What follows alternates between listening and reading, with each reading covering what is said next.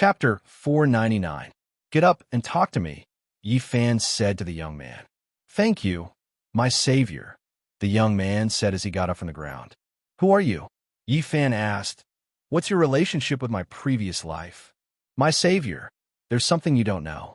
The young man in a cyan robe bowed to Yi Fan and said, I used to be a cyan fox in the Changbai Mountains. 300 years ago, when I was looking for food in the mountains, I happened to meet a fierce tiger. I thought I was going to die, but I didn't expect that you would come here to do something and save my life. Do you mean that I came here in my previous life? And I saved your life from a fierce tiger? Yi Fan asked with a frown. Yes, the cyan fox bowed and answered. 300 years ago, Yi Fan muttered to himself as he fell into deep thought. As far as he knew, he saved Xiao Zhao in front of the Great Snow Mountain in Tibet 500 years ago. If he really saved the cyan fox 300 years ago, then Xiao Zhao should know about it. Xiao Zhao, Yi Fan squatted down and said to Bai Hu, Did I tell you about it back then? Bai Hu looked up at Yi Fan and nodded slightly. Eldritch did tell her about it back then. He said that he saved a fellow cyan fox in the Changbai Mountains. As for other things, Eldritch didn't mention it to her back then.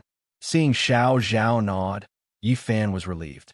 It seemed that the cyan fox was telling the truth. Did you just say that you were a cyan fox 300 years ago? Yi Fan stood up and asked.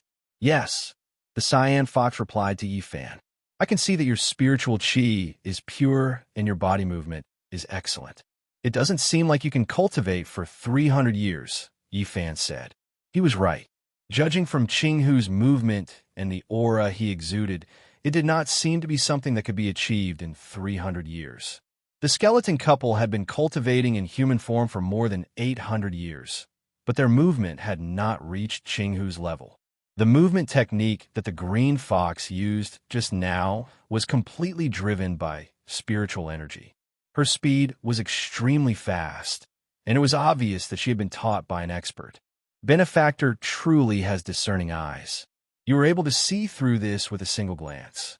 Qinghu said respectfully to Yi Fan, After you saved me back then, you taught me a stream of spiritual qi and a few breathing and expelling mantras. I've been working hard every day and cultivating every night for hundreds of years. That's how I've reached my current realm today. Are you saying that your spiritual qi cultivation was imparted to you by me back then? Yi Fan asked with a frown. Qinghu's words surprised him.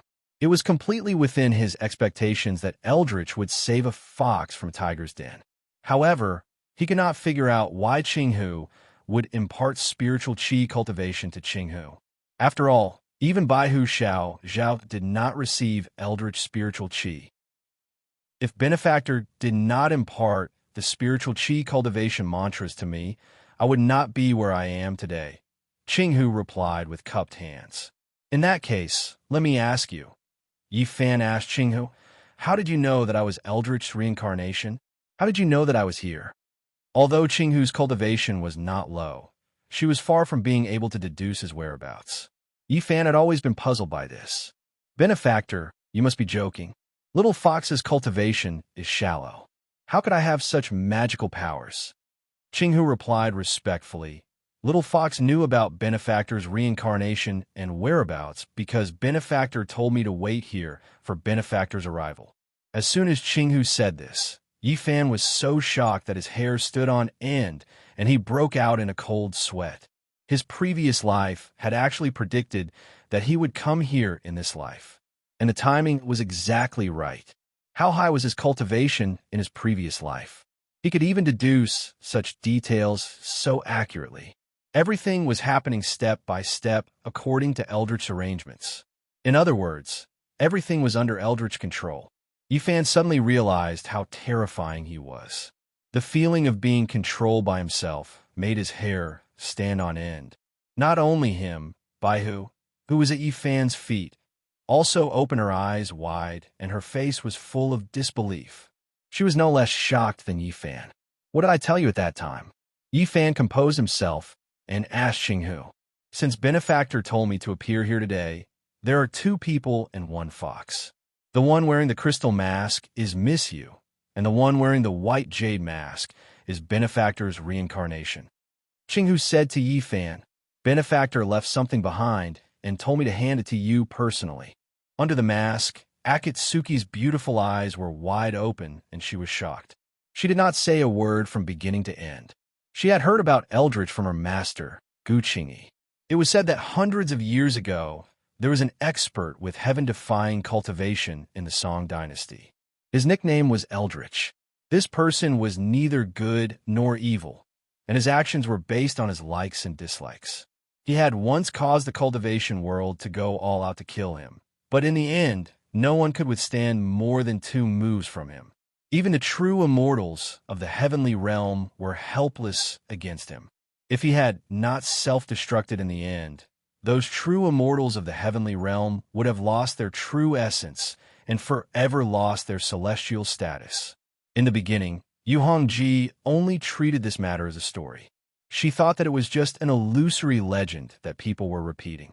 Now that she heard Qinghu's words, she knew that this legend was true. However, she did not expect Eldritch cultivation to be so heaven-defying that he could calculate the events that happened more than 300 years later so clearly. Even she was within his calculation. She also did not expect that Yi Fan's previous life was Eldritch. Something? What is it? Yi Fan asked in surprise. "It's a yellow cloth bag," Qinghu replied. "As for what is inside the cloth bag, I don't know." "Cloth bag? Where is it now?" Yi Fan continued to ask. He wanted to know what he would leave behind for himself 300 years ago. "This item is in my house," Qinghu said to Yi Fan with cupped hands. "Benefactor, Sister Xiao Zhao, and miss you. Please come to my house and let me play host." "Where's your house?" Yi Fan asked Qinghu. "It's about 30 to 40 miles away from here," Qinghu replied. "Okay, then I'll have to trouble you," Yi Fan said. "Benefactor, Sister Xiao Zhao, and miss you, please come with me." Qinghu bowed deeply to Yi Fan, turned around, and leaped into the air using spiritual energy. She was 3 feet above the ground and slowly flew back in the direction she came from. Yi Fan picked up Baihu and waved his sleeves. With spiritual energy under his feet, he and Akatsuki floated off the ground and followed Qinghu. Yi Fan caught up with Qinghu very quickly and flew side by side with Qinghu in the air. "Did I tell you anything else back then?" Yi Fan asked Qinghu as he activated his spiritual energy. "Benefactor only told me to wait for you here and hand the item to you. That's all," Qinghu said to Yi Fan. Yi Fan nodded and did not ask any more questions. After about 10 minutes, a small wooden hut appeared in front of everyone. "Benefactor, that wooden hut in front is where I live," Qinghu said to Yi Fan. "It's a little small, but it's clean. You've waited for me here for more than 300 years. It must have been hard on you," Yi Fan said to Qinghu. "Benefactor, what are you saying?" Qinghu said to Yi Fan. "Without you, I would have become food for the tiger. How could I be where I am today? Benefactor, you told me that a cultivator must be able to endure loneliness and resist temptation. It doesn't matter whether it's 300 years or 3 years. It's just a matter of time." "Well said," Yi Fan said with a nod. Back then, Evil Moon was indeed a master of the Tao. With a few words, he had pointed out the access to cultivation and the barriers. Yi Fan benefited a lot from his words. The two of them flew in the air as they talked. Soon, they arrived in front of the wooden hut. The 3 of them slowly landed. It was a very simple wooden hut. Although it was not big, it was simple and natural. Apart from the windows, almost everything in the wooden hut was covered in moss. It was green and had a unique charm. "Benefactor, miss you. Please come in," Qinghu said as she pushed the door open and extended her hand to invite Yi Fan and Akatsuki in. Yi Fan nodded and walked into the wooden hut with Akatsuki. The furnishings in the wooden hut were simple and clean. There was a wooden bed, a wooden table, 2 bamboo chairs, and an offering table. That was all. Yi Fan was immediately attracted by the memorial tablet on the offering table as soon as he entered the hut. He walked slowly to the offering table and stood there for a long time. He saw a few golden ancient seal characters written on the 1-foot-tall memorial tablet. They were vigorous and powerful. In the incense burner in front of the memorial tablet, 3 fragrant green, smoke rose slowly from the incense burner. Benefactor Buffon's deity tablet. Akatsuki said to herself as she read the golden words on the memorial tablet. Looking at the memorial tablet with golden words in front of him, Yifan had mixed feelings. Yifan, Buffon Yi. Which one was the real him? At this moment, Yifan suddenly felt a little confused. Did you set up this memorial tablet? Yifan asked Qinghu as he reached out and gently stroked the golden ancient seal characters on the memorial tablet. Yes, Qinghu answered. Little Fox set it up. What did you set it up? Yifan asked again. The year when Benefactor got into trouble, Qinghu answered. It was also the year when Benefactor saved Little Fox. Oh, Yifan frowned after hearing that. These 2 things happened in the same year. It cannot be a coincidence. Where's the thing you wanted to give me? Let me see it. Yifan turned around and said to Qinghu, Benefactor, please wait for a moment. I'll go and get it now. Qinghu bowed deeply to Yifan and then turned around and left. Yifan walked slowly to the wooden table and sat down on the bamboo chair. I didn't expect you to be the famous Eldritch in your previous life, Akatsuki said as she sat down on the bamboo chair opposite Yifan. No wonder you asked me to call you Buffon Cohen. It turns out that this is really your name. Life is short, and plants are short. I really don't know what kind of person I was in my previous life, Yifan said with emotion. Both good and evil. The moon is white and the wind is pure. Akatsuki said to Yifan, no wonder you like to admire the moon. It's a habit from your previous life. Maybe, Yifan answered with a wry smile. As the 2 of them were talking, there was a knock at the door. Qinghu stepped in with a yellow cloth package about half a foot long in her hand. Benefactor, this is what you asked me to give you back then, Qinghu said as she handed the package to Yifan with both hands. Yifan took it with one hand and placed it on the wooden table. He reached out and opened the cloth package. Chapter 500. The wooden box was about half a foot in size and was square in shape. Its entire body was smooth and ancient. One could tell at a glance that it was an item from the previous dynasty. Yifan held the lid of the wooden box and gently opened it. Akatsuki and Qinghu looked at the wooden box curiously. They want to know what kind of treasure the legendary Eldritch had left behind. Whoosh! The moment the box was opened by Yifan, a silver beam of light shot out from the wooden box and into the sky. Boom! The entire room was filled with silver light, and waves of air dispersed in all directions. The violent waves of chi swirled around the room, forming a silver vortex. It flickered with brilliance as it spun nonstop. Akatsuki and Qinghu's eyes were blinded by the silver light. They quickly turned around and covered their eyes with their sleeves. Walala! The furnishings in the wooden house rustled as they were blown about by the strong wind brought about by the silver cyclone. But what was strange was that all the furnishings in the room were shaking, except for the table where Eldritch's memorial tablet was enshrined. Even the smoke from the incense burner did not scatter. Yifan, with his long robe and silver hair fluttering in the wind, slowly stood up. He went directly to the center of the wooden house where the silver cyclone was constantly rotating. He raised his head to look at it. Inside the silver vortex, 2 5-inch-long objects were suspended in the air. They were shining with silver light and rising with auspicious air. One of them was shaped like a ferocious tiger. It was majestic and looked like a tiger glaring at its prey. The other was shaped like a divine turtle. It had a dragon's head and a turtle's back. Auspicious lights lingered around it. Bye-bye. Yifan, who was wearing a white jade mask, was overjoyed when he saw this. He blurted out, the 2 treasures floating in the silver vortex were the Swanee Sword Sheath and Swanee Sword Sheath of the Frost Dragon 9 Sheaths. Who would have thought that Eldritch had left him with these 2 treasures? Yifan thought to himself. Buzz. Right at this moment, the glacial dragon sword coiled around. Yifan's waist suddenly let out a dragon's roar, following which a brilliant white light burst forth. After hearing the glacial dragon sword's roar, the 2 scabbards within the silver vortex also let out a crisp, ringing sound. The 2 of them had already sensed each other. Schwa! The frost dragon's sword instantly transformed into a streak of resplendent silver light and shot out from Yifan's waist, directly charging into the silver vortex. Boom! A loud sound rang out, and waves of energy surged. 10,000 rays of silver light, and thousands of strands of auspicious aura.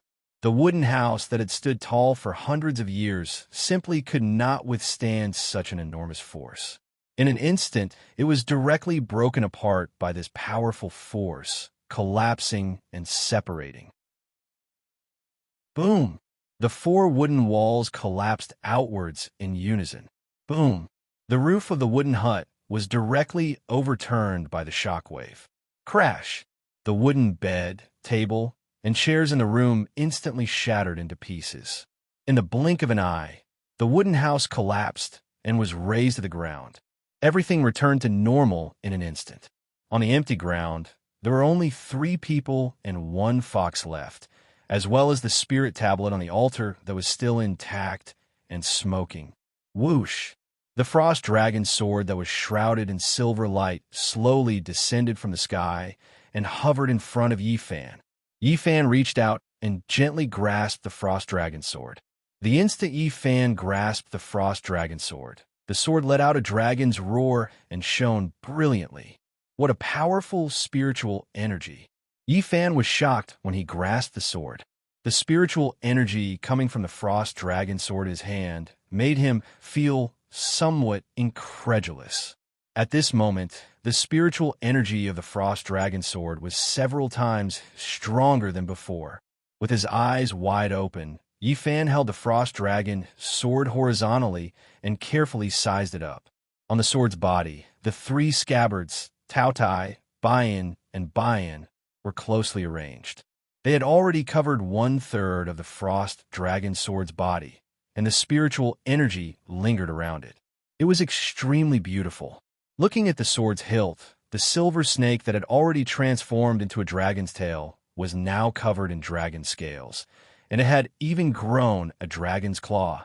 He had already obtained 3 of the 9 scabbards of the frost dragon sword. In other words, he had already obtained 3 of the 9 great chapters of the proud moon heavenly scripture. A strange light flashed in Yifan's eyes. The mysterious sky secret art was the most masculine and masculine, while the proud moon heavenly scripture was the most feminine and feminine. As long as he cultivated these 2 great techniques to a certain level, he would definitely obtain the power of 2 immortals, 1 yin and 1 yang. With the power of the yin-yang immortal, there was no need to worry about the 9 cauldrons barrier not being broken. Yifan excitedly thought. However, when he thought about the heavenly tribulation of the 2 great techniques, Yifan's excited heart instantly calmed down. The heavenly tribulation was still an insurmountable obstacle in his heart. It wasn't that he didn't dare to try, but he was afraid that he would fail. If he failed, his body and soul would be destroyed, and everything would cease to exist. At that time, even if he wanted to become a ghost, he wouldn't be able to do so, let alone save his beloved wife. Unless he was at the end of his rope, he couldn't take this risk. If it wasn't for others, then it was for his beloved wife who had an incomplete soul, his adopted sister who had lost her human body, and his homeless family. Right now, he could only take 1 step at a time. No matter what, he had to find the location of the 9 cauldrons first.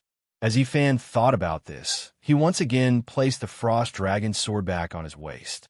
Qinghu cupped her hands and said to Yifan, "Benefactor, with this secret treasure, Little Fox's duty is finally completed.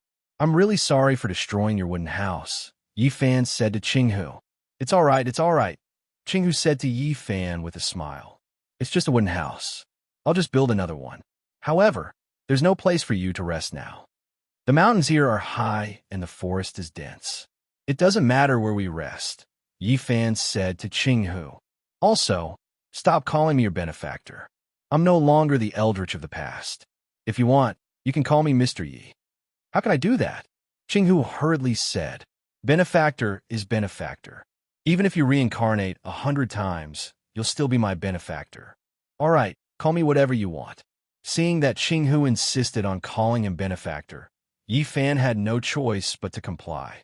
Qinghu nodded at Yi Fan in response. How should I address you? Yi Fan asked Qinghu.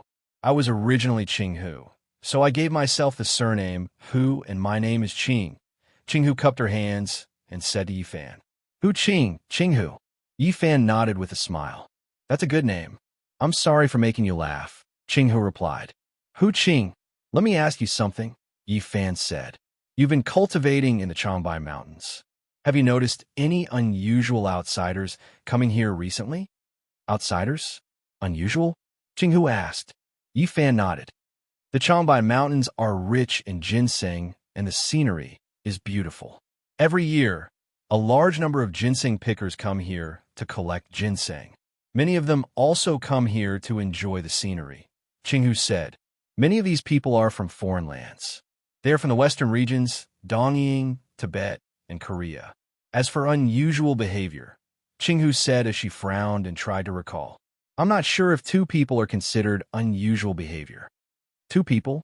Yi Fan's eyes lit up when he heard this. Who are they? They're two Dongying people. Both of them are carrying swords. Qinghu looked up and said to Yi Fan, their cultivation levels are very high.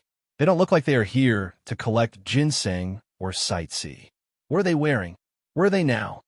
Akatsuki asked Qinghu. One of them is wearing a gray Dongying kimono, and the other is wearing a blue robe. They should still be at the Heavenly Lake, Qinghu said to Yi Fan. Sato Kawaki and Fujita Takashi. It's really them. Yi Fan and Akatsuki looked at each other and nodded slightly. The Heavenly Lake? Yi Fan asked. Do you mean the Heavenly Lake on the Whitehead Mountain, the main peak of the Changbai Mountains? Yes, Qinghu replied. In ancient times, the Changbai Mountains were called the Whitehead Mountain. Together with the Black Dragon River, they were called the White Mountains and Black Waters. I heard that you the Great passed by this mountain when he was controlling the flood. He called it the Unsalty Mountain, which means the Immortal Mountain. Did you just say that they should be at the Heavenly Lake now? Yi Fan asked Qinghu. Yi Fan emphasized the word should. They have been at the Changbai Mountains for more than half a month and have been guarding the Heavenly Lake. That's why I'm guessing that they should still be there, Qinghu said. Have you seen them with your own eyes? Yi Fan asked. No, Qinghu replied. Although I sensed the two of them, I didn't meet them. I'm of a different species, and I'm entrusted with the task by my benefactor. Naturally, I won't meet anyone, especially experts with cultivation. If that's the case, how do you know what they look like? Yi Fan asked in confusion. I won't lie to you, benefactor. The Changbai Mountain is rich in spirit energy and surrounded by mountains and rivers. It's a place where many strange beasts cultivate. Qinghu replied to Yi Fan. I've heard about their clothes and appearance from other spirit beasts. I see, Yi Fan said with a nod. Judging from Qinghu's words, the divine cauldron should be in the Heavenly Lake. Yi Fan was in a dilemma when he thought of this. The Heavenly Lake was guarded by the two masters, the man in blue and Fujita Tsuyoshi. It would be extremely difficult for him to sneak into the Heavenly Lake without being discovered. He had heard Onajiro mention Fujita Tsuyoshi before. It was said that this man was born with yin-yang eyes and could see ghosts and gods. He had extremely strong eyesight and was skilled in Chimenduanjia. His cultivation level was unfathomable. The Heavenly Lake was a lake and the water surface was calm. No matter how fast he was, there would be the sound of waves when he entered the water. There was no way he could avoid Fujita Tsuyoshi's eyes, let alone the fact that the man in blue, who had a high cultivation level, was next to him. Hu Qing, can you find out what's under the water? Yi Fan thought for a moment and asked Qinghu. Under the water? Qinghu frowned. Are you talking about the Heavenly Lake? Yes, Yi Fan replied. There's a koi in the Heavenly Lake. He has been cultivating for hundreds of years, and I know him. Qinghu replied to Yi Fan. I wonder what kind of information you're looking for. Oh, you have a friend in the Heavenly Lake? Qinghu's words made Yi Fan's eyes light up.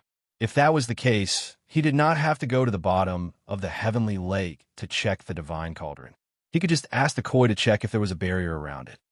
He's not a friend, but he's a fellow cultivator, Qinghu replied.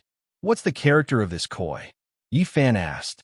Although Brother Jean is a loner, He still abides by the heavenly Tao and cultivates diligently, Qinghu replied. We've met a few times in the past hundreds of years, so we're quite familiar with each other. Can you communicate with him without going to the heavenly lake? Yi Fan asked Qinghu. Although Sato Kawakai and Fujita Tsuyoshi did not know Qinghu, Yi Fan could not let Qinghu take the risk and alert the enemy. Sato Kawakai was cruel and merciless, and his swordsmanship was superb. If he fought with Qinghu, he would not be able to show up to help. However, he heard that all foreign species had their own unique communication methods. That was why he asked Qinghu if she could communicate with the koi without showing up. I can do it within 5 kilometers, Qinghu said. My spiritual power will not be enough beyond that. 5 kilometers is too risky, Yi Fan said. You'd better communicate with the koi here. He had heard from his father, Yi Kong, that the art of Chimen Duanjiao was profound and unpredictable. Fujita Tsuyoshi's cultivation was profound, and he was good at it. Everything within 5 kilometers would be within his array. Here, Qinghu looked troubled. This place is hundreds of kilometers away from the heavenly lake. Even if I use up all my spiritual power, I won't be able to communicate with Brother Jean. Chapter 501. In the middle of the night, deep in the forest. Are you ready? Yi Fan, who was wearing a white jade mask, asked Qinghu, who was sitting cross-legged on the ground. I'm ready, Qinghu replied. Do you remember everything I said to you just now? Yi Fan asked again. Don't worry, benefactor. I remember everything, Qinghu replied. That's good. Let's begin, Yi Fan said as he slowly walked to Qinghu's back. Qinghu nodded and closed his eyes to calm himself down. Buzz. As Qinghu mobilized the spiritual energy in his body, a faint layer of green light enveloped his body. The thin layer of green light emitted a gentle glow. Whoosh! Yi Fan, who was standing behind Qinghu, extended his hand and mobilized the pure spiritual energy in his body, gathering it in his palm. Buzz. Following the overbearing spiritual energy that poured out from Yi Fan's palm, a glowing white ball of spiritual energy that was intertwined with 5 different colors instantly took shape. The ball of spiritual energy was 3 inches in size. It shone brilliantly as it hovered above Yi Fan's palm and slowly rotated. Whoosh! After the spiritual energy took shape, Yi Fan flipped his palm and pressed the 5-color ball of spiritual energy against Qinghu's Bai Wei acupoint. Then he slowly pushed it in. He carefully controlled the speed of the spiritual energy ball and carefully sensed the reaction of Qinghu's dantian.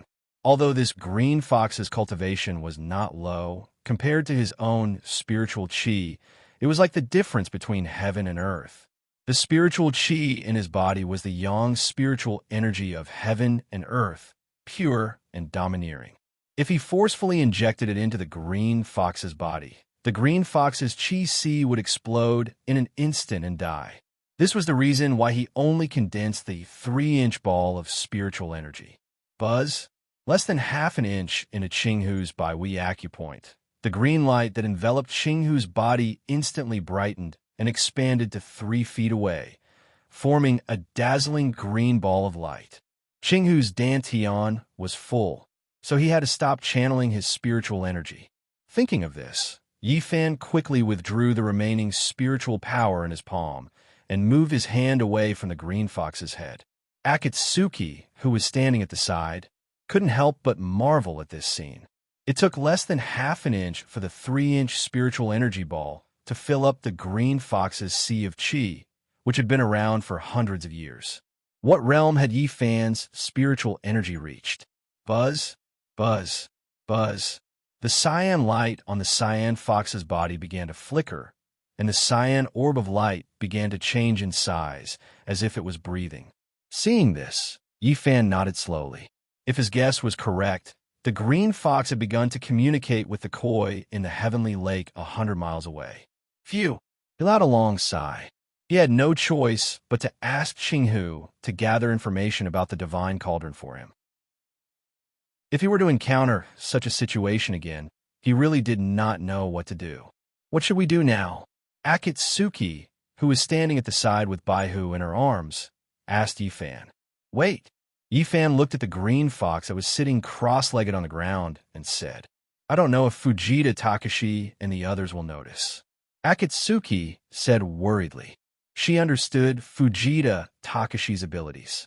He was born with the yin-yang eye and was proficient in the art of divination. With his yin-yang eye, it was not impossible for him to find clues. This place is 100 miles away from the Heavenly Lake. The two of them should not notice this place. Yifan said to Akatsuki, I'm not worried about the green fox, but the koi in the Heavenly Lake. Akatsuki said, You don't know, but Fujita Takashi was born with the yin-yang eye and can see ghosts and gods. He is also proficient in the art of divination. If he discovers the koi. When Yifan heard this, his eyes widened and his expression changed. Akatsuki's words reminded him of something. Her worries were not unfounded. He had only considered the danger of the green fox and had forgotten about the koi in the Heavenly Lake. If the koi was discovered by Fujita Takashi and the man in blue, the consequences would be unimaginable. With the man in blue's swordsmanship and Fujita Takashi's art of divination, it was not impossible for them to subdue the koi. If they found out about the situation here from the koi, all his efforts would be in vain.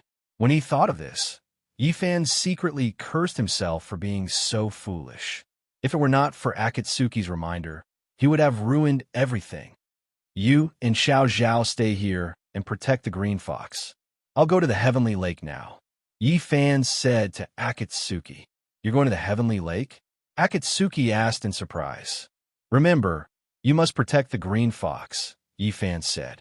If the green fox comes back to her senses, light a bonfire. When I see the bonfire, I'll come back immediately. As Yifan said this, he immediately activated the spiritual power in his body and performed his ultimate movement skill. Hey!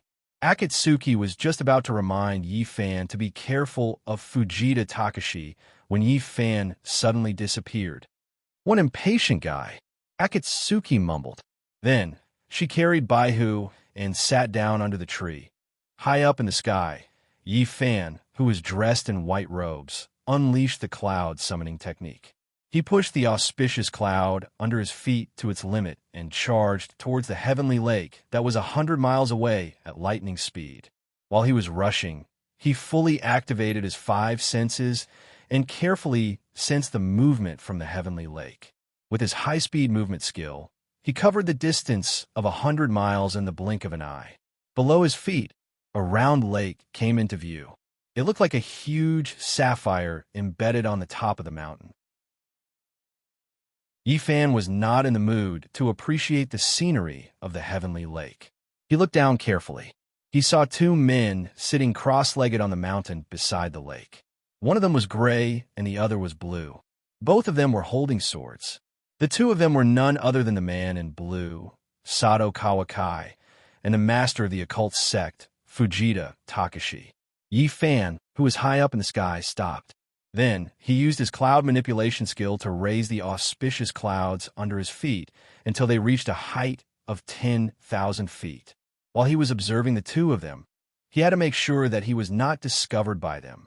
At this time, he was standing on the auspicious clouds. He was more than 10,000 feet away from the ground.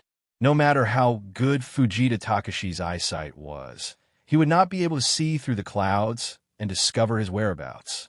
Judging from their expressions, they didn't notice anything strange. Even so, Yifan did not dare to be careless. Before Akatsuki sent out the bonfire signal, he had to stay here carefully. Yifan, who was on the auspicious clouds, held his breath and listened carefully to the 2 of them. Fujita bro, how long do we have to stay here? On the blue stone, Sato Kawara, who was dressed in blue, asked Fujita Takashi. I've already informed the Shadow Ninja to report back to Mr. Matsumoto. I believe there will be news soon. Fujita Takashi, who was meditating with his eyes closed, said calmly to the man in blue. We've been here for 7 days. Why hasn't there been any news yet? Sato Kawara said impatiently. Did the Shadow Ninja ride back on a turtle? Such important news would not be sent by pigeon. They would have to report it personally, Fujita Takashi, who was meditating with his eyes closed, said, "This place is thousands of miles away from the East Sea. How could they be so fast? It's so boring for two grown men to guard such a godforsaken lake," Sato Kawara said as he took out a cowhide wineskin from his arms and took a big gulp. "Be patient," Fujita Takashi said. "The shadow ninja who went to report should have left the East Sea by now. They're on their way here. We'll receive the news in 5 or 6 days." 5 or 6 days. Idiot. Sato Kawara was furious when he heard that. "Be content, Sato Kawara." Fujita Takashi opened his eyes and said to the resentful Sato Kawara, "The place we came to this time is not bad. The scenery is good, and the air is fresh. It's much better than the flaming dragon town that Onijiro and Bama Chongqing went to. I heard that there are thousands of miles of yellow sand there. It's hot and humid, and monsters are rampant there. It's no different from hell on earth. It's still better than sitting here," Sato Kawara said as he took another big gulp of wine. "I heard that although it's full of yellow sand, it's a place where merchants from all over the world gather and trade. There must be many exotic beauties there. Next time, if there's a chance, I'll ask Mr. Matsumoto to send me there to carry out mission. By then, with beauties by my side and good wine in hand, At the mention of beauties, an obscene smile immediately appeared on Sato Kawara's face. "You wish." Fujita Takashi turned his head and glanced at Sato Kawara. Onijiro and Bama Chongqing traveled thousands of miles, but they came back empty-handed. I heard that Onijiro's arm was even burned by the fire snake. Onijiro? You all say that this gigolo is powerful, but I think he's just a fool, Sato Kawara sneered. The yang-chi in the desert is burning all year round. He practices the art of extreming. He knows that it's against his own chi, but he still went there. He's lucky that he didn't get bitten to death by the fire snake. Although Sato Kawara was addicted to wine and women, he was not inferior to other masters in terms of talent and cultivation. Don't underestimate him. Among the dozen of us, he's considered a first-class master, Fujita Takashi said. Fujita Tsuyoshi said, "Don't be fooled by his usual smiling face. When it comes to fighting, he's no slouch. I heard that Japan's Tatsuma Kazuo died at his hands. He didn't even last 3 moves. Tama Kazuo? Sato Kawara, who reeked of alcohol, turned his head and looked at Fujita Takashi.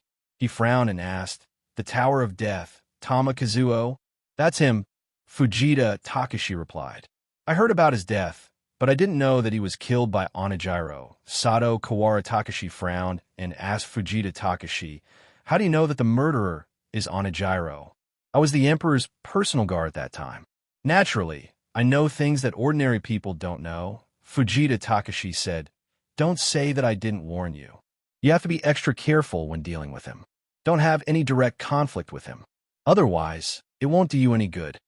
"I'd really like to see it for myself," Sato Kawara Takashi said as he took a sip of wine. "I know that Sato Kawara Takashi is powerful, but don't forget that we're all working for Mr. Matsumoto now. As the saying goes, the less trouble the better.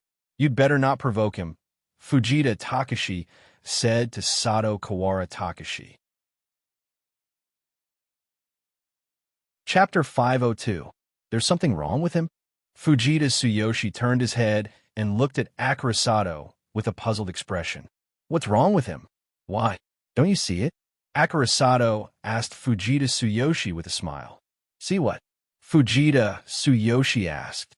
"Onijiro and the gigolo Yi are very close. Don't you know that, Fujita Tsuyoshi?" Akira Sato said. "So that's what you're talking about," Fujita Tsuyoshi said and turned his head. "What's wrong with that? Public is public, private is private. You can't mix public and private." "You're right, but based on my observation, the relationship between the two is definitely not that simple," Akira Sato said to Fujita Tsuyoshi. "To tell you the truth, Fujita Tsuyoshi, I suspect that Onijiro has betrayed Mr. Matsumoto and is secretly helping Yi." Akira Sato's words made Yi Fan, who was hovering above the auspicious clouds in the sky, frown immediately. Akira Sato was indeed cunning. He actually noticed the secret between him and Onijiro. Fujita Tsuyoshi, you can drink whatever you want, but you can't say whatever you want. Fujita Tsuyoshi turned his head and said to Akira Sato, you know Mr. Matsumoto's rules. He hates infighting and framing among his subordinates. Putting Onijiro aside, Yi-fan is now Mr. Matsumoto's favorite. If Mr. Matsumoto hears these words, you'll suffer. I'm not drunk, and I'm not framing. Akira Sato sneered and took a sip of wine. What? Do you have evidence? Fujita Tsuyoshi asked Akira Sato. If I had evidence, do you think I would still be drinking here? Akira Sato lowered his head and smiled bitterly. Since you don't have evidence, don't say such nonsense in the future. Fujita Tsuyoshi turned his head and said, Fujita Tsuyoshi, you don't believe me? Akira Sato asked. It's not that I don't believe you, but I'm not interested in this matter.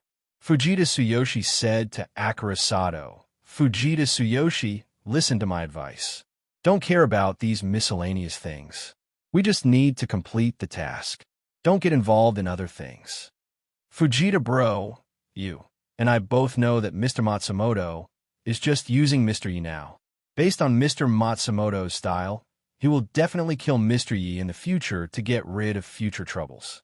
Both sides know this, Sato Kawaki said to Fujita Tsuyoshi. No matter how stupid Mr. Kimi is, he must know this. If so, why is he still so close to Yi-fan? Don't you? Ijiro Tsuyoshi? If the two sides really fight in the future, who do you think Onamuki-lang will help? Mr. IGE? Fujita Tsuyoshi frowned slightly and did not speak. As far as I know, Onijiro went to find Yi after he came back from the desert. The next day, Yi and Akatsuki appeared in Flaming Dragon Town. Sato Kawa Tsuyoshi said, and turned to look at Fujita Tsuyoshi. Doesn't this explain the problem? Yi-fan, who was above the auspicious clouds, was shocked when he heard Sato Kawa Tsuyoshi's words. Only Onijiro, Bama Chanqing, and Akatsuki knew that he and Akatsuki went to Flaming Dragon Town. No one else knew about it. How did Sato Kawa Tsuyoshi know about it? What else did he know? Is that true? Is that true? Fujita Tsuyoshi turned to look at Sato Kawa Tsuyoshi and asked in surprise. Obviously, he was also shocked by Sato Kawa Tsuyoshi's words. Do you think I would say such things? Sato Kawa Tsuyoshi sneered. Is the news reliable? Fujita Tsuyoshi frowned and asked Sato Kawa Tsuyoshi. If what Sato Kawa Tsuyoshi said was true, then things were not as simple as they seemed. Mr. Matsumoto's Shadow Ninja is in Flaming Dragon Town. Do you think the news is reliable? Sato Kawa Tsuyoshi asked Fujita Tsuyoshi with a smile. Yi-fan, who was above the clouds, narrowed his eyes when he heard what Sato Kawa Tsuyoshi said. Matsumoto Takeyoshi's Shadow Ninja was in Flaming Dragon Town. That meant that he and Akatsuki's whereabouts in Flaming Dragon Town had always been under Matsumoto Takeyoshi's control. He had thought of everything, but he was still one step behind. Shadow Ninja? Fujita Tsuyoshi was shocked. There are Shadow Ninjas in Flaming Dragon Town? He knew that Matsumoto Takeyoshi's Shadow Troop had infiltrated every industry in Ming Dynasty. However, he did not expect that there would be Shadow Ninjas in a remote place like Flaming Dragon Town. Although Flaming Dragon Town is remote, it's an important trade-gathering place in Ming Dynasty. It's not surprising that there are Shadow Ninjas lurking there, Sato Kawa Tsuyoshi said. What you said is indeed a little strange. Fujita Tsuyoshi said, Onijiro and Bama Chanqing did not find the Divine Cauldron in Flaming Dragon Town. Why did they tell Yi-fan about the mission? Why did Yi-fan go to Flaming Dragon Town? I suspect that Onijiro and the others must have found the Divine Cauldron. However, they suppressed the news and did not report it to Mr. Matsumoto, Sato Kawa Tsuyoshi said to Fujita Tsuyoshi. Suppress the news of the Divine Cauldron? I don't think so. Fujita Tsuyoshi frowned and said, Onijiro has no reason to do that. Mr. Matsumoto and Yi-fan had an agreement. As long as the 3 Divine Cauldrons were found, he would give one of his wife's 3 souls to him. In other words, there's no difference between Onijiro finding the Divine Cauldron and Yi-fan finding the Divine Cauldron. There's no need for him to do that. That's what's strange about this matter. Sadakawa Tsuyoshi frowned and said, I can't figure it out either. Did Shadow Ninja mention what Yi Fan and Akatsuki did in Flaming Dragon Town? Fujita Tsuyoshi asked Sato Kawa Tsuyoshi. That Yi guy's spiritual energy cultivation is extremely high, and Shadow Ninja is a rich businessman. There's no way to get close to them, Sato Kawa Tsuyoshi said. I only heard that he and Akatsuki stayed in a tavern and then eradicated a pair of monsters there. Monsters? What kind of monsters? Fujita Tsuyoshi frowned and asked. I heard that it was some desert god. Sato Kawa Tsuyoshi said, I don't know what exactly happened. After Mr. Matsumoto found out about this, didn't he punish Onijiro? Fujita Tsuyoshi asked. Punish? Humph. Sato Kawa Tsuyoshi sneered. What reason? Everything that Onijiro and Yi Fan said when they met was under surveillance. They talked a lot, but they didn't mention anything about Flaming Dragon Town at all. How did he punish them? Surveillance? Fujita Tsuyoshi turned his head and looked at Sato Kawa Tsuyoshi. Someone is spying on Yi Fan and Onijiro. Is that strange? Sato Kawa Tsuyoshi asked Fujita Tsuyoshi. I'm not surprised that Mr. Matsumoto did this. I'm just curious who Mr. Matsumoto sent to do this, Fujita Tsuyoshi said. He knew Onijiro's cultivation very well. No one could compare with him in special techniques. As for Yi Fan, it was needless to say. The person who could spy on them must be the master of the masters. This person is none other than Shinkong Iha, the fifth master of the five boys of Japan, Sato Kawa Tsuyoshi said as he picked up the wine bag and took a big gulp. So it's him. No wonder, Fujita Tsuyoshi said to himself. Above the clouds, Yi Fan's face was solemn. Onijiro was right.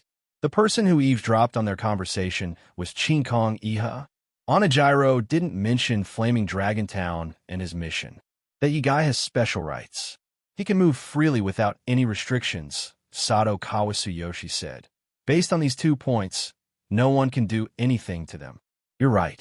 Many people know about Onijiro's mission. Just because he's close to Yi Fan doesn't mean anything, Fujita Tsuyoshi said. I'll find out the truth about this, Sato Kawa Tsuyoshi said with his eyes narrowed. Forget it, brother Sato. Fujita Tsuyoshi patted Sato Kawa Tsuyoshi's shoulder and said, You should stop here. Let Mr. Matsumoto handle Onijiro's matter. You and I shouldn't get involved in this. As I said, just your job. Everything else has nothing to do with us. As for Yi Fan, don't mess with him. He's Mr. Matsumoto's favorite. It won't do you any good to mess with him. Favorite? Humph, Sato Kawa Tsuyoshi sneered. Mr. Matsumoto is just using him. You're right. Mr. Matsumoto is indeed using him, Fujita Tsuyoshi said to Sato Kawa Tsuyoshi meaningfully. But don't forget that Mr. Matsumoto is also using us. Fujita Tsuyoshi's words shocked Sato Kawa Tsuyoshi. He turned his head and looked at Fujita Tsuyoshi. To Mr. Matsumoto, we're just pawns. To put it bluntly, we're just taking what we need, Fujita Tsuyoshi said calmly. You haven't forgotten about enchantment, have you? If Mr. Matsumoto had given the order, the 13 of us could have saved enchantment. But what happened in the end? We were abandoned. Sato Kawa Tsuyoshi turned his head with a solemn expression. Listen to my advice. Carry out the mission honestly. If people don't mess with me, I won't mess with them, Fujita Tsuyoshi said to Sato Kawa Tsuyoshi. You're right. We're just pawns of Matsumoto Takeyoshi. Sato Kawa Tsuyoshi nodded and said. Don't think so much. Stay here and wait for the news, Fujita Tsuyoshi said. If the thing in the heavenly lake is really a divine cauldron, Mr. Matsumoto won't treat us badly. Speaking of the divine cauldron, there's something I can't figure out, Sato Kawa Tsuyoshi said to Fujita Tsuyoshi in confusion. We'll know if the thing in the water is a divine cauldron. If it is, we'll take it away. If it isn't, we'll go back directly. Why do we have to stay here? The 9 divine cauldrons have been around for thousands of years. They must have developed spiritual intelligence, Fujita Tsuyoshi said. Mr. Matsumoto didn't let us touch the divine cauldron directly because he was afraid that we would disturb the spirit of the divine cauldron. Sadakawa Tsuyoshi nodded slowly. It was already late at night. The two of them stopped talking after a few more words. They closed their eyes and meditated. Above the clouds, Yi Fan's face was solemn. Judging from the conversation between the two, Matsumoto Takeyoshi was already suspicious of Onijiro. It was just that there was no real evidence for the time being. When he returned this time, he must find a way to inform Onijiro about this. Chapter 503. In the dense forest, Akatsuki, who was wearing a crystal mask, frowned and glanced in the direction of the Heaven Lake from time to time. Yi Fan had been gone for a long time, which made her start to worry. Did Fujita Takashi and Sadakawa Kai find Yi Fan?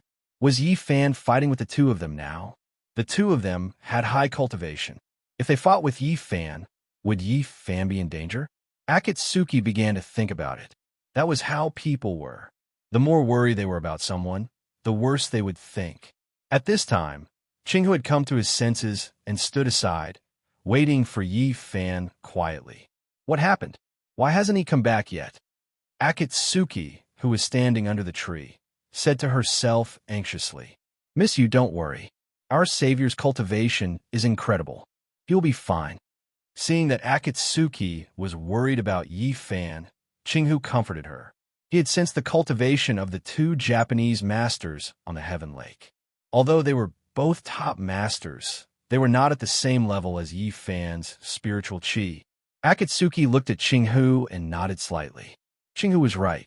On the warship that day, Sato Kawakai, Bamu Chanqing, Green-Eyed Boy, and Kato Nagato could not do anything to Yi Fan. Now, only Sato Kawakai and Fujita Takashi were left. They should not be a threat to Yi Fan. It seemed that she was overthinking. Akatsuki thought to herself. Whoosh! While the two of them were talking, Yi Fan suddenly appeared in front of them. "You're finally back. What took you so long?"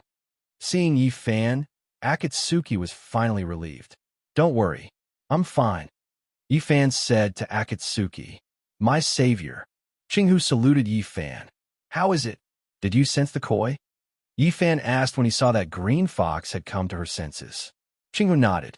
"What did he say?" Yi Fan asked. "Everything is as Benefactor said. There is indeed an invisible and powerful barrier beneath the Heavenly Lake." Chinghu replied to Yi Fan. When Brother Jean came to the Heavenly Lake to cultivate, he discovered this barrier. When Yi Fan heard this, he was overjoyed. There was indeed a divine cauldron under this Heavenly Lake. So far, he had already determined the exact location of the 3 divine cauldrons. "You have to keep this a secret. Don't let anyone else know. Just pretend that we never came here," Yi Fan said to Chinghu. "Don't worry, Benefactor. Little Fox will not reveal a single word," Green Fox replied. "It's all thanks to your help this time," Yi Fan said to Chinghu. "Otherwise, I really wouldn't know what to do." "What are you saying, Benefactor?" Chinghu said to Yi Fan. "Little Fox's life was saved by you. Without you, how could Little Fox be where she is today?" "Let's not talk about the past," Yi Fan said with a wave of his hand. "Let me ask you, what are your plans in the future? Are you planning to live in the Changbai Mountains?" "I'm not afraid that you'll laugh at me for telling you this," Chinghu said to Yi Fan. "I grew up in the Changbai Mountains. After you saved me, I've been waiting here to see you. Apart from the Changbai Mountains, I haven't been anywhere else. If I don't live here, where else can I go? I'll introduce you to a place. Would you be willing to go?" Yi Fan asked. "Where?" Chinghu asked. "The Thousand Demon Hall," Yi Fan replied. "The Thousand Demon Hall?" Chinghu exclaimed. "Benefactor, are you talking about Nieching's Thousand Demon Hall?" "What? Apart from Nieching's Thousand Demon Hall, are there any other Thousand Demon Halls?" Yi Fan asked with a smile. "Benefactor, you can let me join the Thousand Demon Hall?" Chinghu couldn't believe Yi Fan's words. "You've worshipped my memorial tablet for over 300 years, yet you didn't know that I was best friends with the Hall Master of the Thousand Demon Hall, Nieching, and the Tower Master of the Myriad Immortal Tower by Sheng?" Yi Fan said with a smile. It seemed that Chinghu was indeed as he said. She had been living here ever since she was an ordinary fox and had never left the Changbai Mountains. Otherwise, It would have been impossible for her not to know about this. You were best friends with them? Qinghu exclaimed again. Over the years, she had heard about Eldritch from other spiritual beasts. She had also heard about the Hall Master of the Thousand Demon Hall, Nie Qing, and the Tower Master of the Myriad Immortal Tower, Bai Sheng. However, she had never thought that the three of them were best friends. How about it? Are you willing to join the Thousand Demon Hall? Yi Fan asked with a smile. I'm willing. Of course I'm willing. Qinghu cupped her hands and said excitedly to Yi Fan.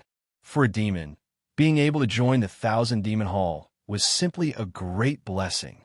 Even in her dreams, she had never thought that she would be able to join the Thousand Demon Hall and become Nie Qing's disciple one day. Head to the Eastern Ocean continent right now and raise a yellow flag with the words Nie Qing written on it. When the time comes, someone from the Thousand Demon Hall will naturally contact you. Yi Fan said to Qinghu.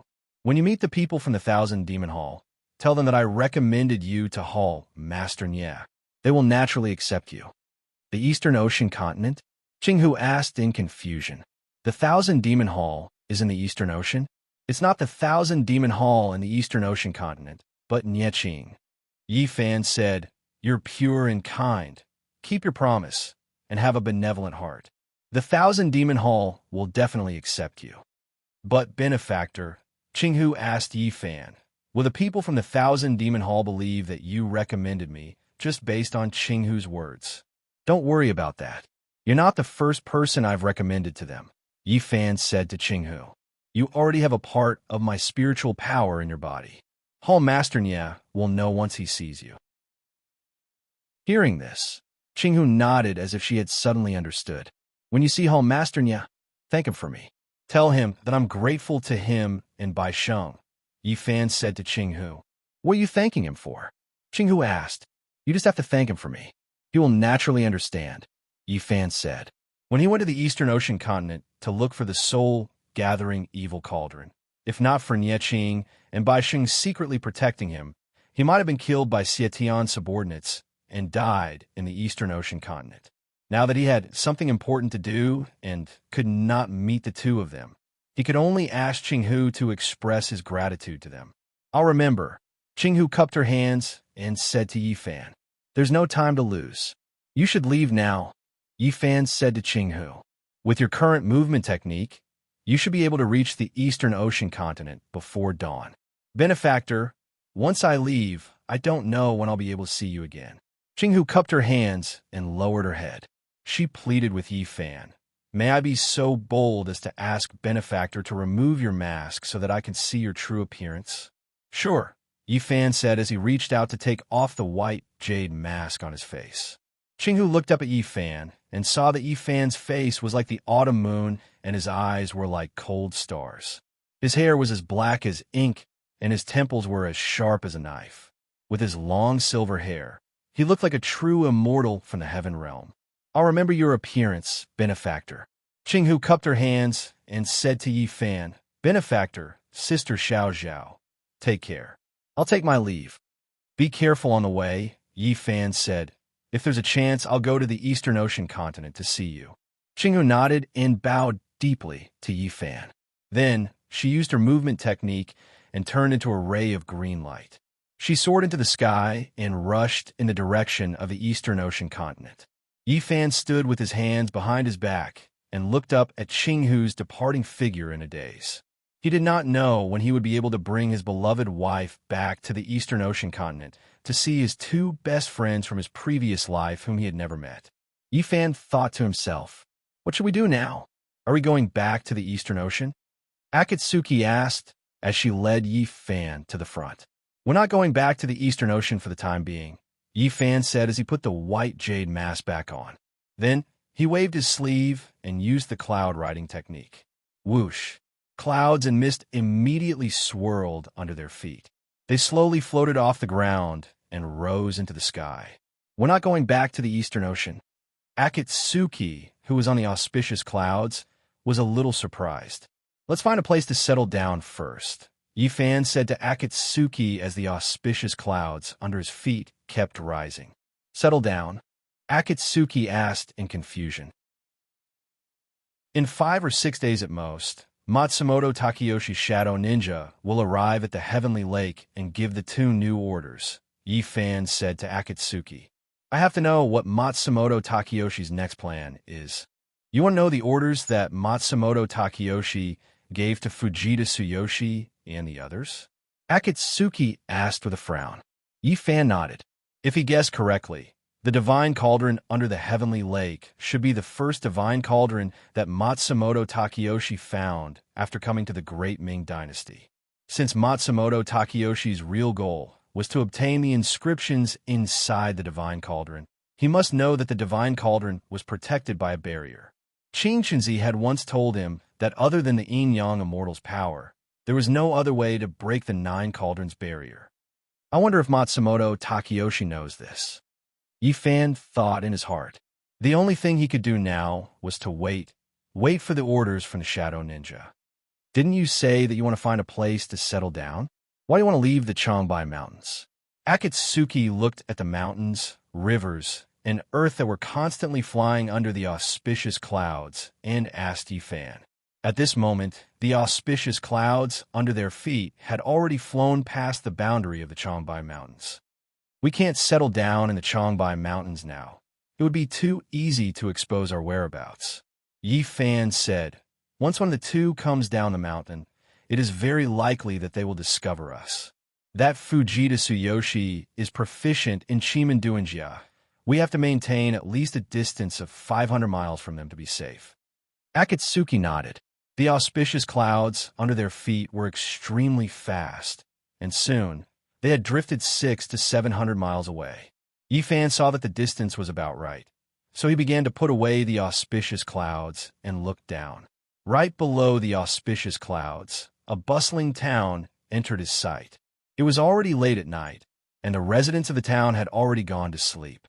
Other than the occasional dog barking, the town was completely silent. This place is not far from the Changbai Mountains. Let's settle down here. Yi Fan turned his head and said to Akatsuki. Akatsuki nodded. Chapter 504. On the coast of the East Sea.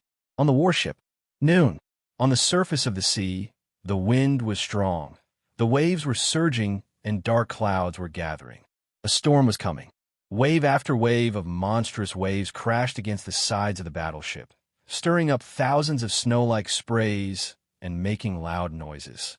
In the spacious and simple berth cabin, Matsumoto Takayoshi sat on a futon with a smile on his face. He held an ancient scroll in his hand and quietly read it. Beside him was an exquisite and beautiful iron stove. A pot of fragrant tea was boiling on the stove. The steam was dense, and the fragrance of the tea was overflowing. Although it was already summer, Matsumoto Takayoshi's berth cabin did not remove the stove. This was the East Sea. The wind was strong, the waves were strong, and it was damp and cold. The heat of the stove could not only dispel the cold, but also boil wine and tea. It was very convenient. The person in white, whose face was covered by a veil, stood quietly behind Matsumoto Takayoshi. Her eyes were slightly closed, and she did not move. In the spacious cabin, only the sound of the waves and the bubbling of the fragrant tea on the stove could be heard. How long will it take for the Shadow Ninjas to reach the Changbai Mountains from here? Matsumoto Takayoshi asked the person in white as he flipped through the ancient scroll in his hand. At their speed, it will take at least 5 or 6 days, the person in white replied. Now that the wind and waves are so strong outside, it should be a day or 2 later. What about Yi Fan? Has he returned? Matsumoto Takayoshi continued to ask. He and Akatsuki have left the East Sea for almost 2 days, and they still haven't returned, the person in white replied.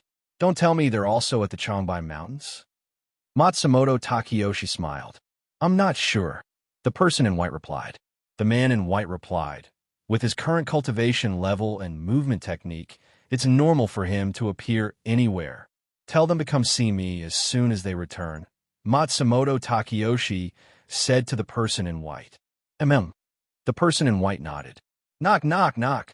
A rhythmic knocking sound came from outside the cabin. Master, State Teacher Xuanji is here. He wants to see you. A ninja's voice came from outside the door.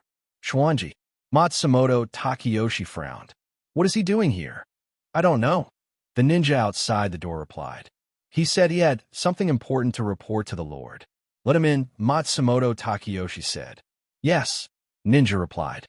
The cabin door was pushed open from the outside, and State Preceptor Xianji strode in. Xuanji greets the Lord. After entering the door, Xuanji didn't even have time to take off his raincoat. He immediately knelt down on one knee and bowed his head to Matsumoto Takeyoshi. What are you doing here instead of staying in the imperial court to watch over the great Ming Emperor? Matsumoto Takeyoshi didn't even look at Xuanji as he flipped through the ancient book in his hand. Matsumoto Takeyoshi had always hated people like Xuanji who betrayed their master for glory. However, he greatly admired people like Yi Fan who were unruly. If it weren't for the fact that Xuanji was still useful to him, he would have gotten rid of him long ago. Master, something has happened, Xuanji said with a serious expression. What happened? Matsumoto Takeyoshi continued reading. Tubo, Mongolia, Rakshasa, and Goryeo. For countries have sent their troops to the border of the great Ming dynasty. They are now at the gates. Xuanji said with a frown. What? Xuanji's words shocked Matsumoto Takeyoshi, who was reading a book. For country's soldiers? He couldn't believe Xuanji's words. Yes, Xuanji replied with his head lowered. What's going on? Matsumoto Takeyoshi asked with a frown as he slammed the ancient book in his hand onto the wooden table in front of him. This subordinate doesn't know. Xuanji stammered, frightened by Matsumoto Takeyoshi's actions. You don't know? Matsumoto Takeyoshi's face was filled with anger. You're the state teacher of a country, and you have the emperor of the great Ming dynasty under house arrest. Now that 4 countries are at the gates, eyeing your city covetously, you actually don't know the reason? Trash. Master, please calm down, Xuanji hurriedly said to Matsumoto Takeyoshi. This is indeed too sudden. Originally, the great Ming dynasty and the other countries minded their own business and coexisted peacefully. But overnight, the 4 countries seemed to have discussed it in advance and sent out all their troops. I don't know why. Matsumoto Takeyoshi frowned and looked straight at Xuanji, his eyes cold. Xuanji trembled and lowered his head in silence. When did this happen? Matsumoto Takeyoshi asked coldly. I received the news yesterday. Xuanji raised his head and replied. This matter is of great importance. As soon as this subordinate received the news, this subordinate immediately rushed here to inform Master and ask Master to make a decision. Besides you, who else knows about this matter? Matsumoto Takeyoshi asked. Right now, only Lord Zhou and this subordinate know about this matter. The rest of the court is still unaware, Xuanji replied. Matsumoto Takeyoshi's expression was solemn, and he did not say a word. Just as Xuanji had said, this matter had come too suddenly and caught him off guard. As the saying goes, when the city gate catches fire, the fish in the moat will also suffer. On the surface, it seemed that the 4 countries' troops had nothing to do with him, but in reality, it directly affected his plan to find the cauldron in the great Ming dynasty. Once the 5 countries started fighting, the great Ming dynasty's current strength was no match for the 4 countries. Not to mention other things, just the Mongolian cavalry and Rakshasa soldiers were enough to make the great Ming dynasty face enemies from both sides. Now that Tubo and Goryeo were also involved, the great Ming dynasty could be said to be in a precarious situation, surrounded on all sides by enemies. If the great Ming dynasty was divided up by the 4 countries, then his influence in the court would vanish in an instant and cease to exist. At that time, war would break out everywhere, and the shadow troops and trusted informants in the great Ming dynasty would be affected by the war. Without the support of the court and the shadow troops, he would be like an eagle with broken wings and a tiger without claws and fangs. How could he talk about finding the 9 cauldrons?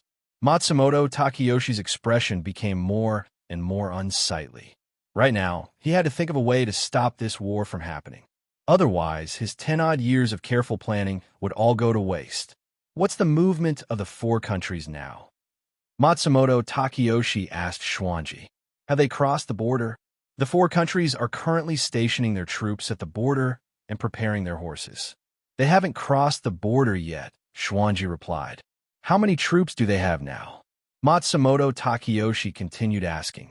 According to the reports of our spies, there are 300,000 Mongolian cavalry, 300,000 Rakshasa soldiers, and 50,000 Goryeo and Tubo soldiers each. In total, there are 700,000 troops, Schwanji replied. 700,000 troops. This was a number that could not be underestimated. How many troops does the court have now? Matsumoto Takeyoshi asked. Regular troops, garrison troops, and the imperial guards of the capital, there are about 5 million of them, Schwanji replied. Matsumoto Takeyoshi frowned after hearing this. If a normal person heard the comparison of the military strength of the two sides, they would definitely not care and would not care. 5 million against 700,000, they would definitely win. However, this thinking was too naive. The Great Ming Dynasty did have an absolute advantage in terms of military strength, but if a war really broke out, they would not be able to mobilize so many troops. One must know that the Great Ming Dynasty's territory was vast, and they had many people. If a war broke out, they would have to leave a portion of their troops behind to maintain order and defend the cities. Otherwise, if there was a riot or an enemy army broke through the defensive line, they would definitely be defeated. The Great Ming Dynasty had many cities. If they wanted to defend them to the death, they would need at least half of their troops to stay behind. In other words, out of the 5 million troops, only 750,000 could be deployed freely. 750,000 against 700,000, it seemed like the Great Ming Dynasty still had the advantage. However, one must not forget that the majority of their opponents were Rakshasa soldiers and Mongolian cavalry. The Rakshasa soldiers were tall and muscular. Coupled with their thick hair, they looked extremely majestic. They were known as the Old Hairy and were extremely strong in battle. There is no need to even mention the Mongolian cavalry. Back then, the Great Song Dynasty was flattened by the Mongolian cavalry, who were as swift as the wind and as sharp as swords. 750,000 Han soldiers against 700,000 valiant soldiers. The result was easy to imagine. Return to the capital now and inform all the civil and military officials of this news. Then send 4 imperial envoys to each country to find out the reason, Matsumoto Takeyoshi said. Also, inform Tai Lang to gather the troops and guard the borders. If there is any news, report it immediately. Yes, my lord. Schwanji lowered his head and replied. Remember, the more important it is at this time, the more important it is to stabilize the ministers. Do not let other voices appear in the court. Everything will be discussed after we find out the reason, Matsumoto Takeyoshi said. If there are any ministers who refuse to be disciplined, kill them. With the 4 countries pressuring the borders, there would definitely be voices in the court that supported war or peace. The current situation was not clear. Before they found out the reason, it would be too early to support war or peace. This subordinate will remember, Schwanji replied. Matsumoto Takeyoshi waved his hand at Schwanji, indicating that he could leave. Schwanji nodded at Matsumoto Takeyoshi, then stepped back to open the cabin door and left. A large number of soldiers were pressing down on the borders. The news brought by Schwanji instantly dampened Matsumoto Takeyoshi's good mood. He stood up from the futon, walked slowly to the cabin window, and pulled open the thick wooden window. Whoosh! As soon as the wooden window was opened, a sea breeze carrying a fishy smell blew into the cabin. Matsumoto Takeyoshi took a deep breath, then exhaled heavily. Outside the cabin, the wind blew wildly, and the waves rose to the sky, just like his current mood. Men, Matsumoto Takeyoshi said. This subordinate is here. The ninja outside the door replied. Go and invite Mr. Kongsuk here, Matsumoto Takeyoshi said. Kongsuk Susukino was the name of the man in blue. In terms of cultivation, he was below the man in white, but when it came to strategizing, this man in blue could be said to be second to none. Even Matsumoto Takeyoshi could only sigh at his own inferiority. Now that such a major incident had happened, Matsumoto Takeyoshi didn't dare to act arbitrarily, so he directly sent someone to invite the man in blue for a discussion. "Yes, master," the ninja outside the door answered, then quickly went to invite the man in blue.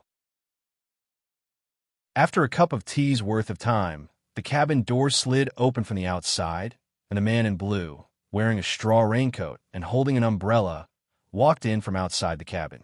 Ever since he was injured by Yifan, Matsumoto Takeyoshi had been sending people to treat him and visit him regularly. He also gave him the holy healing medicine sent by his only son Zhou Dao.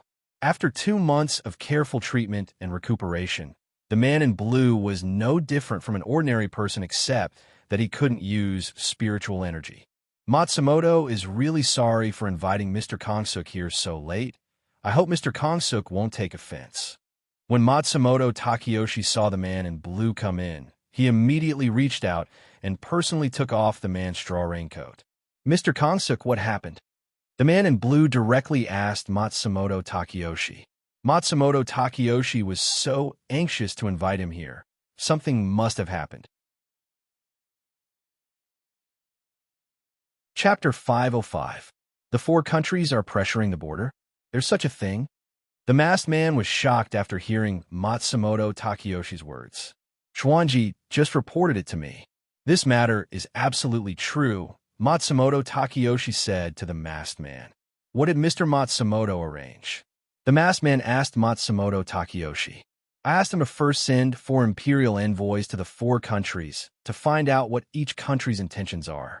Then I asked Taro to gather the troops and strictly guard the border." Matsumoto Takeyoshi answered the masked man.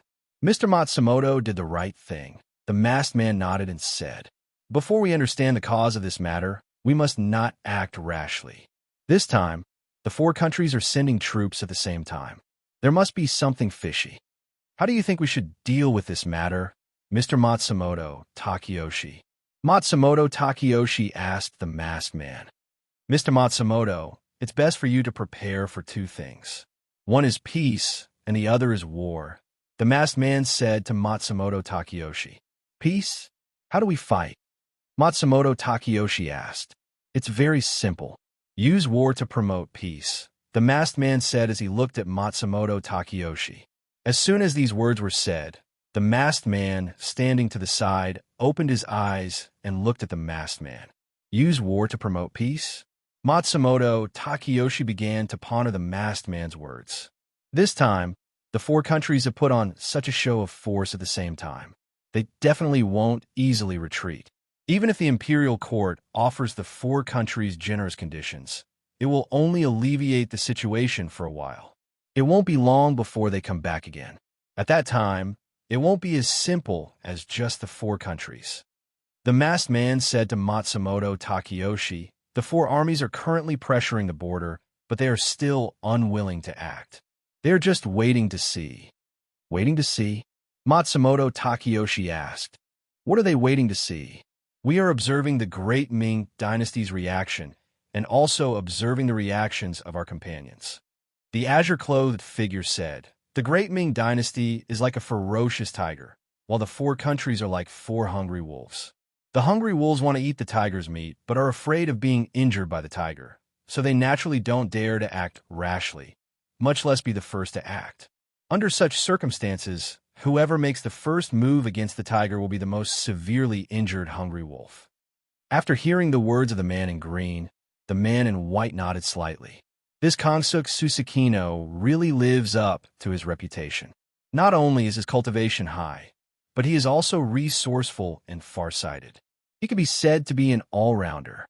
"Sir, you mean to say that the 4 imperial envoys sent were completely useless?" Matsumoto Takeyoshi said. "Mr. Matsumoto's words are incorrect," the green-clothed man said to Matsumoto Takeyoshi. "These 4 imperial envoys can, first of all, find out why the 4 countries are fighting against the court. Second, they can buy time for the court's army to gather. How can you say they're useless? According to what Sir says, this battle is definitely going to be fought?" Matsumoto Takeyoshi asked as he picked up the teapot on the stove and poured a cup of tea for the green-clothed man. Not only do we have to fight this battle, we have to take the initiative to attack and fiercely fight, the green-clothed man said after receiving Matsumoto Takeyoshi's teacup. As long as the Mongol and Rakshasa armies are repelled, Korea and Tibet will naturally lose without fighting. What Sir says is correct, but the Mongol cavalry and Rakshasa soldiers are extremely strong. Although the Great Ming Dynasty has a large military strength and a large population, they also need to use a large portion of their military strength to defend themselves, Matsumoto Takeyoshi said with a frown. Once the two sides start fighting, it will definitely be a long and drawn-out battle. The Mongol cavalry comes and goes like the wind, and the Rakshasa soldiers are valiant. I'm afraid that if this continues, the court's army will be defeated little by little. Matsumoto Takeyoshi's worry was reasonable. The Mongol cavalry and Rakshasa soldiers' military strength was definitely not something a normal army could compare to. The Mongol cavalry were strong and sturdy, and their archery skills were excellent. No matter if it was a heavy armored assault unit or a strong longbow archery unit, they could be said to be unmatched. Their most formidable point was their mobility, which was simply like a ghost army. Today they were still 1,000 li away, but tomorrow they might already be right in front of their eyes. It was said that every Mongol cavalry unit had at least 3 top-notch warhorses. During a long-distance raid, they could take turns to change horses, and the people and horses would not rest. What was even more frightening was that the Mongol cavalry's equestrian skills were excellent. They could even sleep on the horse's back, taking turns to rest during a long-distance raid. While the opponent was still asleep, the Mongol scimitar might have already been pressed against their neck. The strength of their military strength was unimaginable. As for the Rakshasa soldiers, their military strength was also not to be underestimated. Their bodies were tall and sturdy, and they were full of strength. Being in a snowy climate all year round had tempered their steel-like willpower. They were known for being fierce and warlike. They were greedy, cunning, and bloodthirsty. They were skilled in fighting battles of attrition, and they made the countries around them tremble in fear. Ha! Once he heard Matsumoto Takeyoshi's words, the man in green threw his head back and laughed loudly. Sir, why are you laughing? Matsumoto Takeyoshi asked with a frown. Mr. Matsumoto, you're worrying too much. The man in green stopped laughing and looked at Matsumoto Takeyoshi. No matter how strong they are, can they be stronger than your ninja unit? The moment the man in green said this, the expressions of Matsumoto Takeyoshi and the man in white behind him immediately changed. Sir, you mean? Matsumoto Takeyoshi vaguely understood the man in green's intentions. As the saying goes, soldiers are trained for 1,000 days to be used in a single moment. Mr. Matsumoto, it's time to use your sword, the man in green said to Matsumoto Takeyoshi with a smile. Apart from the Black Feather unit, Matsumoto Takeyoshi had an extremely strong ninja unit in Dongying. There were thousands of jonins with advanced ninjutsu. If the chunin and genin were included, there would be tens of thousands of them. These ninjas usually dressed as civilians and were no different from ordinary people. Only when they receive a mission would they transform into ninjas and work for Matsumoto Takeyoshi. Matsumoto Takeyoshi did not expect the man in green to come up with this idea, using the ninja unit to resist the four-nation army. Matsumoto Takeyoshi muttered to himself. It's not resistance, it's a massacre, the man in green said calmly. Matsumoto Takeyoshi narrowed his eyes and nodded slightly. Your son is currently holding an important position in the Imperial Court's Ministry of War and is also a general. He has hundreds of thousands of troops in his hands. Once the two sides start fighting, sir, you can let your son be the commander and lead the troops directly to the border. The man in green then said to Matsumoto Takeyoshi, the tens of thousands of ninjas can disguise themselves as your son's vanguard and assassinate the enemy's generals first. When the enemy has no leader and is panicking, your son will command the Imperial Court's troops to clean up the mess. In less than a month, the four countries will definitely be defeated and defeated. They will take the initiative to ask for peace from the Great Ming Dynasty. At that time, Your son will have outstanding military achievements and military power in his hands. His name will spread far and wide, and he will become a great hero of the great Ming dynasty who saved the country and the people. Won't he gain fame and fortune and be admired by the world?" Hearing the man in green say this, Matsumoto Takeyoshi's face immediately revealed a smile as he praised. "Sir, truly is a brilliant plan. You really are the reincarnation of Kongming." The man in green had made the 4 armies disappear with just a few words. This made Matsumoto Takeyoshi sigh in amazement and admit his inferiority. This plan could be considered watertight. It could solve the siege of the country and also give his son fame and fortune, expanding his military power. It could be considered killing 2 birds with 1 stone. After the white-clothed man heard the man in green's plan, he also kept nodding his head. The man in green's plan could be considered perfect. There were no flaws at all. Mr. Matsumoto can have a talent like Mr. Shunsui to assist him. It really makes one envious. While the 2 of them were talking, a cold and hoarse male voice sounded around them. The white-clothed man knit his brows. He was very clear on who this person was. It was Shinozaki Ryuichi, one of the 10 guards under Sietion. Last time he came to the ship to play chess with Matsumoto Takeyoshi, instantly dissolving the entire chessboard. This person's spiritual energy and high cultivation were rarely seen in this world. Shua. As soon as his voice fell, a black figure appeared in the cabin. This person was wearing a black robe, a black hat, a white puppet mask, and black boots. Under the mask, there was a pair of blue eyes that were shining with a terrifying light. "So, it's Mr. Shinozaki," Matsumoto Takeyoshi said with a smile.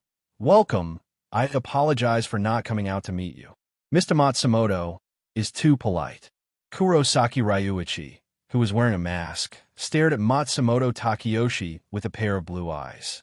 He laughed in a hoarse voice. "I couldn't forget Mr. Matsumoto's tea the last time I drank it, so I'm here to ask for another cup." "Ha ha ha." Matsumoto Takeyoshi loudly laughed. "Mr. Shinozaki really came at the right time. My tea was just finished. But this time I have to tell you something. Mr. Shinozaki can drink tea, but don't ruin my things like last time." "Hee hee." Shinozaki Ryuichi laughed with a hoarse voice. "Next time, I'll bring a chessboard for Mr. Matsumoto. Consider it my compensation to Mr. Matsumoto." "Ha ha ha, that would be great."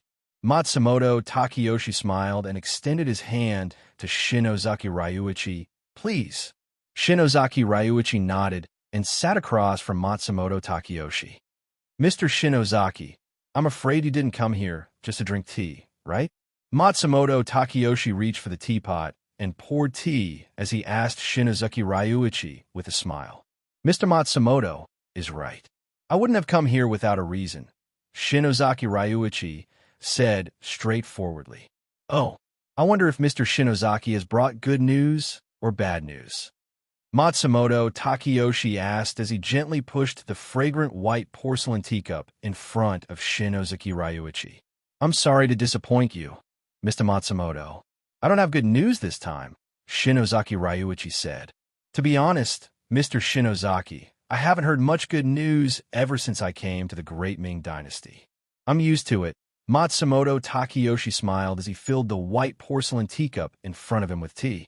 "Compared to the bad news you brought, this is good news," Shinozaki Ryuichi said calmly. "Oh, what kind of bad news is so important to you?" Matsumoto Takeyoshi smiled as he lifted the fragrant tea to his mouth and gently blew on it. He had found one of the 9 cauldrons and found a way to resolve the crisis between the 4 countries. He was in a good mood. He couldn't think of any bad news that could compare to being besieged by 4 countries. "Mr. Matsumoto, have you heard of Yagyu Ryonosuk?" Shinozaki Ryuichi asked Matsumoto Takeyoshi. "Yagyu Ryonosuk?" Matsumoto Takeyoshi frowned as soon as he heard this name. "You mean the legendary Yagyu Ryonosuk, who is the reincarnation of the Black Dragon?" "That's him." Shinozaki Ryuichi leaned forward slightly as he spoke, approaching Matsumoto Takeyoshi. "He came to the Great Ming Dynasty, and he's here to look for you." Chapter 506. Not only was Matsumoto Takeyoshi shocked by Kurosaki Ryuichi's words, but even the man in green and the man in white frowned. Yagi Ryuk was the reincarnation of the Black Dragon under the Japanese god Amaterasu. He was one of the top elites of ISC Grand Shrine and wielded a black dragon blade that was extremely powerful. Who would have thought that this legendary figure would come to the Great Ming Dynasty? Matsumoto Takeyoshi's expression was solemn. It was obvious that Yagi Ryuk was not here to help him find the 9 cauldrons. When did he come to the Great Ming Dynasty? Why is he looking for me? Matsumoto Takeyoshi asked Kurosaki Ryuichi. He has been the Great Ming Dynasty for a few days. As for why he's looking for you, Kurosaki Ryuichi looked at Matsumoto Takeyoshi with his blue eyes. I don't think it's anything good. I, Matsumoto Takeyoshi, have always minded my own business with ISC Grand Shrine. We don't have any grudges between us. Why is he looking for me all of a sudden? Matsumoto Takeyoshi looked at Kurosaki Ryuichi expressionlessly and asked, Do you know what ship he took to the Great Ming Dynasty? Kurosaki Ryuichi didn't answer Matsumoto Takeyoshi's question directly. Instead, he asked a question of his own. What ship? Matsumoto Takeyoshi asked. The Sakura ship, Kurosaki Ryuichi said. The Sakura ship? Matsumoto Takeyoshi was shocked. Tokugawa Ieyasu's ship. It's not just a ship, Kurosaki Ryuichi continued. The emperor's katana that the emperor personally gave to Tokugawa Ieyasu and Tokugawa Ieyasu's personal guard, Yamada Keiko, are all on that ship. Everyone's expression changed when they heard that, including the man in white who had been standing behind Matsumoto Takeyoshi. Yamada Shingo. Yamada Keiko was none other than his biological sister. His sister had come to the Great Ming Dynasty and was with Yagi Ryuk. The man in white thought with a frown. Matsumoto Takeyoshi furrowed his brows and remained silent. Matsumoto Takeyoshi thought that Tokugawa Ieyasu had already found out the true purpose of his visit to the Great Ming Dynasty from Yagi Ryonosuk of ISC Grand Shrine. This time, Yagi Ryonosuk rode on Tokugawa Ieyasu's Sakura and carried Tokugawa Ieyasu's saber bestowed by the emperor. His purpose was to bring him back to Japan as the shogun's emissary and put him on trial. Otherwise, Yagi Ryusuke would kill him with the sword given to him by Tokugawa Ieyasu for disobeying the order. Matsumoto Takeyoshi narrowed his eyes as he thought of this. He didn't expect that the ISC Grand Shrine, which had always been a loner, would participate in this matter and even join hands with Tokugawa Ieyasu to deal with him. The news that Mr. Shinozaki brought is indeed bad news. Matsumoto Takeyoshi said expressionlessly as he picked up the fragrant tea on the table and took a sip. Seeing Matsumoto Takeyoshi's calm expression, Ryuichi Shinozaki immediately asked, Why? Mr. Matsumoto, do you already have a plan to deal with the enemy? To be honest with you, Mr. Shinozaki, if you had told me this a few months ago, I might have been a little worried. But now, Matsumoto Takeyoshi smiled as he put the teacup in his hand on the wooden table. Yagi Ryonosuk can't do anything to me, Matsumoto Takeyoshi. As for that Tokugawa Ieyasu, I don't care about him at all. Oh, what do you mean, Mr. Matsumoto? Shinozaki Ryuichi asked. To be honest with you, Mr. Shinozaki, a few months ago I mobilized 13 masters from Japan to the Great Ming Dynasty. These 13 are all top-notch masters in Japan, Matsumoto Takeyoshi said with a smile. 13 masters?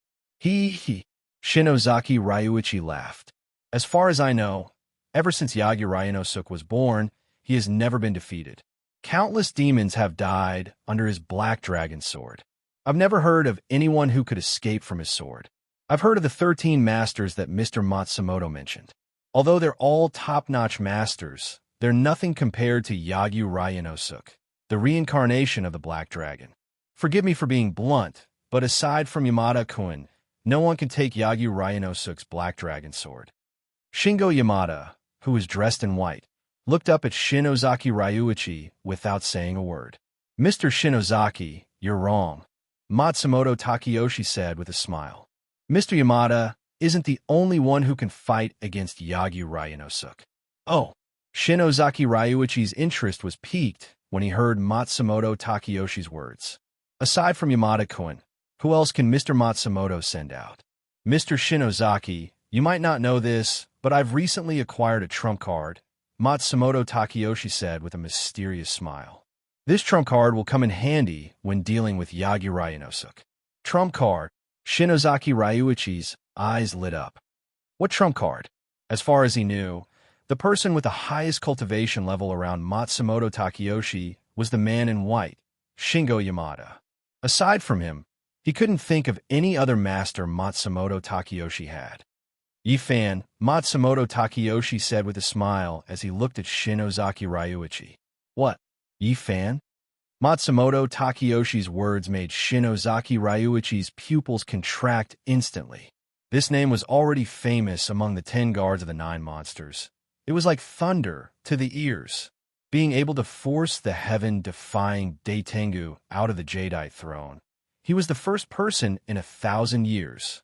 Now that he heard that the Yi-fan that God Xietian was worried about was working for Matsumoto Takayoshi, how could he not be shocked? Matsumoto Takayoshi nodded with a smile. He's working for you now? Shinozaki Ryuichi asked in a shocked voice. His voice was filled with disbelief. That's right. He is already my right-hand man. Matsumoto Takayoshi said with a smile.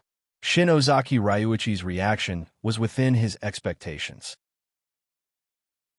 The person that Xietian wanted to kill was actually working for him. If it was anyone else, they would be surprised. After hearing Matsumoto Takayoshi's words, Shinozaki Ryuichi's expression under the mask changed, and he was stunned. What kind of evil technique did Matsumoto Takayoshi use to make Yi-fan, that even Daitengu couldn't kill, obediently work for him? This was something that he could not understand, no matter how he thought about it. Matsumoto Takayoshi revealed a smile and told Shinozaki Ryuichi everything. I asked Mr. Shinozaki to tell great God Xietian that Yi-fan is now working for me, so he doesn't need to worry. After Matsumoto Takayoshi finished speaking, he said this to Shinozaki Ryuichi with a smile. Keeping this tiger by your side. Isn't Mr. Matsumoto afraid of raising a tiger?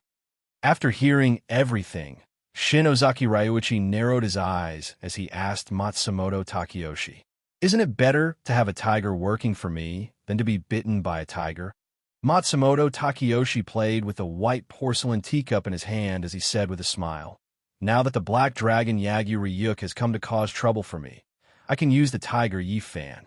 Can you guarantee that Yi-fan will win against Yagyu Ryuk?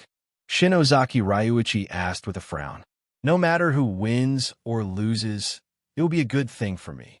Matsumoto Takayoshi said this while putting the teacup to his lips and taking a sip of the fragrant tea. Why do you say that? Shinozaki Ryuichi narrowed his eyes and asked. Mr. Shinozaki, you're really muddle-headed.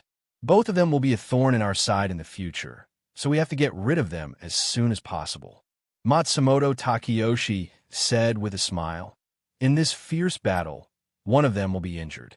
If Long Jijia is killed by Yi-fan, Tenzo will have one less tiger general. If Yi-fan is killed by Long Jijia, Great God Xietian will have one less problem. If both of them are seriously injured, it'll be even better. At that time, we'll gather all our forces to catch both of them in one fell swoop, leaving no one alive. For us, this deal can be said to be a win-win situation. Shinozaki Ryuichi's heart skipped a beat as his blue eyes lit up. What a good move to sit on top of the mountain and watch the tigers fight. What a good move to benefit the fishermen when the sandpiper and the clam fight. Matsumoto Takayoshi was indeed someone who could achieve great things. He was cunning and ruthless. Mr. Matsumoto, you're really resourceful to be able to come up with such a brilliant plan. Shinozaki Ryuichi said, if we can get rid of both of them, Great God Xietian will be very happy. Mr. Shinozaki, please tell Great God Xietian that Matsumoto will do his best to help him. Matsumoto Takayoshi said to Shinozaki Ryuichi. Mr. Matsumoto, don't worry. I'll pass on your message. Shinozaki Ryuichi replied. Then I'll have to trouble you, Mr. Shinozaki. Matsumoto Takeyoshi said as he raised his teacup. I'll replace wine with tea and give you a toast. He finished the cup in one gulp. Shinozaki Ryuichi smiled and raised his teacup as well. He covered it with his long sleeve and drank the fragrant tea. I have another piece of good news for you, Mr. Shinozaki. Matsumoto Takeyoshi put down the white porcelain cup in his hand and said to Shinozaki Ryuichi, I've found one of the 9 cauldrons. Oh, Mr. Matsumoto has found one of the cauldrons? Shinozaki Ryuichi's voice was filled with surprise. Since ancient times, there have been tens of thousands of people searching for the 9 cauldrons in order to conquer the world. However, in the end, there was no news of them. Today, Matsumoto Takeyoshi had found one of the 9 cauldrons in less than a year. This greatly surprised Shinozaki Ryuichi. Matsumoto Takeyoshi smiled and nodded. This is really good news. Shinozaki Ryuichi put down the teacup in his hand and said, In time, Mr. Matsumoto will definitely gather all 9 cauldrons and rule the world. Ha ha ha. Matsumoto Takeyoshi looked up to the sky and laughed. I'll take advantage of Mr. Shinozaki's auspicious words. Since it's like this, I'll immediately return to Japan and report this to great god Sietion. Shinozaki Ryuichi stood up and said, Then I won't send you off. Matsumoto Takeyoshi stood up and smiled. Mr. Shinozaki, when you come again, don't forget the chessboard you promised me. Also, I hope that Mr. Shinozaki will bring good news next time. Ha. Of course, of course. Shinozaki Ryuichi smiled and flicked his sleeve. With a swish, he instantly disappeared. After Shinozaki Ryuichi left, the smile on Matsumoto Takeyoshi's face instantly disappeared. Mister, should we summon the 13 people back first? The green-clothed man asked Matsumoto Takeyoshi. Since Yagi Ryuichi had come to the Great Ming Dynasty to capture Matsumoto Takeyoshi, they had to be fully prepared. In terms of one-on-one combat, the 13 people might not be Yagi Ryuichi's match. However, if the 13 people attacked together, Ryuichi would have to think twice. Now that the white-clothed man was the only master on the battleship and he was heavily injured, he had to think about Matsumoto Takeyoshi's safety. There's no need, Matsumoto Takeyoshi said calmly. Long Jija has been in the Great Ming Dynasty for some time. If he wanted to find me, he would have come a long time ago. Mister, you mean? The green-clothed man frowned and asked. The people of ISC Grand Shrine have always been cautious. If Long Jija didn't come directly, he must have other things to do in the Great Ming Dynasty, Matsumoto Takeyoshi said. Yamada is guarding this place. Even if Long Jija comes, he won't be in any danger. In comparison, the 9 cauldrons are more important. The green-clothed man nodded slightly. Chapter 507. 5 days later, early in the morning, on the streets of the small town, Yi Fan, dressed in a white robe, and Akatsuki, who was wearing a crystal mask, walked side by side, strolling leisurely. Although the sky had just brightened, the streets of the small town were already filled with all kinds of medicinal herbs. Ginseng, deer antler, lingji musk, dendrobium candidum, caterpillar fungus, tianshan snow lotus, and everything else. This place was not far from Changbai Mountain and was located in a central area. The terrain was flat and surrounded by rivers, making it convenient for water transportation. Therefore, it became a famous medicinal herb distribution center. Now was the time for medicinal herbs to come out of the mountains. Medicinal herb vendors from all over the country had gathered here, choosing cheap and powerful medicinal herbs to make a big profit. What are we doing at this medicinal herb market so early in the morning? Akatsuki asked Yi Fan in confusion. I heard from the shop assistant that today is the annual medicinal herb festival. All the major medicinal herb merchants from all over the country will gather here today. I just happen to be preparing to buy some good medicinal herbs, so I brought you here. Yi Fan looked at the dazzling array of medicinal herbs on both sides and said to Akatsuki, You want to buy medicinal herbs? Akatsuki turned her head to look at Yi Fan in confusion. Are you sick? In her opinion, with Yi Fan's spirit chi cultivation, he would probably never need such things in his life. What illness could I have? Yi Fan turned his head to Akatsuki and smiled. I'm preparing to buy some ginseng and lingji for Xiao Zhao so that she can recover her human body as soon as possible. Ever since Baihu ate the 1,000-year-old ginseng and lingji sent by Akatsuki and Onijiro last time, her spirit chi had clearly improved greatly. Now that they were passing by this medicinal herb market, he was preparing to buy some precious herbs to strengthen Xiao Zhao's spirit chi and recover her human body as soon as possible. He had thought of transferring his spiritual power into Xiao Zhao's body, but Xiao Zhao was in the form of a fox and did not have a sea of chi in her body. He could not guarantee that this method would work if she accepted his spiritual power as a white fox. Moreover, his current spiritual power was obtained from practicing the mystery of Xintian. It was the purest form of yang energy.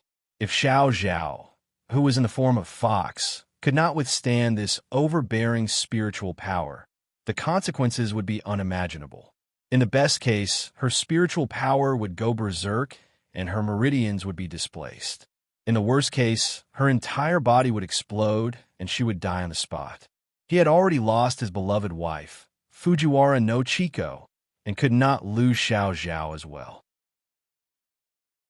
Before he obtained Nieqing's 100 herbs pill, the best method was to use spirit herbs to nourish his body. Oh! After hearing Yi Fan's words, Akatsuki suddenly understood and nodded, so that's how it is. After a series of rustling sounds, Baihu's furry head came out from the side of Yi Fan's hat and intimately rubbed her head against Yi Fan's cheek. Yi Fan's concern for her made her very happy, and her heart was very sweet. Silly girl. Yi Fan smiled and patted Baihu's head and said, seeing Yi Fan and Baihu's intimate and tacit understanding, Akatsuki felt envious. She did not know when Yi Fan would call her a silly girl, but if that day really came, she would be willing to die. Akatsuki thought in her heart. 2 people and 1 fox walked in the bustling crowd while looking for good medicinal herbs. However, although this was a medicinal herb distribution center, things like 1,000-year-old ginseng and 1,000-year-old Ganoderma were rare, and the other so-called precious medicinal herbs did not enter Yi Fan's eyes at all. The 2 stopped and walked for a while, and finally stopped in front of a shop with the words 100 years old shop, emblem medicine shop. This shop was elegantly designed and had an antique flavor. At first glance, one could tell that it was an old shop. Compared to the surrounding medicinal herb shops that were bustling with people, this emblem medicine shop could be said to be deserted, and there were almost no customers. This shop's business is so bleak, there shouldn't be any good medicinal herbs. Akatsuki looked at the medicine shop in front of her and said to Yi Fan, since it's 100 years old shop, it must have its own way of doing business. Let's go in and take a look. Yi Fan said to Akatsuki. Okay. Akatsuki nodded. She had already formed a habit of doing whatever Yi Fan told her to do. Yi Fan lifted his leg and stepped into the medicine shop, and Akatsuki followed closely behind. The shop was clean and tidy, and the smell of medicinal herbs assailed their nostrils. All kinds of precious medicinal herbs were neatly arranged, and there was no mess. A few shop assistants were quietly arranging the medicinal herbs and packing them. With his amazing eyesight, Yi Fan saw a long cloth bag in the hands of one of the shop assistants. The cloth bag was more than a foot long, and it was wrapped in red cloth. The shop assistant held it gently, and one could tell at a glance that it was a precious medicinal herb. Seeing this, Yi Fan's eyes suddenly lit up. Other than ginseng, there was nothing else that could be wrapped in red cloth. Judging from the length of the red cloth bag, the ginseng inside was quite old. Looking at the medicinal herbs in the hands of the other shop assistants, all of them were precious. No wonder the shop was so quiet. It was not that this shop did not have good things, but that ordinary people could not afford to buy them. It seemed that he had made the right choice this time. What do the 2 of you want to buy? Behind the counter, the shopkeeper, who was wearing a silk robe, saw that Yi Fan and his companion were dressed strangely. They were wearing luxurious clothes and jewelry, so he immediately greeted them. Ginseng, Ganoderma lucidum, Yi Fan said. The 2 of you have come at the right time. The ginseng and Ganoderma lucidum in my shop are all more than 100 years old, and each of them is a precious treasure, the shopkeeper said. Do you have anything that is more than 1,000 years old? Yi Fan looked at the other medicinal herbs in the shop and asked, More than 1,000 years old? When the shopkeeper heard Yi Fan's question, he was stunned at first.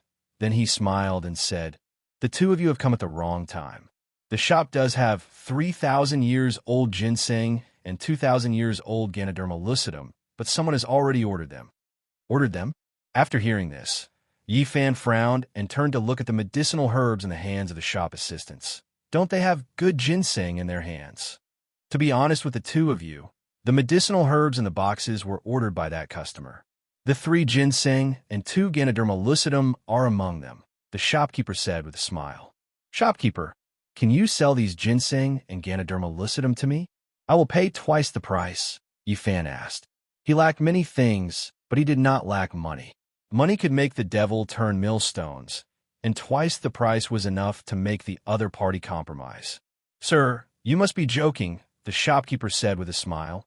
Although this shop is not big, it is based on honesty and honesty. Since we have already received the customer's deposit, we naturally have to be honest and keep our promise. Not to mention that Sir is willing to pay twice the price. Even if Sir were to pay 10 times the price, this shop would not sell these medicinal herbs to Sir. Yi Fan was stunned. The money that he used every day was actually not used today. The shopkeeper in front of him kept his promise, and was completely different from the other businessmen he had seen before who were unscrupulous in the face of profit. This one admires Sir for keeping his promise. Sorry for the disturbance. Yi Fan cupped his fist to the shopkeeper, then turned and walked out of the door. Yi Fan had always been polite and respectful to people who valued friendship and kept their promises. He was humble and modest. However, just as Yi Fan and the shopkeeper reached the door of the medicine shop, a woman who looked to be in her 20s and wore a pink dress walked in from the door and brushed past Yi Fan. Yi Fan stopped in his tracks and turned to look at the woman. The woman had fair skin, a delicate face, and a pair of gem-like eyes that were clear and spirited. Shopkeeper Wong, is the batch of medicinal herbs I ordered ready? The woman asked the shopkeeper. Her voice was pleasing to the ear, and her words were crisp like the chirping of a lark. Miss, the batch of medicinal herbs you ordered is being packed, and it will be ready soon, the shopkeeper said to the woman. That's good. The woman took out banknotes from her bosom and handed them to the shopkeeper. This is the remaining 73,000 taels. Please take care of it. Good, good. The shopkeeper took the banknotes and said with a smile, Then I will thank Mississippi. The woman smiled brightly. Feishue? Yi Fan, who was wearing the white jade mask, muttered to himself. This woman was none other than Yi Feishue, who had saved his life in the cave. The medicine shop was extremely quiet, and Yi Fan's words were clearly transmitted to Yi Feishue's ears. This extremely familiar voice caused Yi Feishue to instantly turn her head to look at Yi Fan. You are your brother Yi?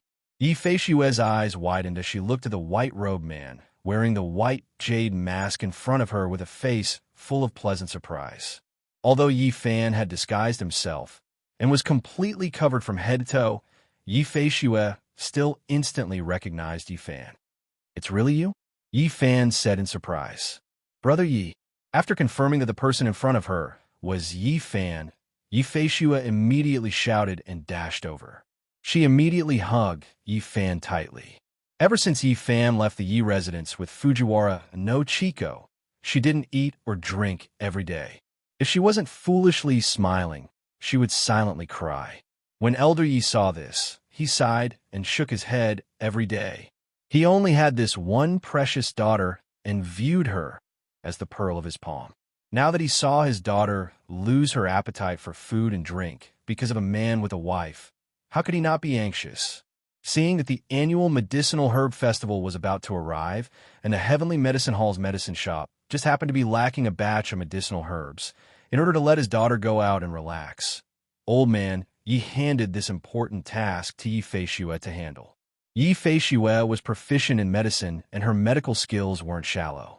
She was naturally able to purchase medicinal ingredients at her fingertips. According to tradition, every time the Yi family went out to purchase medicinal ingredients, They would burn incense and pray in front of the medicine king Bodhisattva that they worshipped at home to pray for a smooth trip. However, this time, when Yifeshua burned incense for the medicine king Bodhisattva, she didn't pray for a smooth trip, but to be able to see her beloved. Now that the Bodhisattva had appeared, she really did see the Yifan that made her lose her appetite for food and drink. Yifeshua's sudden warm hug made Yifan feel at a loss. He had an awkward expression and didn't know whether to push her away or not. He could only allow her to hug him tightly. Yifeshua's curvaceous figure made him blush under the mask, and his entire body heat up. Akatsuki bit her lower lip and turned her head to the side. The scene in front of her made her feel very uncomfortable. In other words, she was jealous. It was obvious that the relationship between this beauty and Yifan wasn't ordinary. Feshua. Yifan gently patted Yifeshua's back and awkwardly said, Why are you here? Father asked me to come by medicinal ingredients. I didn't expect to meet Brother Yi here.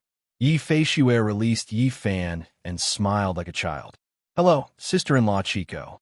After releasing Yifan, Yifeshua nodded and bowed to the crystal-masked Akatsuki. Akatsuki's figure and eyes were very similar to Fujiwara no Chico, so Yifeshua thought that she was Yifan's wife. Miss, you got the wrong person.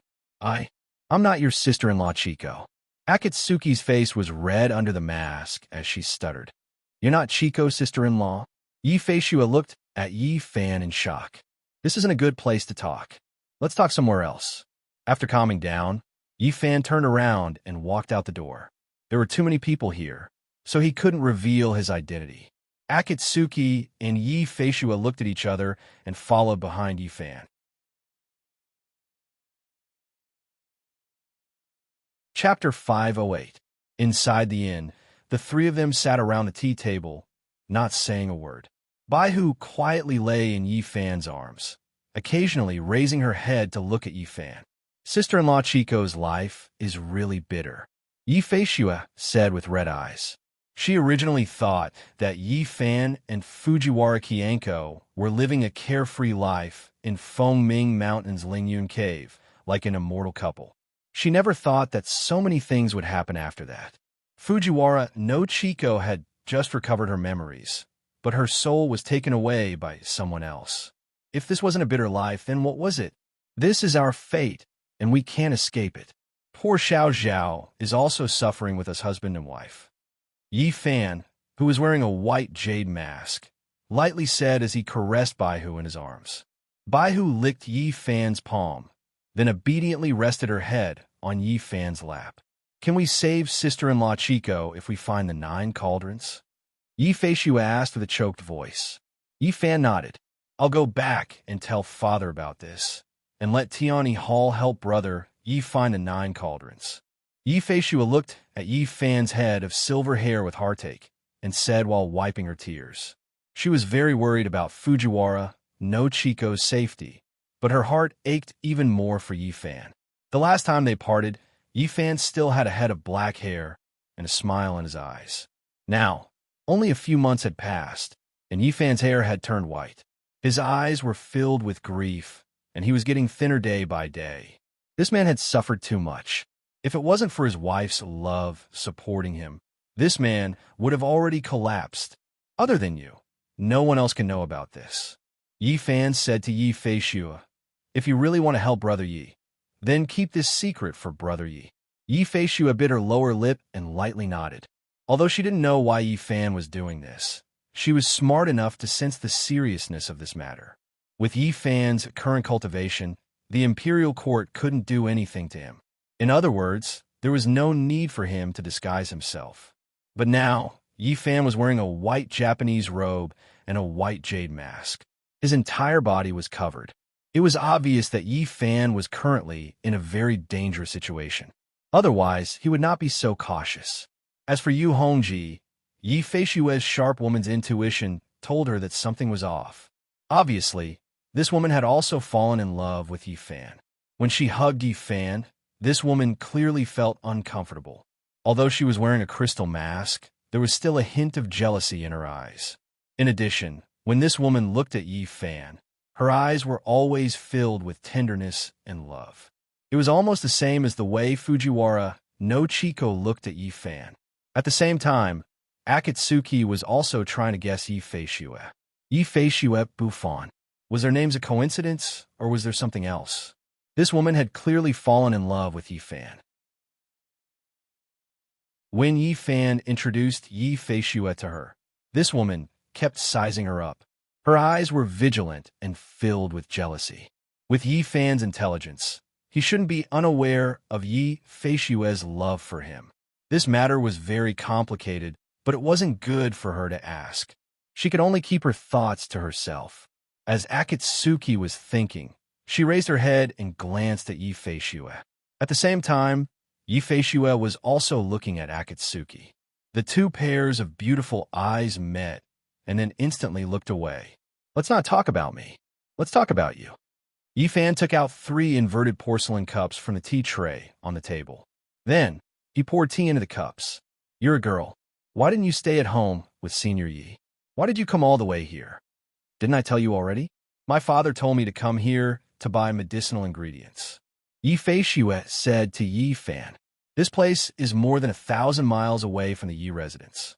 You're a girl. Aren't you afraid that Senior Yi will be worried if you go out alone with so many banknotes? As Yi Fan spoke, he put down the teapot and handed one of the cups to Yi Feishue. Then, he pushed the other cup in front of Akatsuki.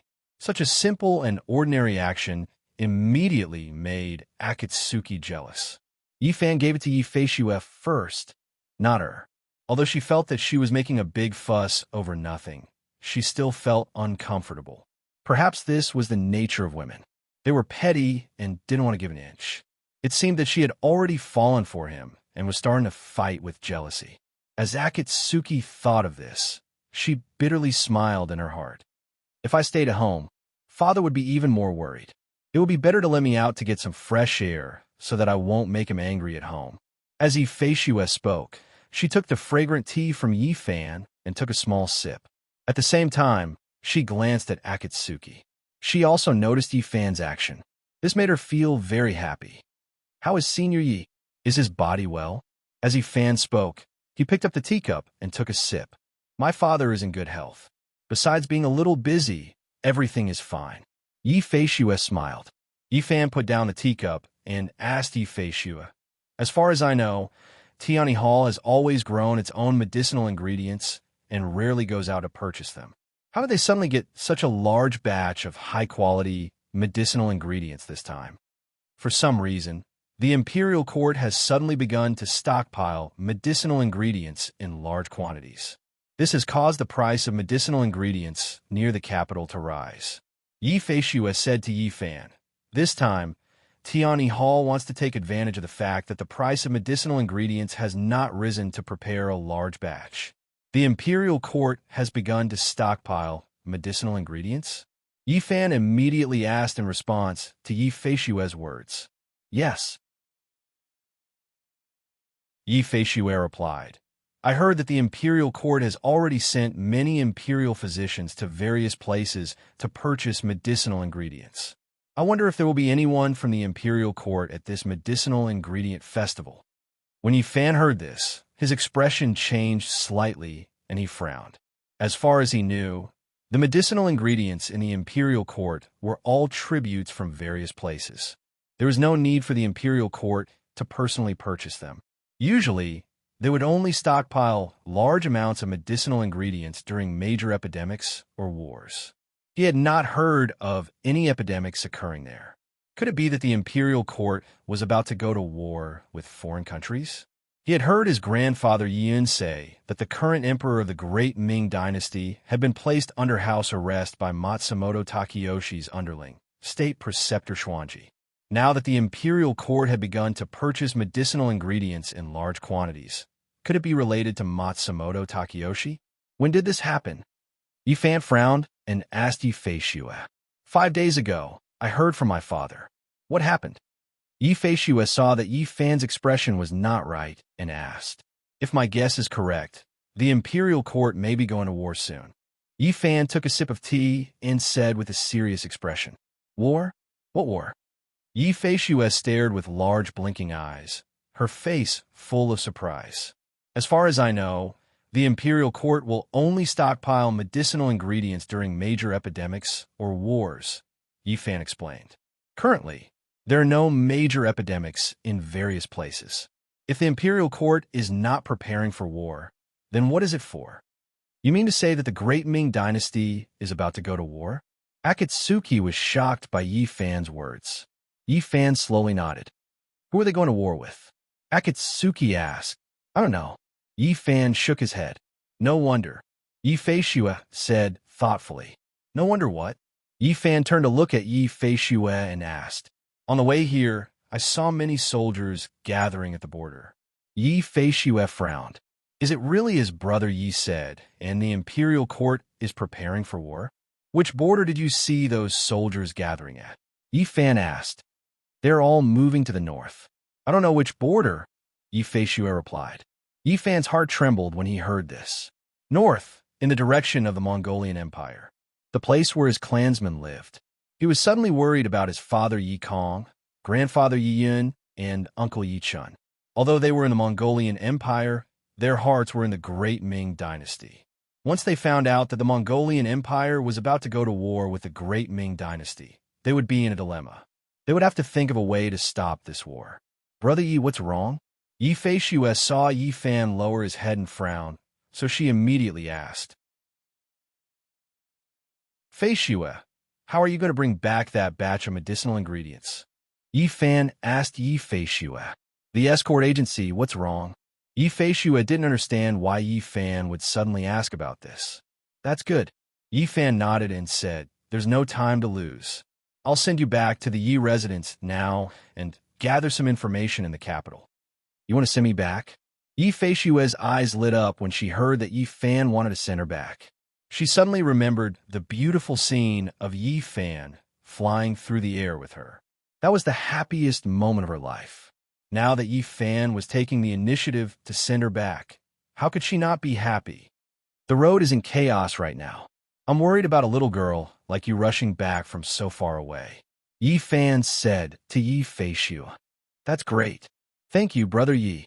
Yi Feishue was as happy as a child. When Akatsuki heard that Yi Fan wanted to send Yi Feishue home, she immediately frowned and asked, if you leave, what will happen here? She knew what Yi Fan meant by send. This Yi Feishue didn't have any spiritual energy. She probably couldn't even stand on the clouds. If Yi Fan wanted to send her home, he would have to touch her. He would either hold her hand, hold her arm, or hug her. In short, there would definitely be skin-to-skin contact. Akatsuki didn't dare to imagine what kind of scene that would be. You and Xiao Zhao wait for me here. I'll be back in 2 hours at most, Yi Fan said to Akatsuki. But Akatsuki wanted to stop Yi Fan, but she didn't have any other reason. Yi Fan was right. It was not safe for this Yi Feishue to travel thousands of miles back to the capital. Don't worry, I'll be back soon. Yi Fan patted Baihu in his arms and said. Baihu affectionately rubbed its head against Yi Fan and then jumped from his arms into Akatsuki's arms. It had always obeyed Yi Fan's every command and had never complained at all. Then be careful on your way back. Akatsuki, who was holding Baihu, saw that she couldn't stop Yi Fan and could only agree. Yi Fan nodded. Elder sister Yu, if you have the chance, come to the capital to play. Yi Feishue said to Akatsuki. If I have the chance, I'll definitely go. Akatsuki politely replied. Although the two of them were jealous of each other, they still appeared to be friendly on the surface. There is a saying that the feelings between women were like a bunch of fake flowers. Although it looked fake, it would never wither.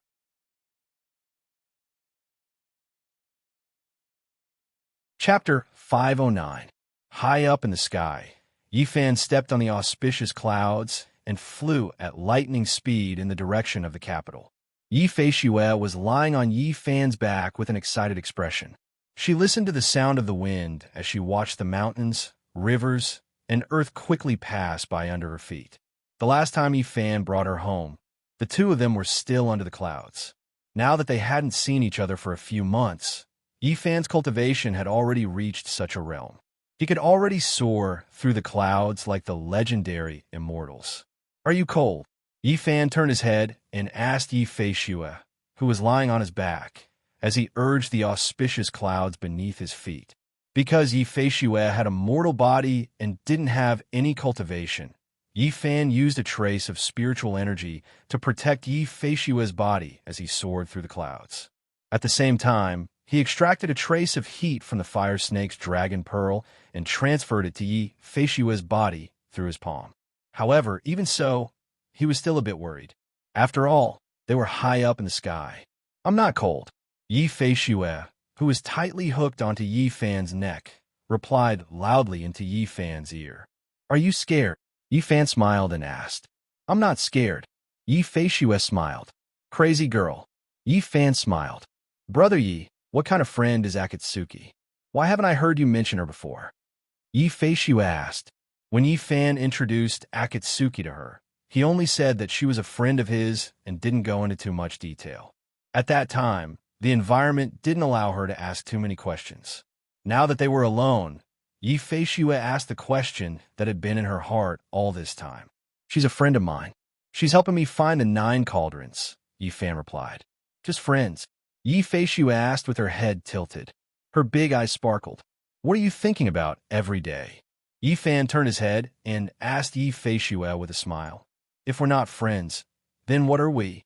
Towards Yi Fei Shue, Yi Fan always had an indescribable sense of closeness and familiarity. It was as if she was his own biological sister. Perhaps it was because of their blood relationship in their previous life. Yi Fan thought to himself, that's hard to say.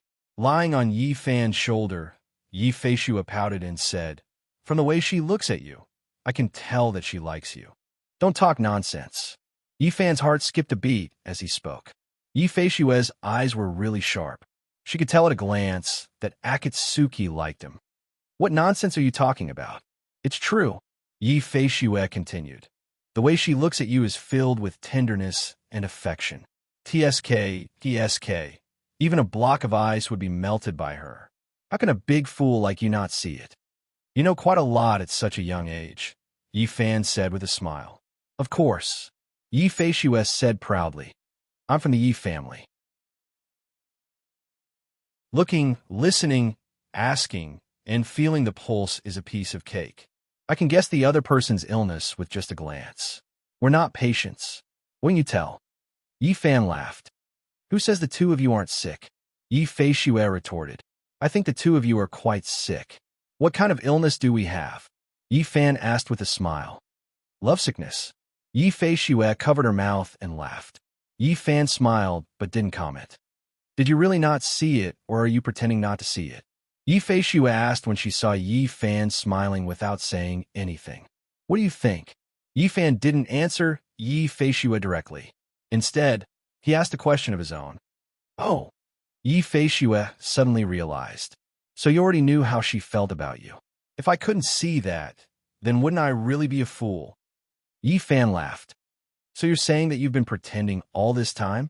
Yi Fei Shue asked Yi Fan. What else could I do? Yi Fan replied with a smile.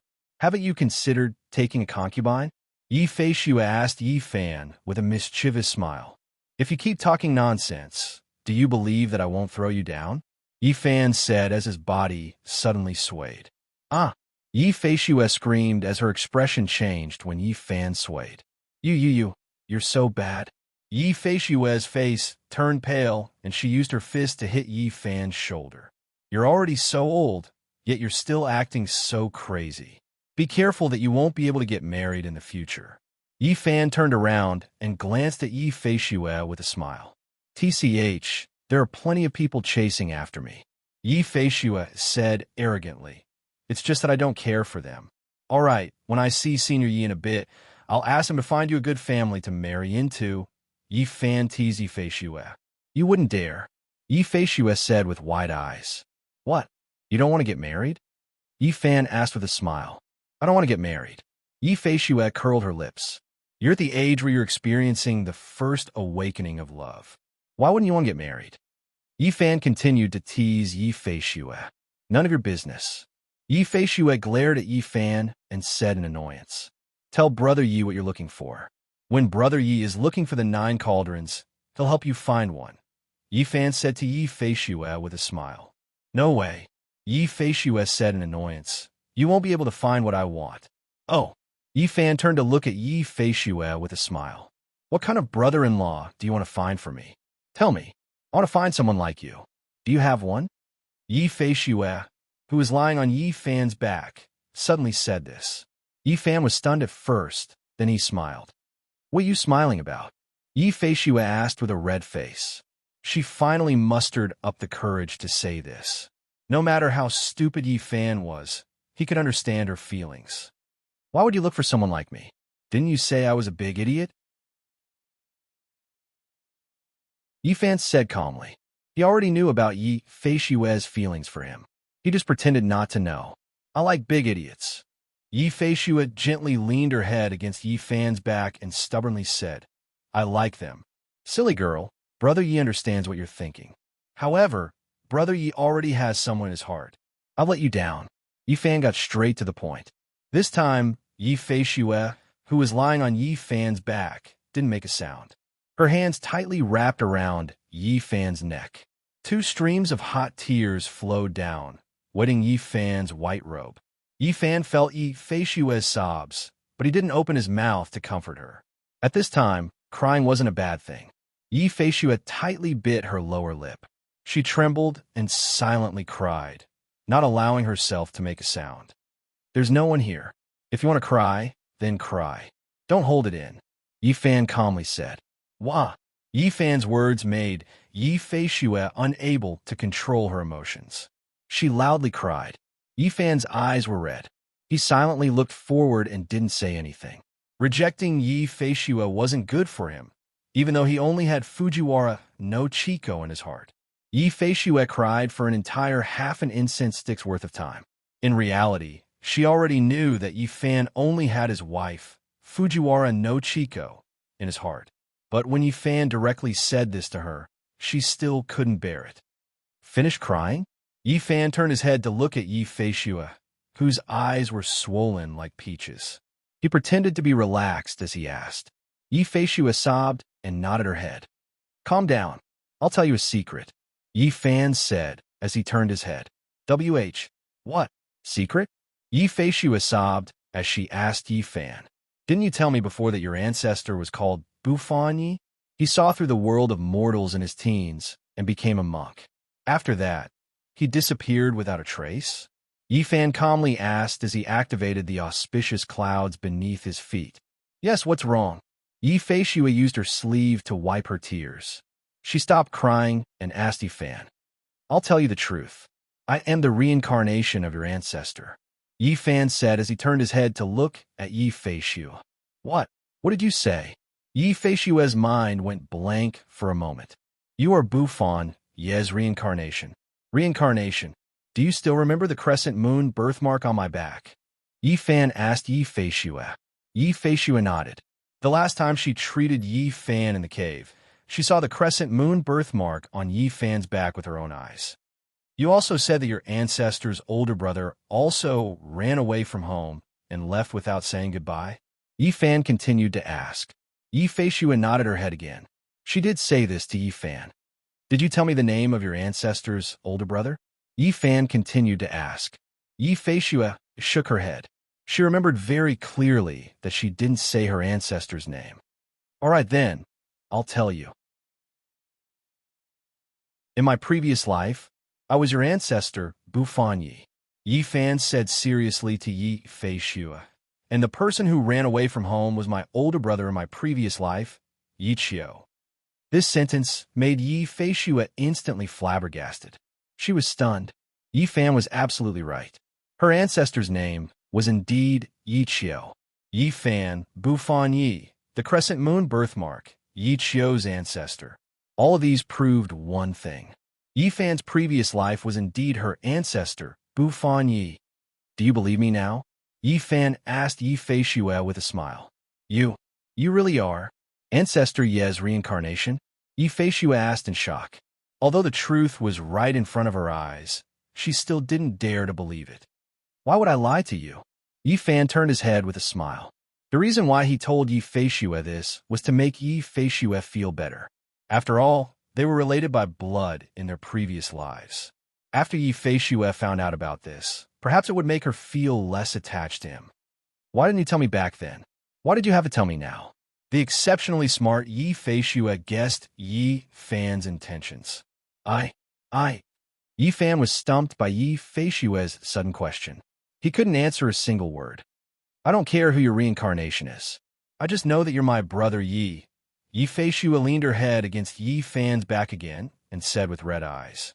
Yi Fan helplessly shook his head and bitterly smiled. Feelings really couldn't be forced. Even though he revealed his previous life's identity, Yi Feishue was still stubborn. Did you tell Akatsuki what you just said to me? Yi Feishue asked quietly with her face pressed against Yi Fan's back. No, Yi Fan replied. What? Yi Feishue asked. Maybe the time isn't right, Yi Fan sighed and said, but that day will come.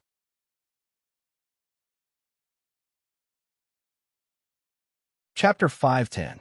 Under Yi Fan's lightning-fast speed, the two of them arrived above the Yi residence in less than an incense's time. Hold on tight, we're going down. Yi Fan turned his head and said to Yi Feishue, who was on his back. And Yi Feishue nodded her head and increased the strength of her hands. Shua.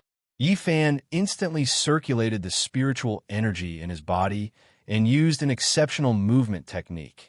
He disappeared from the auspicious clouds. Shua. The two of them appeared in the medicinal field in the backyard of the Yi residence. Medicinal herbs were everywhere in the medicinal field. It was verdant and lush, making it a good place to hide. It was currently daytime, and the servants of the Yi residence were busy drying medicinal herbs in the courtyard. If Yi Fan suddenly appeared, he would definitely scare these people.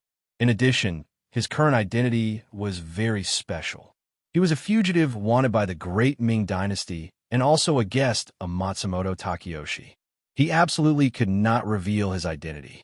Feishue, hurry up and go back now. Send my regards to Senior Yi. Yi Fan said to Yi Feishue, who was beside him in the midst of the lush green medicinal herbs. You're not going in? Yi Feishue immediately asked when she heard Yi Fan say this. She did not think that Yi Fan would leave so quickly and not even enter the room. Now that you've safely returned home, I'm relieved. Yi Fan said to Yi Feishue, I still have important matters to attend to, so I won't be going in. Remember what I said to you. Prepare more money and valuables. In the future, when the army invades the capital, I will definitely think of a way to save you. Also, you must keep what I said to you a secret. You must not mention it to anyone else, including Senior Yi. Then when can I see you? Yi Feishue lowered her head and asked with a face full of unwillingness. When I have the chance, I will come and see you. Is that okay? Yi Fan said to Yi Feishue. In his opinion, Yi Feishue was no different from child. Did you say that? Yi Feishue looked up at Yi Fan. I did, Yi Fan said with a smile. Don't forget, you promised to take me to your cave to play. Yi Feishue reminded Yi Fan. Don't worry, Brother Yi is a man of his word, Yi Fan said with a smile as he tapped Yi Feishue's nose. Pinky swear, no backing out, Yi Feishue said as she stuck out her pinky finger at Yi Fan. Okay. Pinky promise. Yi Fan helplessly reached out his pinky and hooked it with Yi Feishue's pinky. Are you satisfied now? Yi Fan asked with a smile. Yi Feishue smiled but didn't say anything. I have to go. You and Senior Yi take care, Yi Fan said as he turned around and prepared to use his movement technique to leave. Hey. Yi Feishue grabbed Yi Fan. Is there anything else? Yi Fan turned around and asked Yi Feishue. Wait for me here. I'll be right back, Yi Feishue said as she jogged away. Hey. Yi Fan was baffled by Yi Feishue's actions. Shoo. Yi Feishue turned around and made a shushing gesture at Yi Fan as she ran. Then, her figure flashed and disappeared without a trace. This girl, Yi Fan muttered to himself as he shook his head with a wry smile. There was nothing he could do. He could only wait here. After all, Yi Feishue was his relative from his previous life. In less than the time it took to brew a cup of tea, Yi Feishue tiptoed into Yi Fan's line of sight while carrying a bulging bundle. bundle? When Yi Fan saw this, he immediately frowned. What was this Yi Feishua planning to do? She couldn't be planning to leave with him, right? Just as Yi Fan was thinking, Yi Feishua passed through the dense green vegetation and arrived in front of Yi Fan. What did you do? Yi Fan frowned as he asked Yi Feishua. Shoo. Yi Feishua put a finger to her lips, indicating for Yi Fan to be quiet. As she shushed him, she used her hand to push aside the green leaves and vigilantly looked outside. Why are you acting like a thief? Where's Senior Yi? Yi Fan whispered to Yi Feishua. Nonsense, if I wasn't a thief, who would have gotten you all these good things? As Yi Feishua spoke, she turned around and handed the bundle over to Yi Fan. Father isn't home right now. Take these things first. The next time you come, I'll get you more. What were these things? Yi Fan took the bundle from Yi Feishua and asked. 1,000-year ginseng, 100-year lingji, caterpillar fungus, Tianshan snow lotus. In any case, they're all good things, Yi Feishua said to Yi Fan. You want to just now to steal these things? Yi Fan's heart stirred as he asked. It was obvious that these things were given to Xiao Zhao by Yi Feishua. Why else do you think I went in? To play hide-and-seek with you? Yi Feishua's beautiful eyes flashed as she asked Yi Fan. Yi Fan was rendered speechless by Yi Feishua's words. Don't worry. These things were given to my father by someone else. My father's body is fine, so he has no use for these things. It's better to just leave them there, so it's better to give them to Xiao Zhao. Besides, aren't we a family, huh? Great ancestor Yi? Yi Feishua covered her mouth as she laughed. Damn girl. Yi Fan believed that his mouth wasn't bad, but compared to Yi Feishua, it was like a small child in the presence of a great witch. Seeing Yi Fan's helpless expression, Yi Feishua laughed hysterically. All right, I'm going to leave. As Yi Fan spoke, he carried the cloth bag on his back. When Senior Yi returns, give him my regards. Brother Yi, take care of yourself. Remember to come back and visit me if you have the chance. Yi Feishua stopped laughing and said to Yi Fan reluctantly. Yi Fan smiled and nodded. Then he activated his spiritual energy and used his movement technique, disappearing into thin air. Yi Feishua's eyes reddened as she looked up into the sky. She saw a snow-like auspicious clouds rapidly floating in the direction of the capital. Above the clouds, Yi Fan used his cloud-urging technique and rapidly advanced. What he needed to do right now was to reach the imperial palace in the capital as soon as possible and investigate the situation of the imperial court. Right now, most of the military power in the imperial court was in the hands of the Minister of War, Zhou Dao. Zhou Dao was also Matsumoto Takeyoshi's only son. Adding on the fact that the emperor was under house arrest by Matsumoto Takeyoshi's lackey, Matsumoto Takeyoshi, the entire imperial court could be said to be under Matsumoto Takeyoshi's control. With Matsumoto Takeyoshi's personality, he would definitely not take the initiative to start a war with a neighboring country, especially with a powerful military like the Mongol Empire. There was no benefit to him if the two sides fought. From this, it could be said that this matter had nothing to do with Matsumoto Takeyoshi. Since this matter had nothing to do with Matsumoto Takeyoshi, there was only one possibility left. That was that the Mongol Empire was provoking the Great Ming. However, based on his experience with the Mongol Empire, there seemed to be something strange about this time. The Mongol Empire mainly used cavalry, and their soldiers and horses were strong. They had great charging power and mobility, and they were good at guerrilla warfare. They caught the enemy off guard and did not give them any time to breathe. What was going on with the Mongol Empire this time? Why did they give the Great Ming dynasty time to mobilize their army? Why did his father not stop the Mongol Empire from attacking the Great Ming dynasty? Could it be that something had happened? The more Yi Fan thought about it, the more confused he became. As he thought about it, he urged the auspicious clouds under his feet to continue moving. After the time it took to brew a cup of tea, he arrived above the imperial palace.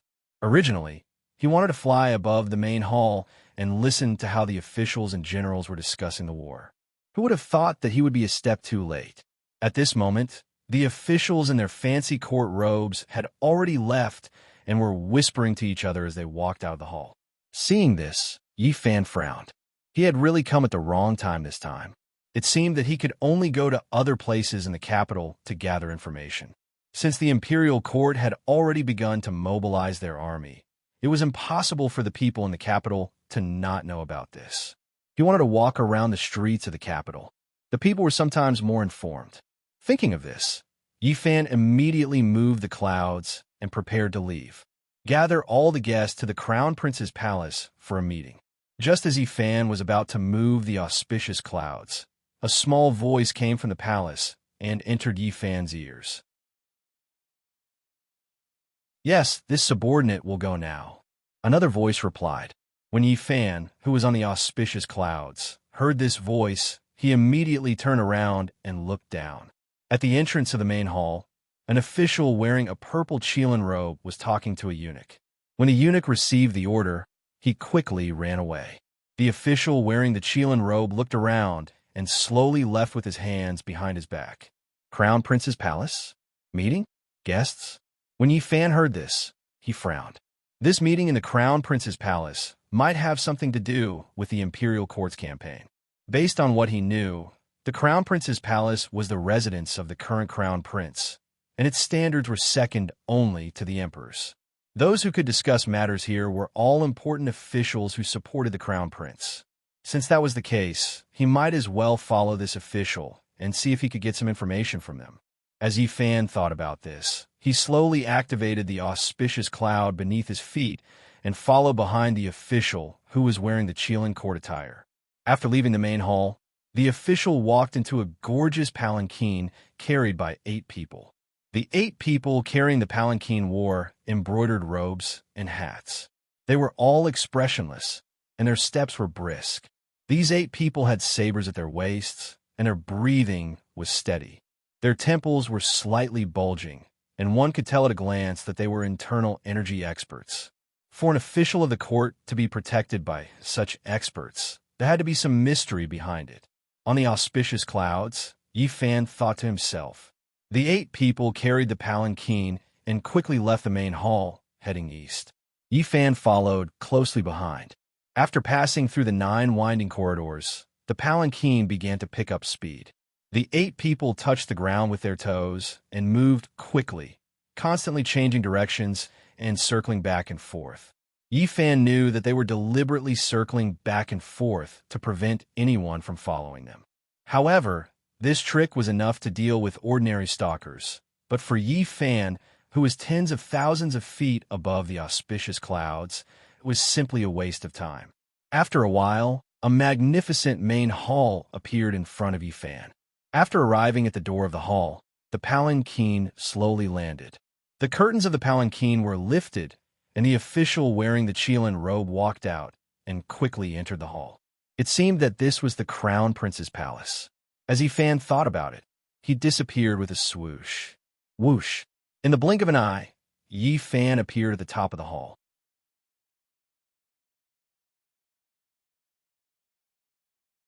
Chapter 511. In the dazzling Crown Prince Palace, more than a dozen people wearing splendid court robes were sitting on 2 rows of armchairs, whispering to each other about something. As the minister wearing a Qilin court robe walked into the hall, the dozen people immediately stopped talking, stood up, and saluted. "Greetings, Lord Li." Everyone saluted. "No need to be so courteous," the minister called Lord Li said as he waved his hand. "Thank you, Lord." Everyone stood up. "Where is the Crown Prince?" The minister surnamed Li looked at the empty golden throne and asked. "Lord Li, we have already gone to inform him." One of the ministers respectfully said. "Good." The minister surnamed Li nodded slightly and sat on the armchair at the head of the table. Seeing him sit down, the other ministers returned to their seats. "Lord Li, in today's court, Zhou Dao seems to have already won this battle." A minister wearing a bull-fighting robe said. "This is also what I am worried about." The minister surnamed Li nodded with a dignified expression. "This time, the 4 countries are heavily pressuring the border. That Zhou Dao actually took the initiative to ask for battle. It is indeed unexpected." Once these words were spoken, Yi Fan, who was seated in the main hall, was shocked. Heavily pressuring the border? And it is the 4 countries? Yi Fan frowned. The seriousness of the matter was far beyond his imagination. It seems that the fish has had enough. Along with a clear voice, a young man wearing a golden robe with 5 dragons on it and a jade belt around his waist slowly walked in from the side door. Behind him were 2 maidservants. This subordinate greets, "Your Highness the Crown Prince." "Long live your Highness the Crown Prince." As soon as this person came out, all the ministers immediately stood up and knelt on the ground, shouting, "Long live your Highness." It seems that the current Crown Prince has come out. Yi Fan in the hall thought as he gently lifted a glazed tile under his feet. Then he drew heat from the fire snake dragon pearl in his body, condensed it in the palm of his hand, and hit the solid wooden roof under the glazed tile with his palm. Whoosh!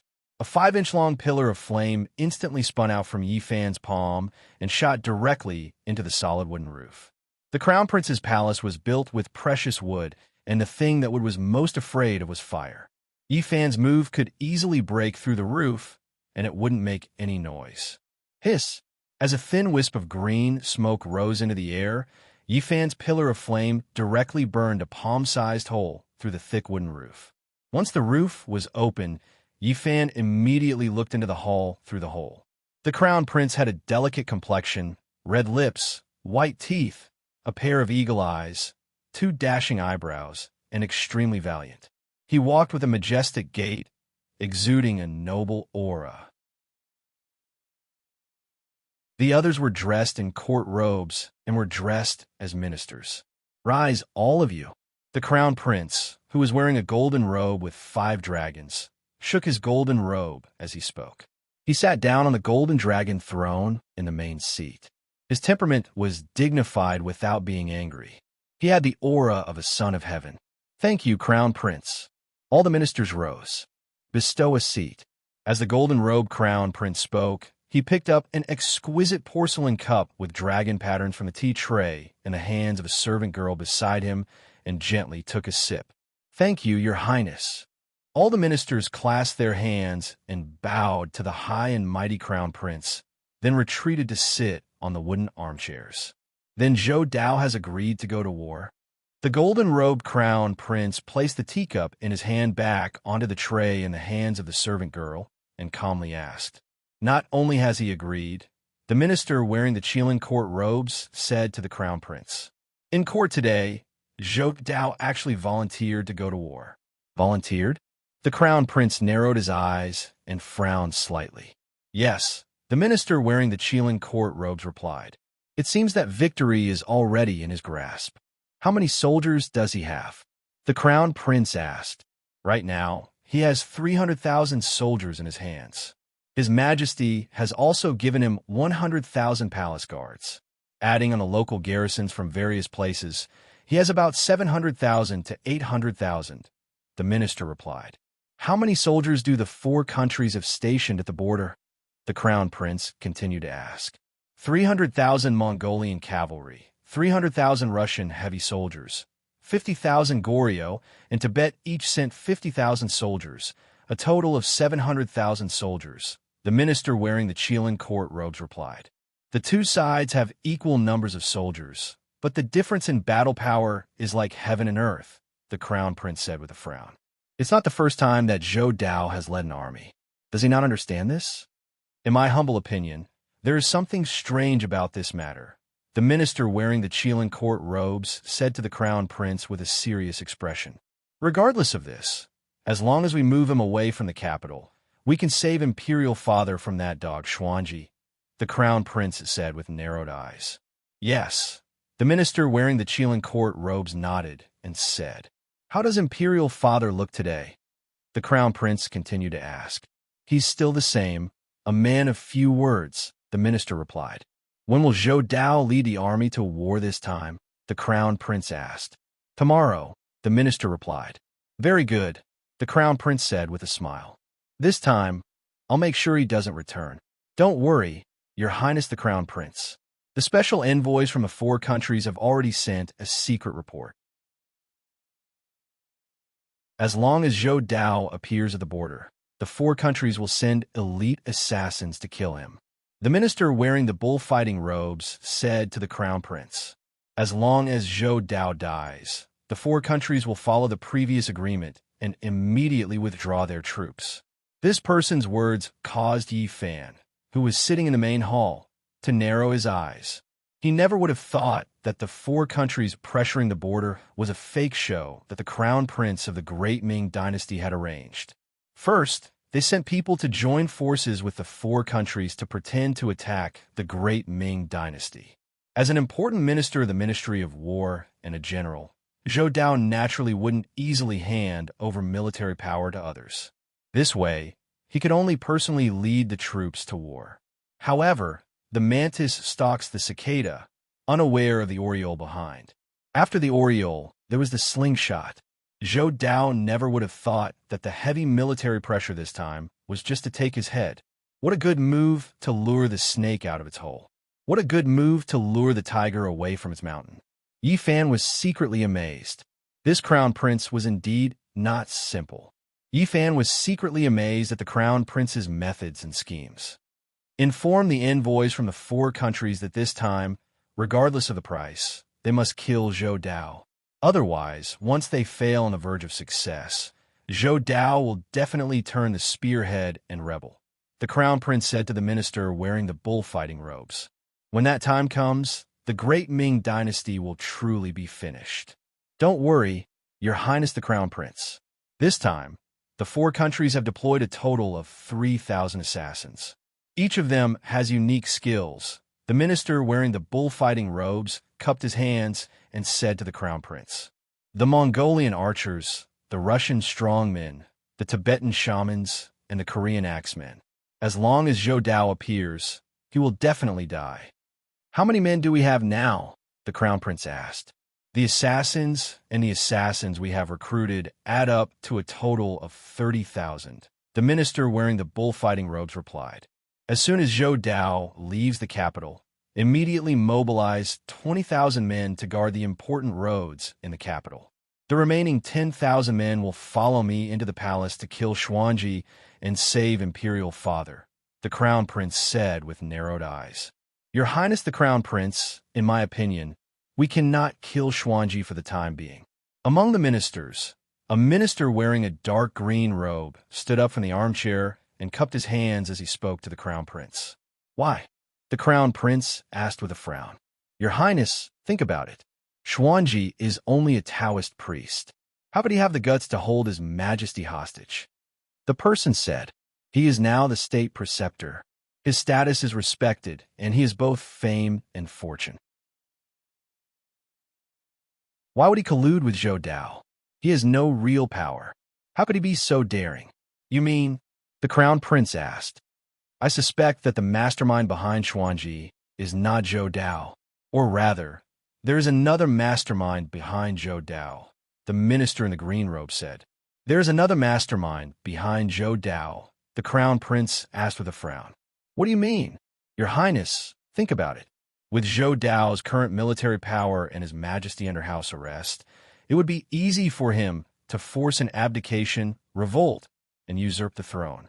But why didn't he do so?" the minister asked. The crown prince frowned and did not answer. The minister was right.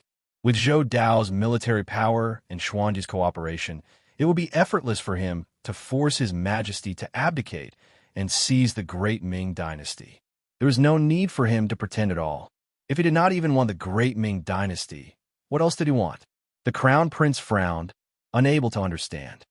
"Your Highness, there is no need to worry. As long as Xuanji is captured alive, the truth will naturally come to light," the minister in the green robe said. "I heard that this Taoist knows some Taoist techniques. It won't be easy to capture him alive," the crown prince said with a frown. Since Xuanji was able to become the state teacher of a country, he naturally had some ability. "Ha ha! Your Highness, don't worry.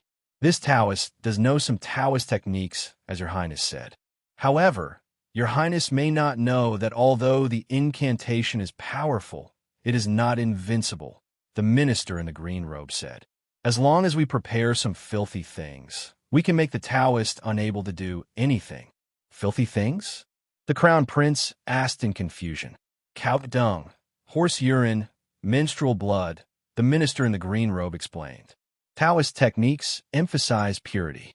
If one is contaminated by these things, not to mention a mere Taoist priest, even a true immortal of the great all-embracing heaven will be unable to do anything.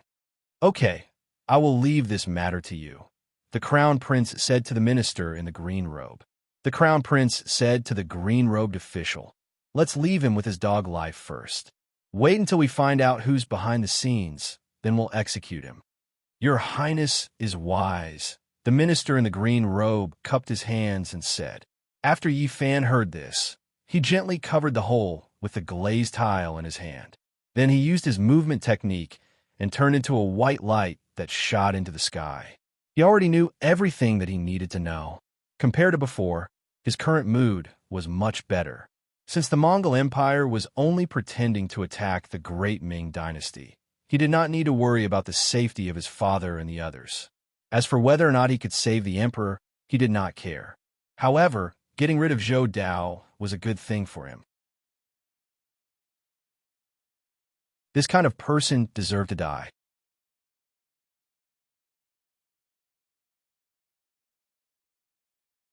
Chapter 512. High up in the sky, Yi Fan pushed the auspicious clouds beneath his feet to the extreme and whizzed towards the direction of the town as fast as lightning. It was already the 5th day since he left the Changbai Mountain. According to Fujita Gang, Matsumoto Takeyoshi Shadow Ninja would arrive at the Changbai Mountain's heavenly lake by tonight at the earliest and by tomorrow at the latest. He did not know what orders Matsumoto Takeyoshi would give. Matsumoto Takeyoshi would definitely know about the Divine Cauldron barrier. Since he had already found this Divine Cauldron, what would he do next? What method would he use to break the Divine Cauldron barrier? Qing Shinzi had told him before that other than the power of the Yin-Yang Immortal, it was impossible to break the Divine Cauldron barrier. Although Matsumoto Takeyoshi had many experts under him, none of them had the power of an immortal. Speaking of which, even with his second level of Mysterious Sky's secret technique, earth-shattering, heaven-shocking, he was unable to shake the Divine Cauldron barrier in the slightest, let alone those experts. At the thought of this, Yi Fan felt relieved. Even if Matsumoto Takeyoshi found the location of the Divine Cauldron, he would not be able to do anything to it. Is the one walking on the clouds Mr. Eldritch? Yi Fan, who was above the auspicious clouds, was thinking about the Divine Cauldron barrier when a clear male voice came from the ground below the auspicious clouds. This man's voice caused Yi Fan, who was under the mask, to instantly narrow his pupils. He was currently wearing a white robe and a mask, concealing his figure and disguising himself. Furthermore, he was high up in the sky, and even Matsumoto Takeyoshi did not know his whereabouts. Who exactly was this person below him? He was actually able to see through his whereabouts and even expose his identity. After hearing this voice, Yi Fan lowered his head and looked at the ground. At this time, he had already left the capital. Under the auspicious clouds, the mountains rose and fell, layer upon layer. On the peak of a mountain, Yi Fan saw the person who spoke to him. This person looked to be in his 40s. He was wearing a plain gray robe and square hemp shoes. His hair was tied into a Taoist bun with a white jade hairpin in it. His skin was like bronze, and his expression was calm. He was neither vulgar nor Taoist. At this moment, he was looking up at the sky with a smile. Beside him, a huge white crane as white as snow was pecking and stretching its feathers. It was very eye-catching. Yi Fan stopped and flicked his sleeves. The auspicious clouds under his feet began to descend slowly towards the mountain peak.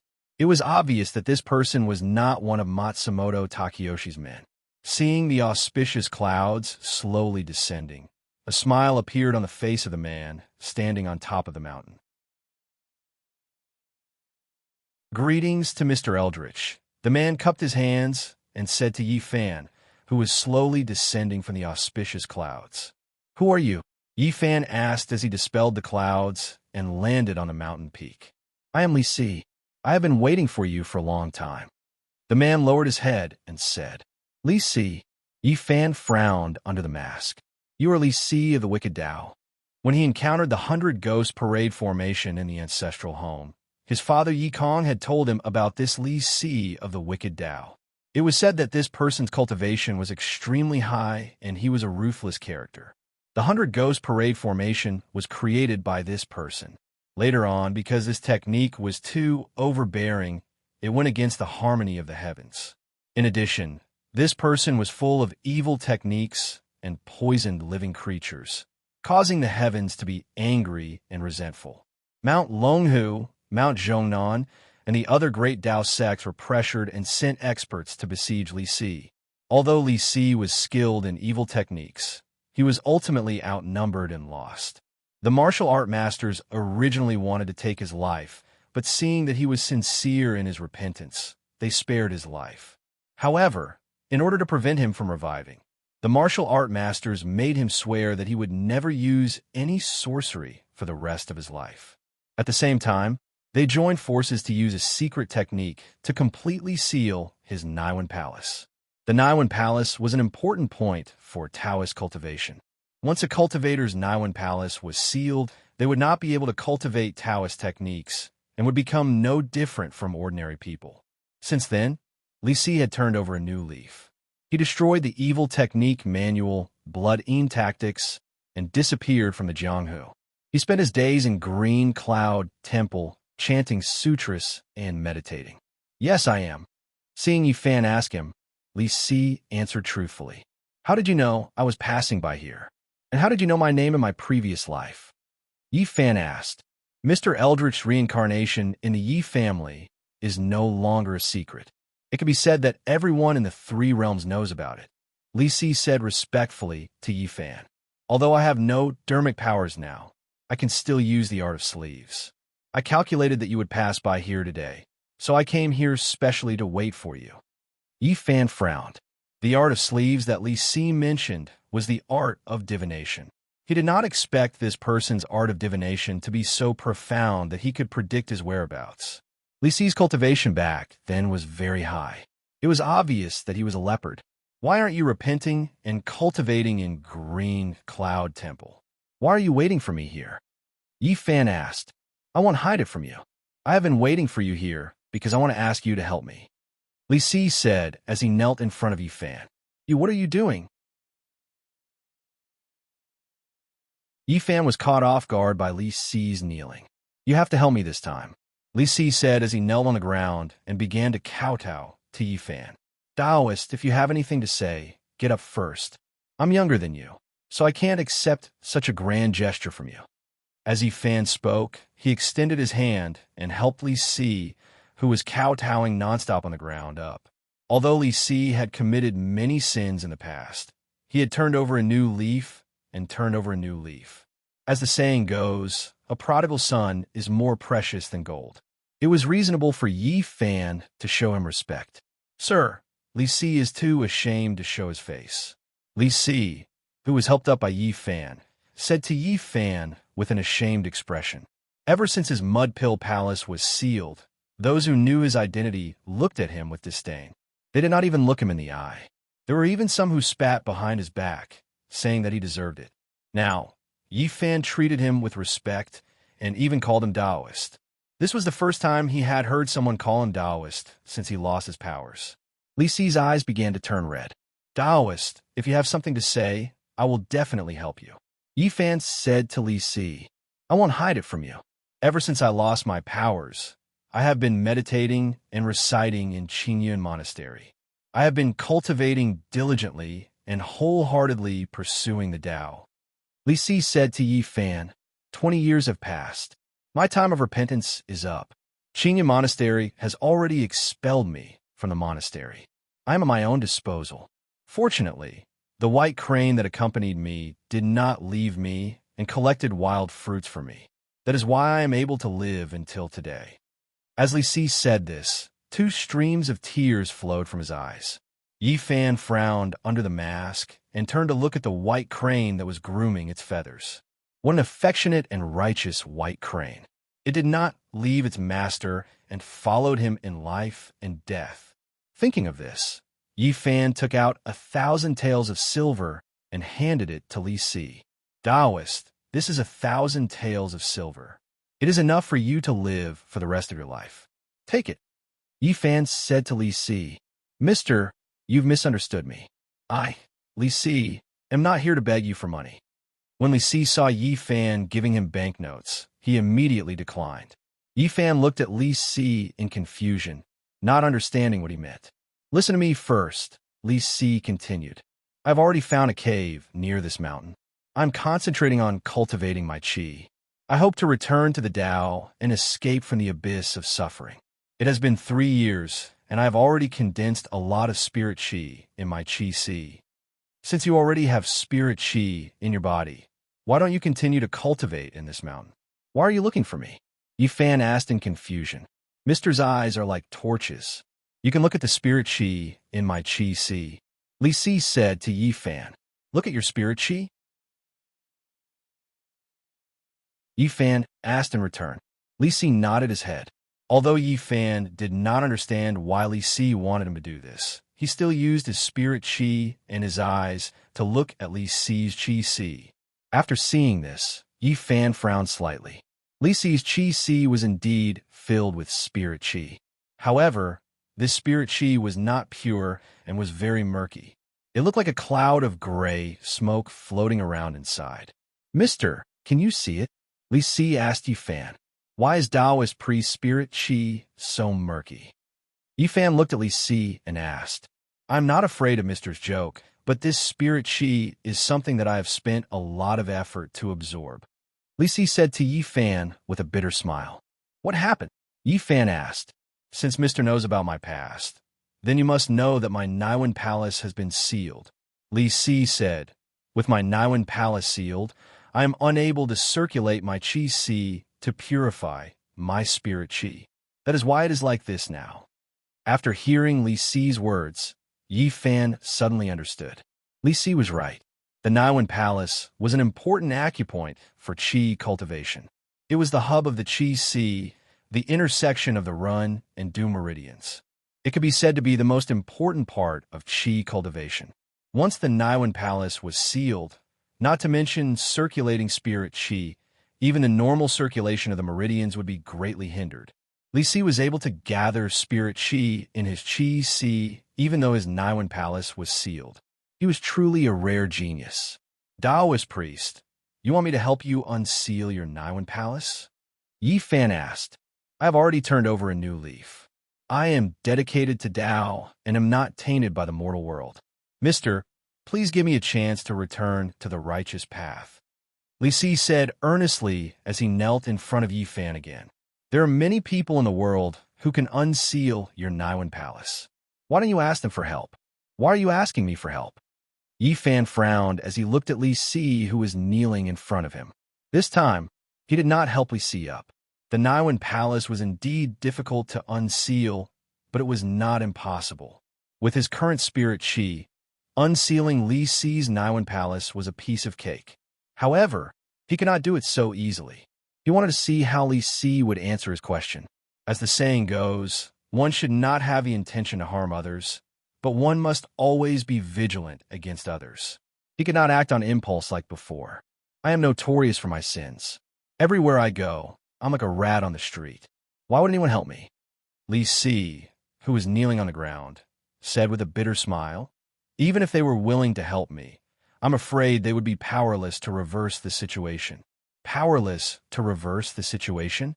Yi Fan frowned and asked, if they can seal your Naiwan Palace, they can naturally unseal it. Why would you say that they are powerless to reverse the situation?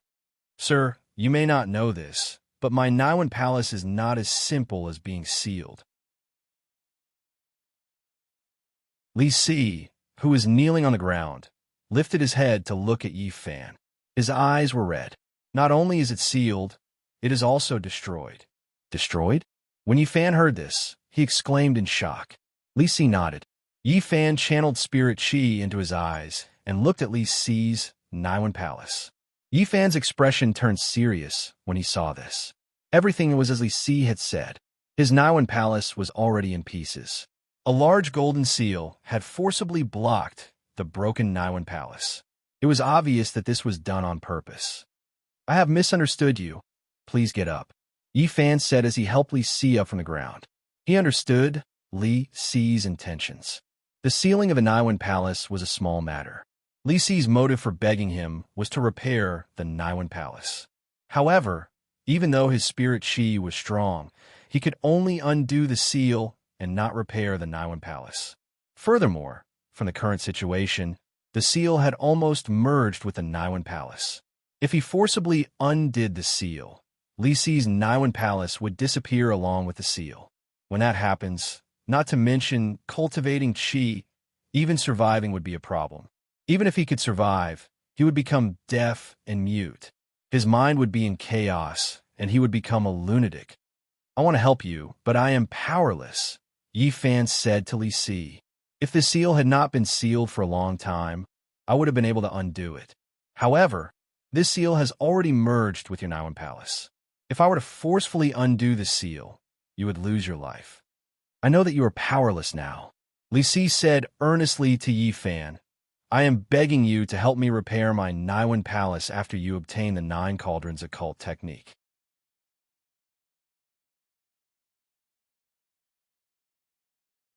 Chapter 5:13. You know that I'm looking for the secret technique above the 9 cauldrons? Under the mask, Yi Fan was shocked and frowned as he asked. So far, only Qin Qinzi, true monarch fire dragon, Cui Zuan, Yi Ming, and the white robe heavenly dragon knew that he was looking for the 9 cauldrons. Other than them, no one else knew about it. Even Akatsuki only knew that he was looking for the cauldrons and did not know that there was a secret technique above the 9 cauldrons. Li Si was a complete stranger to him and had never interacted with him before. Yet, he knew his secrets so well. Yi Fan was in disbelief. Not only do I know that you're looking for the 9 cauldrons, but I also know that you're working for Matsumoto Takeyoshi to save your beloved wife, Li Si said to Yi Fan. You predicted all of this? Yi Fan asked in surprise.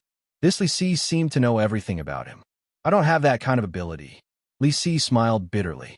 I was very lucky to be able to predict your whereabouts. If that's the case, how did you know all of this? Yi Fan asked. About 10 days ago, Matsumoto Takeyoshi sent a ninja to this mountain to find me and ask me about the 9 Cauldrons barrier. I learned about you from that ninja, Li Si said to Yi Fan. As for your search for the 9 Cauldrons secret technique, I guessed it. You know Matsumoto Takeyoshi? Yi Fan asked in surprise. Not only do I know him, I was the one who told him about the 9 Cauldrons. Sigh, what a sin. Li Si sighed and answered. What's going on? Yi Fan asked Li Si. Yi Fan could tell from Li Si's words that the matter was much more complicated than he had imagined. Li Si smiled bitterly and shook his head. He told Yi Fan everything that had happened that year. It turned out that 30 years ago, Matsumoto Takeyoshi had already met Li Si. At that time, Li Si was very famous in Jianghu. He had many strange techniques and profound cultivation. At that time, Matsumoto Takeyoshi, who was only in his 20s, was the son of a wealthy family in the Great Ming Dynasty. On the surface, he looked like a hedonistic son who spent his days during the Great Ming Dynasty, eating, drinking, and having fun. However, in reality, he was secretly looking for experts and taking the opportunity to rope them in so that he could use them. When he heard of Li Si's reputation, the scheming Matsumoto Takeyoshi personally paid him a visit with lavish gifts. Matsumoto Takeyoshi was eloquent and good at reading people's expressions. He was also well-versed in the Ming Dynasty's culture. Very quickly, he and Li Si, who was about the same age, hit it off. In less than a month, the two of them called each other brothers and were very close. At that time, the cultivation world was already quite critical of Li Si's evil techniques. However, his techniques were superb, his cultivation was profound, and he was also proficient in the art of divination, so they did not do anything to him. When Li Si was drinking with Matsumoto Takeyoshi, he was also very dissatisfied with the martial arts world. He was even more dissatisfied with the imperial court at that time because the imperial court state preceptor was also a Taoist, but his cultivation was far inferior to Li Si's. When Matsumoto Takeyoshi saw that the time was right, he revealed his identity to Li Si at the table and begged Li Si to help him find the 9 cauldrons and take over the Ming Dynasty. He also promised that after the matter was completed, He would make Li Si a marquis and share wealth with him. When Li Si found out about Matsumoto Takeyoshi's true identity, he was immediately moved. With the influence of Matsumoto Takeyoshi's family and the ability of the people in it, it was not impossible for him to obtain the 9 cauldrons. Thinking that his talent was unrecognized, Li Si agreed to Matsumoto Takeyoshi's request and told Matsumoto Takeyoshi about the 9 cauldrons that he saw in an ancient book. At that time, Matsumoto Takeyoshi only knew that the one who obtained the 9 cauldrons would obtain the world. However, he did not know that the 9 cauldrons had secret patterns and inscriptions that concealed supreme power. When Matsumoto Takeyoshi heard that obtaining the inscriptions of the 9 cauldrons would allow him to study the supreme power, his eyes immediately revealed a greedy look. Not only did he want to obtain the world of the Ming dynasty, he also wanted to obtain the supreme power. From then on, Li Si became Matsumoto Takeyoshi's right-hand man in the Ming dynasty. He collected ancient books about the 9 cauldrons and studied them day and night, carefully deducing the location of the 9 cauldrons. He was not stupid. Matsumoto Takeyoshi wanted to find the 9 cauldrons, so how could he not want to sit on the world and look to the south? One of them had power, while the other had skills. They were just using each other. It was still unknown who would emerge victorious in the future. However, as the saying went, man proposes, God disposes. Just when Matsumoto Takeyoshi thought that Li Si would lend him a hand, the cultivation world began to make a move against Li Si. Dragon Tiger Mountain, Zhongnan Mountain, Chuanjin Sect, Maoshan Sect, and other major sects sent their top experts to besiege Li Si, forcing him to swear that he would never use sorcery for the rest of his life and destroy the book on sorcery, Bloodying Tactics. After destroying the Naiwan Palace on top of his head, the experts worked together to seal Li Si's incomplete Naiwan Palace and put him under house arrest in Qingyun Temple to repent for 20 years. There was a saying in ancient times, times are different. After Li Si had lost all his cultivation and was imprisoned, Matsumoto Takeyoshi no longer addressed him as a brother and ignored him. Matsumoto Takeyoshi would never fall out with the various sects for a cripple. After Li Si saw through Matsumoto Takeyoshi's face, he regretted it. More than 20 years passed. When Matsumoto Takeyoshi heard that Li Si had hidden himself deep in the mountains to train after being released, he sent ninjas to check on Li Si's cultivation base to see if he was still of any use. If he was of any use, he would be brought back to the East Sea battleship. If not, he would be killed. Matsumoto Takeyoshi knew that Li Si would never tell anyone about him. If anyone else knew about this, they would definitely kill Li Si as soon as possible. Once this person was no longer useful, he had to be eliminated to prevent future troubles. After all, Li Si knew too much about him. However, at the end of the day, there was always a light at the end of the tunnel. The ninja who was sent to investigate Li Si was Matsumoto Takeyoshi's trusted aide. He was acquainted with Li Si and had some friendship with him. Back then, Li Si even taught him a few techniques for actual combat. It was because of this relationship that Li Si was able to keep his life. After the ninja saw Li Si's miserable situation, he remembered their old friendship and let Li Si go. He even gave him some money. The ninja told Li Si that the Li Si of the Jianghu was already dead. From now on, Li Si had to change his name and go somewhere else. Otherwise, he would be implicated. Li Si asked about Matsumoto Takeyoshi's recent situation, and the ninja told him the truth. After learning that Eldritch Reincarnation, Yi Fan, agreed to help Matsumoto Takeyoshi find the 9 cauldrons in order to save his beloved wife, San Hun, Li Si saw hope. He used the art of sleeves to calculate the divinations for 3 hours. He almost exhausted his mind before he calculated the place Yi Fan would definitely pass. Today, he rode the white crane to the mountain peak and looked at the clouds in the sky. When he saw large auspicious clouds quickly flying overhead, he activated the turbid spirit in his body and shouted. Only then did he meet with Eldritch Reincarnation, Yi Fan. So that's how it is. After listening to Li Si's explanation, Yi Fan had a rough idea of what had happened and nodded. When the cunning rabbit is dead, the hound is cooked. When the birds are gone, The bow is put away. Li Si sighed. At this time, he regretted his actions. I have something I don't understand. I would like to ask Taoist priest. Yi Fan said to Li Si. Sir, please ask. I will tell you everything I know. Li Si said to Yi Fan.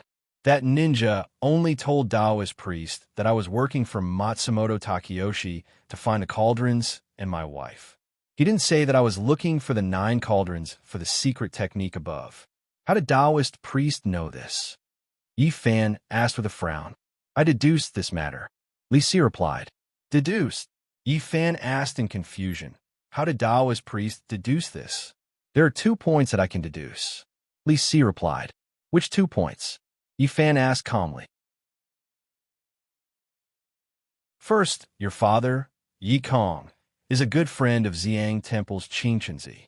It is said that Qing Chunzi's Tao is extremely high and is close to the body of a true immortal.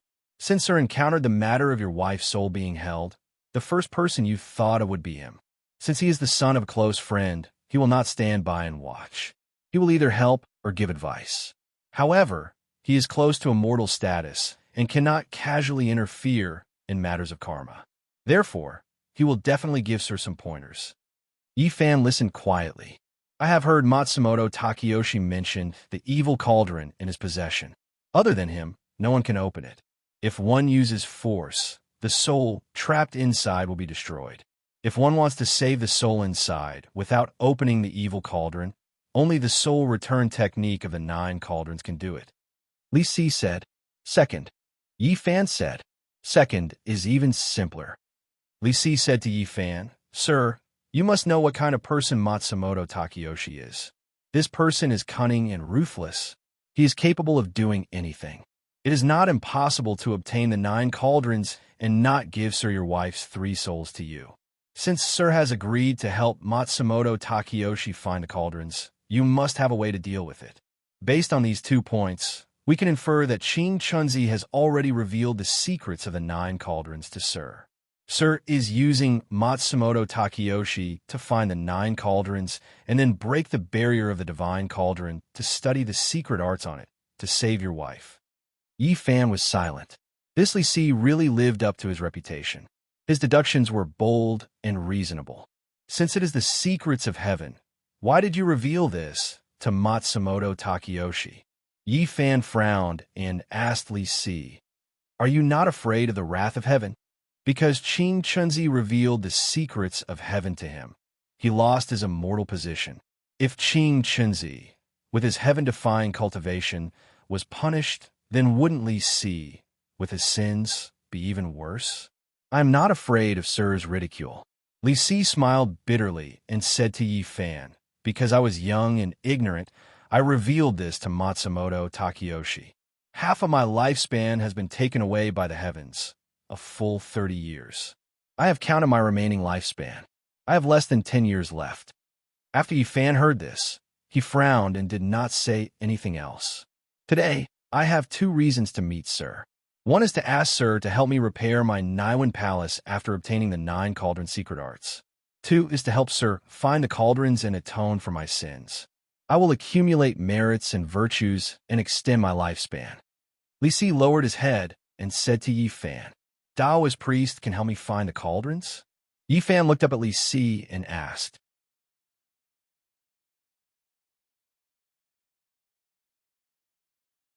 Chapter 514. Taoist priest knows the whereabouts of one of the divine cauldrons. When Yi Fan heard Li Si's words, his eyes immediately lit up and he asked in shock. Li Si nodded. Where is it? Yi Fan asked. East Sea. Li Si replied. East Sea. Yi Fan's face was filled with shock. He never thought that the 4th divine cauldron would actually be in the East Sea where Matsumoto Takeyoshi was currently. Back then, I searched everywhere for ancient texts regarding the 9 cauldrons and roughly calculated the location of this divine cauldron. The divine cauldron is in the East Sea. Li Si said to Yi Fan, Fortunately, I did not inform Matsumoto Takeyoshi about this, otherwise my sins would have increased. When Yi Fan heard the news, he first revealed a look of joy, but then he became worried. It was a good thing for him to know the location of the 4th divine cauldron, but the East Sea was vast and 3,000 meters deep. Even if he knew that the divine cauldron was hidden deep within, he would not be able to determine its exact location. Wanting to find the divine cauldron in the vast ocean was no different from finding a needle in a haystack. "Mister, why are you worried?" Li Si saw that Yifan was frowning and asked. "The East Sea's 10,000 miles of sea is thousands of feet deep. To find the exact location of the divine cauldron is as difficult as ascending to the heavens." Yifan replied to Li Si with a serious expression. "So Mister is worried about this matter." Li Si smiled at Yifan. "Mister, you don't have to worry about this matter. I have a way to help you find the exact location of this divine cauldron very quickly." "Oh, Taoist priest has a way to help me find the divine cauldron?" Yifan raised his head and looked at Li Si as he asked anxiously. Li Si's words gave him hope. "Mister, can you enter the sea?" Li Si asked Yifan. "Yes," Yifan replied, with his spiritual energy cultivation and the water-repelling divine pearl in his hands. Even if it was 100,000 feet deep sea, he would be able to come and go as he pleased. "That's good." Li Si stroked his beard and said to Yifan, "What method is it? Please teach me." Yifan said to Li Si, "This method is very simple." Li Si said to Yifan, "The divine cauldron is protected by a very strong barrier. Wind and cold cannot enter. Water and fire cannot invade. Since this divine cauldron is hidden in the East Sea, there must be something strange on the surface of the sea. As long as you find the strange place, it is most likely the location of the divine cauldron." "Strange? What's wrong?" Yifan asked Li Si in confusion. "Mister, you can choose to go out to sea to observe when the sea winds are blowing and the waves are surging." Li Si said to Yifan, "That divine cauldron is protected by a barrier, so there will definitely not be any huge waves on the surface of the sea.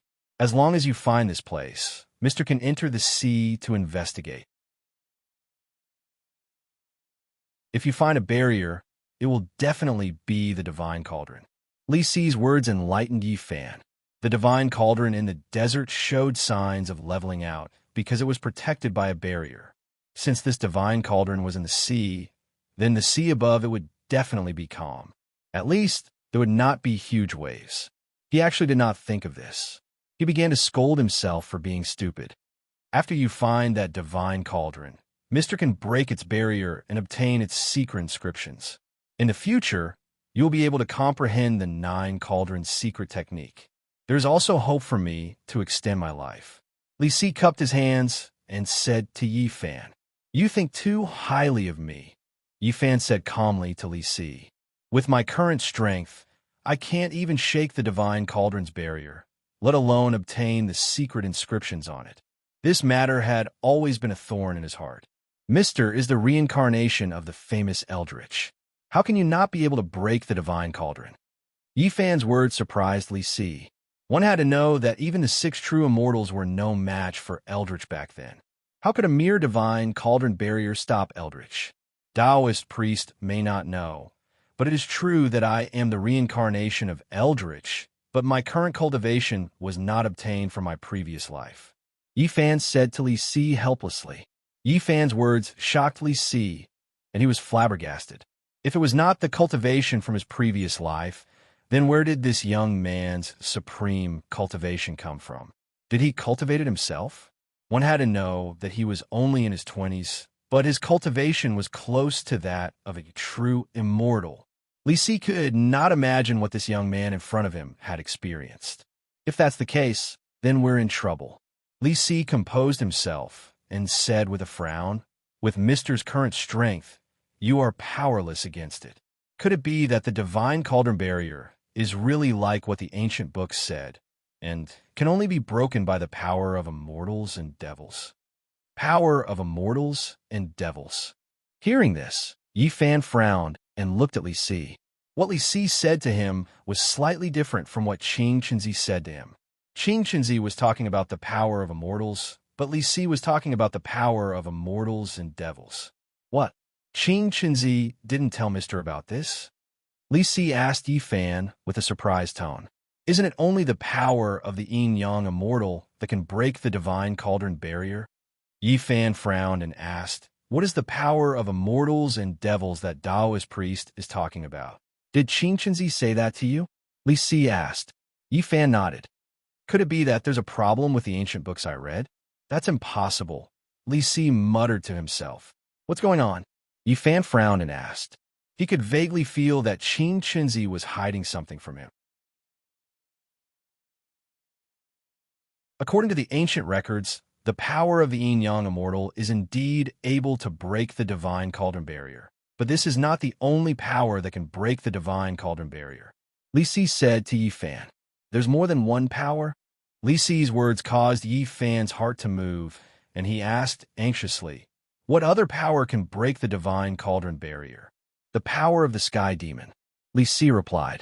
The power of the sky demon? Yi Fan's expression changed. That's right, the power of the sky demon. Li Si said to Yi Fan, you have to know that immortals and devils are one. The power of immortals and devils are the same to a certain extent. It's just that the mental states of cultivators are different. One is a celestial immortal, the other is a sky demon. That's all. Immortals and devils is one. This term was not unfamiliar to Yi Fan. When he went to visit Yi Ming at the top of the Eagle Sorrow Peak, he had heard Yi Ming mention this term to him. However, Yi Ming had told him that it was the unification of gods and devils, which was no different from the unification of immortals and devils. Back then, Yi Ming had relied on the words unification of gods and devils to completely strip away his demonic nature and obtain supreme power, as well as the blood blade devil saber in his hand. You can break the divine cauldron barrier by obtaining the power of the sky demon? Yi Fan asked Li Si. That's what the ancient records say. Li Si replied to Yi Fan. How can I obtain the power of the sky demon? Yi Fan continued to ask Li Si. It's very simple. Become a demon. Li Si replied to Yi Fan. Become a demon. Yi Fan repeated these two words. He now knew why Qingqinzi had hidden this matter from him. It was very obvious that Qingqinzi did not mention this matter because he did not want him to become a demon. Yi Fan could empathize with his good intentions. Mister, don't tell me. You want to become a demon? Li Si regained his senses and carefully asked Yi Fan. Taoist priest, you worry too much. How can I become a demon? Yi Fan said to Li Si. I'm just asking casually. That's good, that's good. Li Si's anxious heart finally relaxed. Although becoming a demon can grant one supreme power, it's extremely dangerous. It's very easy to lose one's mind and turn into a demon. Fortunately, I stopped in time. Otherwise, I would have long become a monster. What? Taoist priest? Have you become a demon? Yi Fan asked Li Si. Back then, when I was searching for ancient records about the 9 cauldrons, I accidentally found the demonic mantra and the location of the sky demon on an ancient bamboo scroll from the Qin dynasty. Back then, in order to obtain supreme power, I had this thought. I even followed the mantra recorded in the mantra and entered the demon world. Demon world? Yi Fan frowned and asked, you need to enter the demon world to become a demon? That's right. Li Si said to Yi Fan, those who seek immortality need to enter the mountains to find immortals. Becoming a demon naturally requires one to enter the demon world to find the sky demon. Where is the demon world? Yi Fan asked. The devil realm is actually in the hearts of all of us, Li Si said to Yi Fan. This is the so-called one thought can become a Buddha, one thought can become a devil.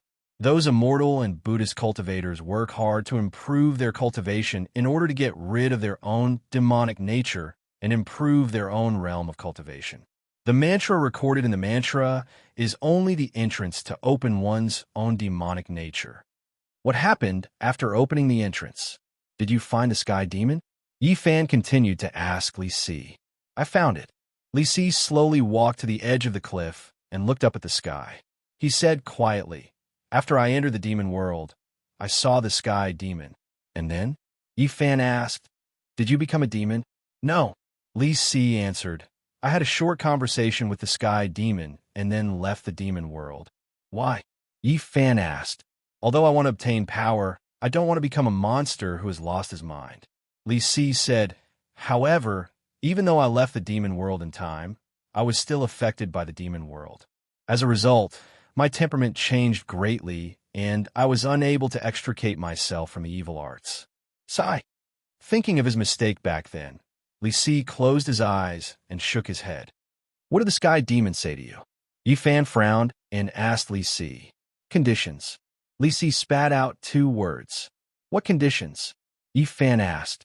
You can instantly obtain the power of the sky demon, but you have to enter the demon world after death and become a member of the demon world, tempting people to become demons, Li Si answered. Since the sky demon has such power, why don't they appear in the world? Yi Fan asked Li Si. The descendants of the demons in the demon world can only tempt the human world, but they cannot use their own power to interfere with the human world, Li Si said.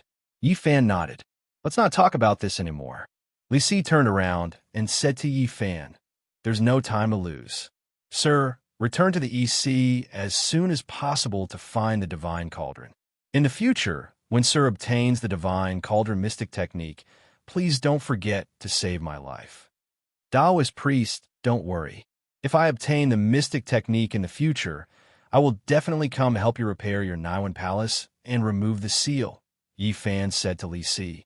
Then I'll thank Sir first, Li Si said as he was about to kneel again. Taoist priest, you're too polite. I haven't thanked you for helping me find the cauldron. Yi Fan reached out to support Li Si. To be able to help Sir with his meager strength, I could be considered to have accumulated merit, Li Si said. Where's Taoist priest staying now? Yi Fan asked Li Si. Where can I find you in the future? There's a mountain 150 kilometers south from here. It's called Mount Jinping. I'm cultivating there now. If Sir wants to find me, you can find me there directly, Li Si answered Yi Fan. All right, I'll remember it. Yi Fan cupped his hands and said to Li Si, take care, Taoist priest. I'll take my leave first. Sir, take care. I'll wait for your good news. Li Si returned the courtesy and said. Yi Fan nodded and used his peerless movement technique, instantly disappearing. A huge white auspicious clouds appeared in the sky and sped towards the horizon.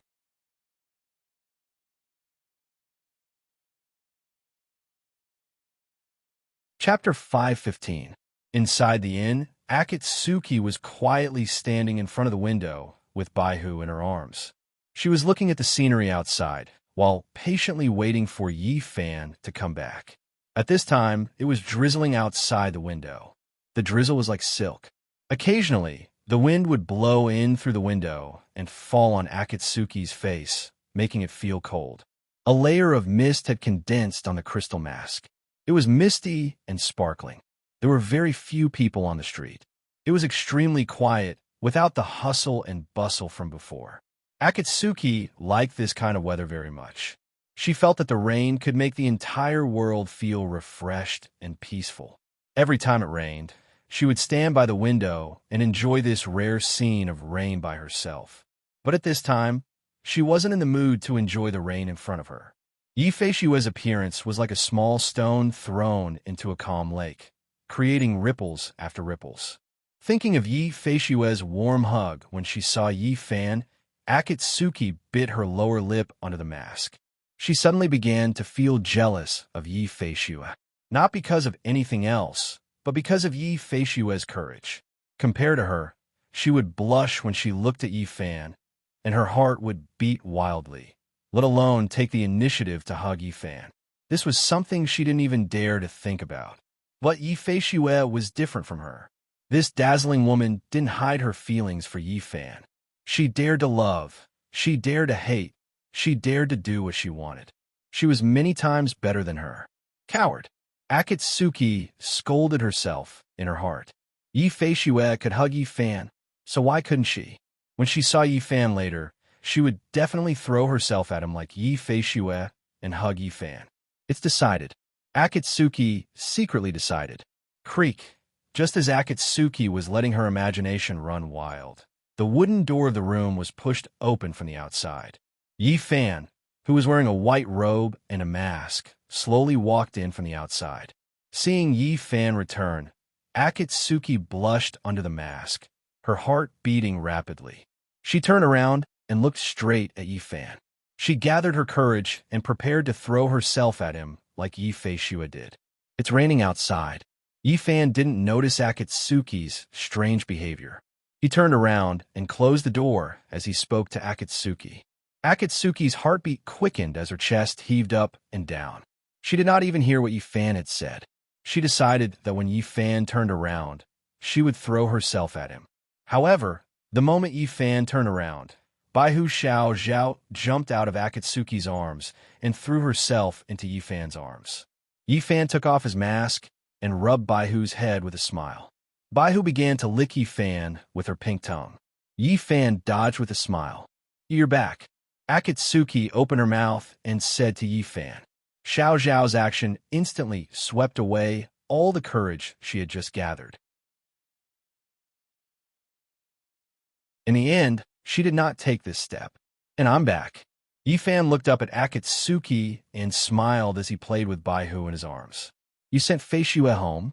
Akatsuki scolded herself for being so useless as she walked to the table and poured a cup of hot tea for Yi Fan. Yi Fan, who was holding Baihu in his arms, answered and sat down at the tea table. He put his bag aside and reached out to take the fragrant tea from Akatsuki. "What's wrong?" Yi Fan took the tea and looked up at Akatsuki. "Why is your face so red?" "No, nothing." Akatsuki's eyes flickered as she forced herself to be calm. "Are you sick?" Yi Fan asked with a frown. "No," Akatsuki said as she pretended as if nothing was wrong and sat across from Yi Fan. "Give me your hand." Yi Fan put down the teacup and said to Akatsuki. "What?" Yi Fan's words made Akatsuki immediately nervous. "I'll take your pulse and see if you're sick," Yi Fan said to Akatsuki. Akatsuki was from Dongying, and it was very likely that she would fall sick because she was not acclimatized to the environment. This woman had a tenacious personality, and even if she was sick, she would not tell him. "I'm fine. How could I be sick?" Akatsuki said to Yi Fan. "Be good and give me your hand," Yi Fan said again. The more Akatsuki refused, the more he felt that Akatsuki was sick. Yi Fan's "be good" warmed Akatsuki's heart. She bit her lips and placed her slender hands on the table in front of Yi Fan. Yi Fan gently pressed 2 fingers on Akatsuki's snow-white wrists, and then extracted a trace of spirit energy from his sea of vital energy, and slowly entered Akatsuki's body through her meridians to check on her physical condition. This trace of spirit energy was so thin that Akatsuki did not even notice it. After Yi Fan touched her, Akatsuki's heart started beating wildly again. Yi Fan looked up at Akatsuki and did not say anything. You know how to take pulses?" In order to calm her heartbeat, Akatsuki changed the topic and diverted her attention. "Amazing, right?" Yi Fan smiled. He was also trying to ease the atmosphere. Akatsuki smiled and did not say anything. After a while, Yi Fan withdrew his spirit energy and moved his hand away from Akatsuki's wrist. "How is it? What illness do I have?" Akatsuki asked with a smile. "You don't have any illness," Yi Fan said with a smile. "Idiot, it's lovesickness." Akatsuki thought in her heart and took her wrist back. "Tonight, let the kitchen make a big bowl of ginger soup for you, and let the waiter bring in a brazier. Also, don't touch cold things. Understand?" Yi Fan said as he picked up his teacup and drank a mouthful of tea. Akatsuki's face turned red all the way to her neck. She did not think that Yi Fan would say this to her. "You know quite a lot," Akatsuki whispered to Yi Fan. Yi Fan smiled and untied the bundle on the table. Inside the bundle were 3 half-foot-long 1,000-year-old ginseng, 200-year-old Ganoderma lucidum, for Tian Shan snow lotus, and more than 10 high-quality caterpillar fungus. All of them were extremely rare and precious medicinal materials. Although these things were extremely precious, they were nothing for the Yi family, who was a medical family. "Where did these things come from?" Akatsuki asked Yi Fan. "Feishua gave them to Xiao Zhao," Yi Fan said as he took out a ginseng, folded an inch, and put it in the palm of his hand, and handed it to Baihu, who was in his arms. This was thousand-year-old ginseng, and its medicinal properties were very strong. She could not eat too much at once, otherwise it would be too nourishing. The last time Onijiro and Akatsuki gave her ginseng and Ganoderma lucidum, Xiao Zhao ate it for almost a month before she finished it. Baihu first sniffed with her nose and then began to nibble. I can see that your relationship is not ordinary. Akatsuki looked at the various precious medicinal materials in the bundle and said to Yifan, "There is one thing I did not tell you. She is not only my savior, but also my relative in my previous life. Of course, our relationship is not ordinary." Yifan lowered his head to feed Baihu and said to Akatsuki, "She is your relative in your previous life?" Akatsuki asked in surprise. "In my previous life, Eldritch and Feishua both belonged to the Yi family. If she is not a relative, what else can she be?" Yifan said as he raised his head and looked at Akatsuki. No wonder. Akatsuki suddenly understood. No wonder she felt that their surnames were so coincidental. One was called Yi Bufan, and the other was called Yi Feishue. So they were a family. The Shadow Ninja will arrive at Tianqi as early as tonight or tomorrow at the latest. He will pass on a new order to Sato Kawakai and Fujita Tsuyoshi. I will leave for Tianqi in 2 hours. You and Xiao Zhao stay here and wait for me to come back." Yifan lowered his head and stroked Baihu's fur as he said to Akatsuki, "You are going alone again?" Akatsuki frowned and asked, "It is better for me to go alone." Yifan raised his head and said to Akatsuki, "You know that Fujita Tsuyoshi is good at Chimendunjia, and he was born with yin-yang eyes. His eyesight is very strong. Even I can only observe them from a high altitude. If you go with me, you will be easily discovered by them. By then, all our efforts will be in vain." Akatsuki pursed her lips and nodded at Yifan. "After I leave, you and Xiao Zhao stay here. Don't go out. If you need anything, just ask the waiter," Yifan reminded Akatsuki. "When will you come back?" Akatsuki asked. "That depends on when the Shadow Ninja will arrive," Yifan answered Akatsuki. "Maybe tonight, maybe tomorrow. Then you must be careful. Come back as soon as you hear the news," Akatsuki said with concern. "Okay." Yifan nodded. Afternoon, Yifan left the small town on a cloud with a backpack on his back. He headed towards the direction of Changbai Mountain. He covered hundreds of miles in the blink of an eye. After 10 minutes, Yifan arrived above Tianqi. He wanted to make sure that Sato Kawada and Fujita Takashi were still there. At this time, Fujita Takashi was still meditating with his legs crossed. The man in blue, Sato Kawada Takashi, looked impatient. He was half lying on a big rock, eating a fat chicken while drinking wine. After confirming that the Shadow Ninja had not arrived, Yifan returned to the residence where Qinghu stayed the other day. It was 100 miles away from Tianqi. It was neither too far nor too close. He could hide there and eavesdrop on their conversation with his keen sense of hearing. After using the broken wooden planks to build a simple barrier against the rain, Yifan sat down cross-legged and untied the bundle on his body. The backpack contained the food and water that Akatsuki had prepared for him. Cooked beef, roasted chicken, fat duck, tender goose, and a big water bag were enough for Yifan to eat for 3 meals. What made Yifan even more dumbfounded was that Akatsuki had brought him a big pot of Nuerhong. He knew what Akatsuki meant. At this time, it was drizzling. It was cold and wet here. Akatsuki, who was very careful, prepared Nuerhong for him not to relieve his boredom, but to drive away the cold. Although she knew that Yifan did not need strong wine at all with his cultivation, she still put the pot of wine in the backpack. Whether he needed it or not was one thing, but whether he prepared it or not was another. Yifan took out a bag of cooked beef, opened the oil paper, pinched a few slices of beef, and threw them into his mouth. He picked up the pot of wine and took a sip. It was a special feeling to be alone on this mountain with dense vegetation, listening to the rustling of the rain, eating cooked beef, and drinking old Nuerhong.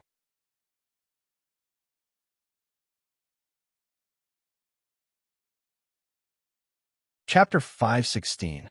It had been raining for a day and a night, and Yifan had been guarding the place for a day and a night.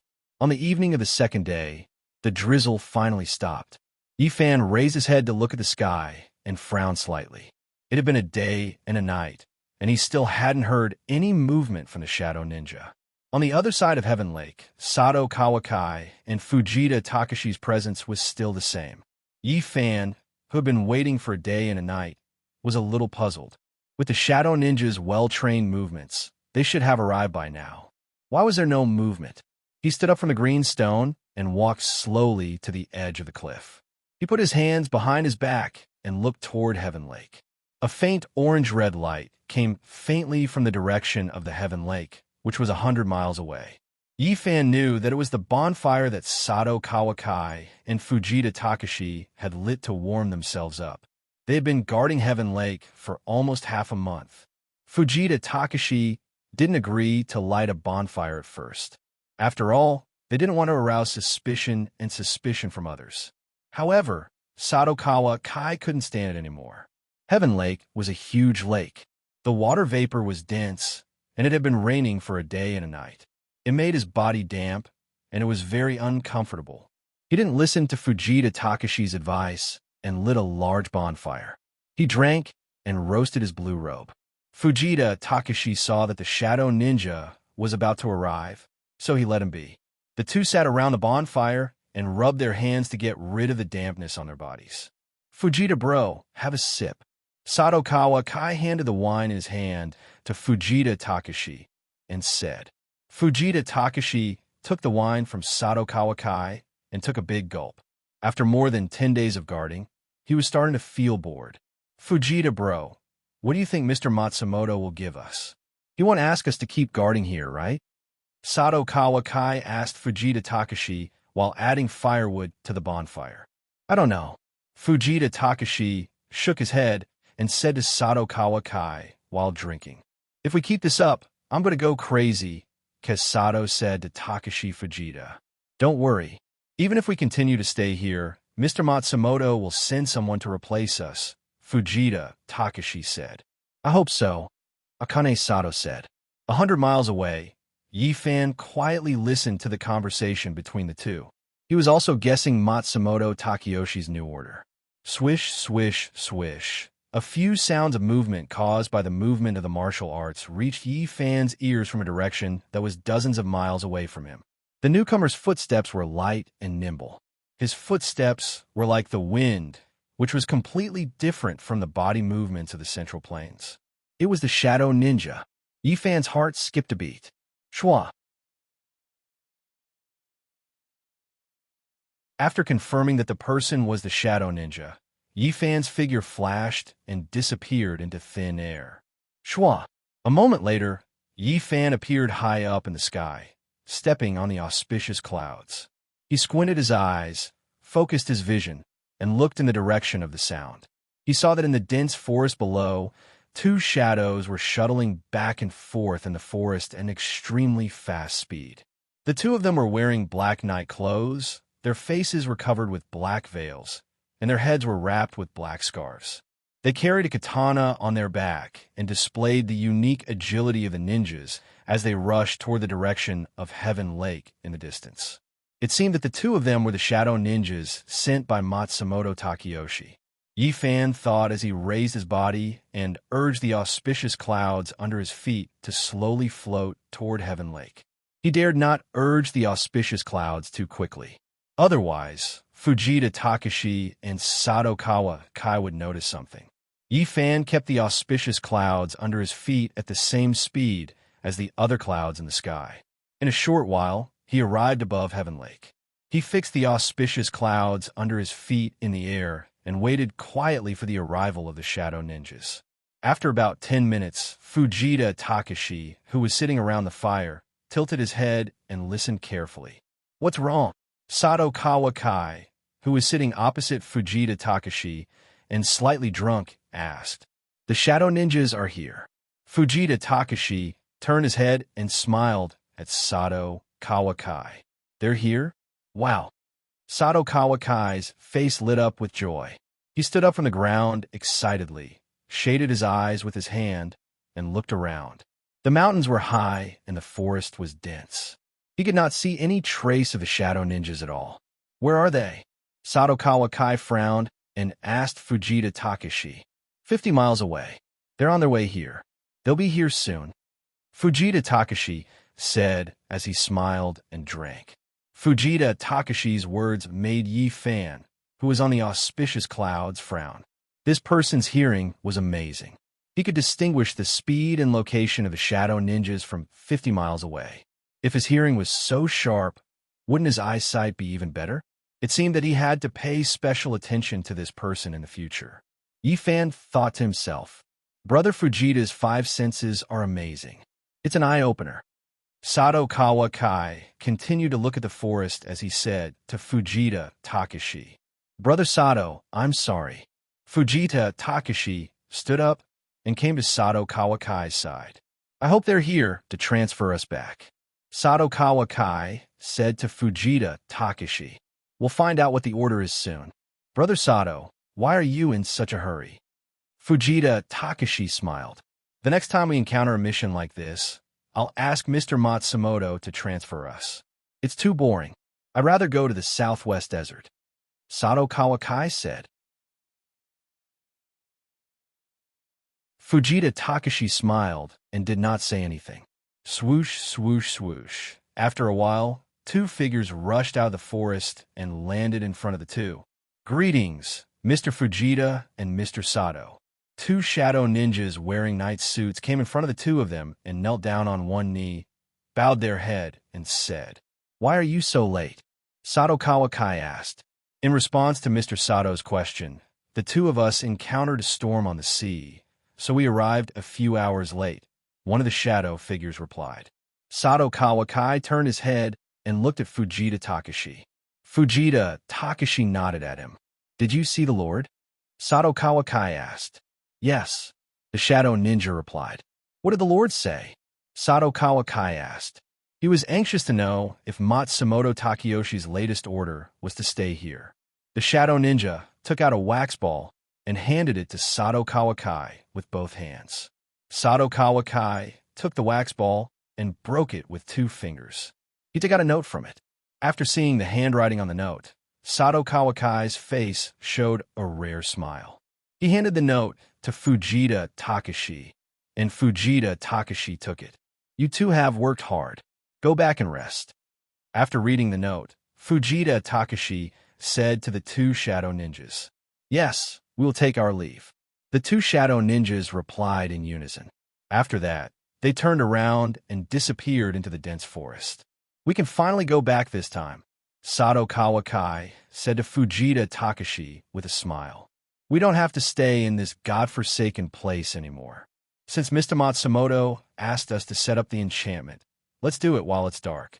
After that, we will leave immediately and return to East Blue. Fujita Takashi pinched 2 fingers as he spoke. Boom! The note between his fingers instantly combusted. Enchantment?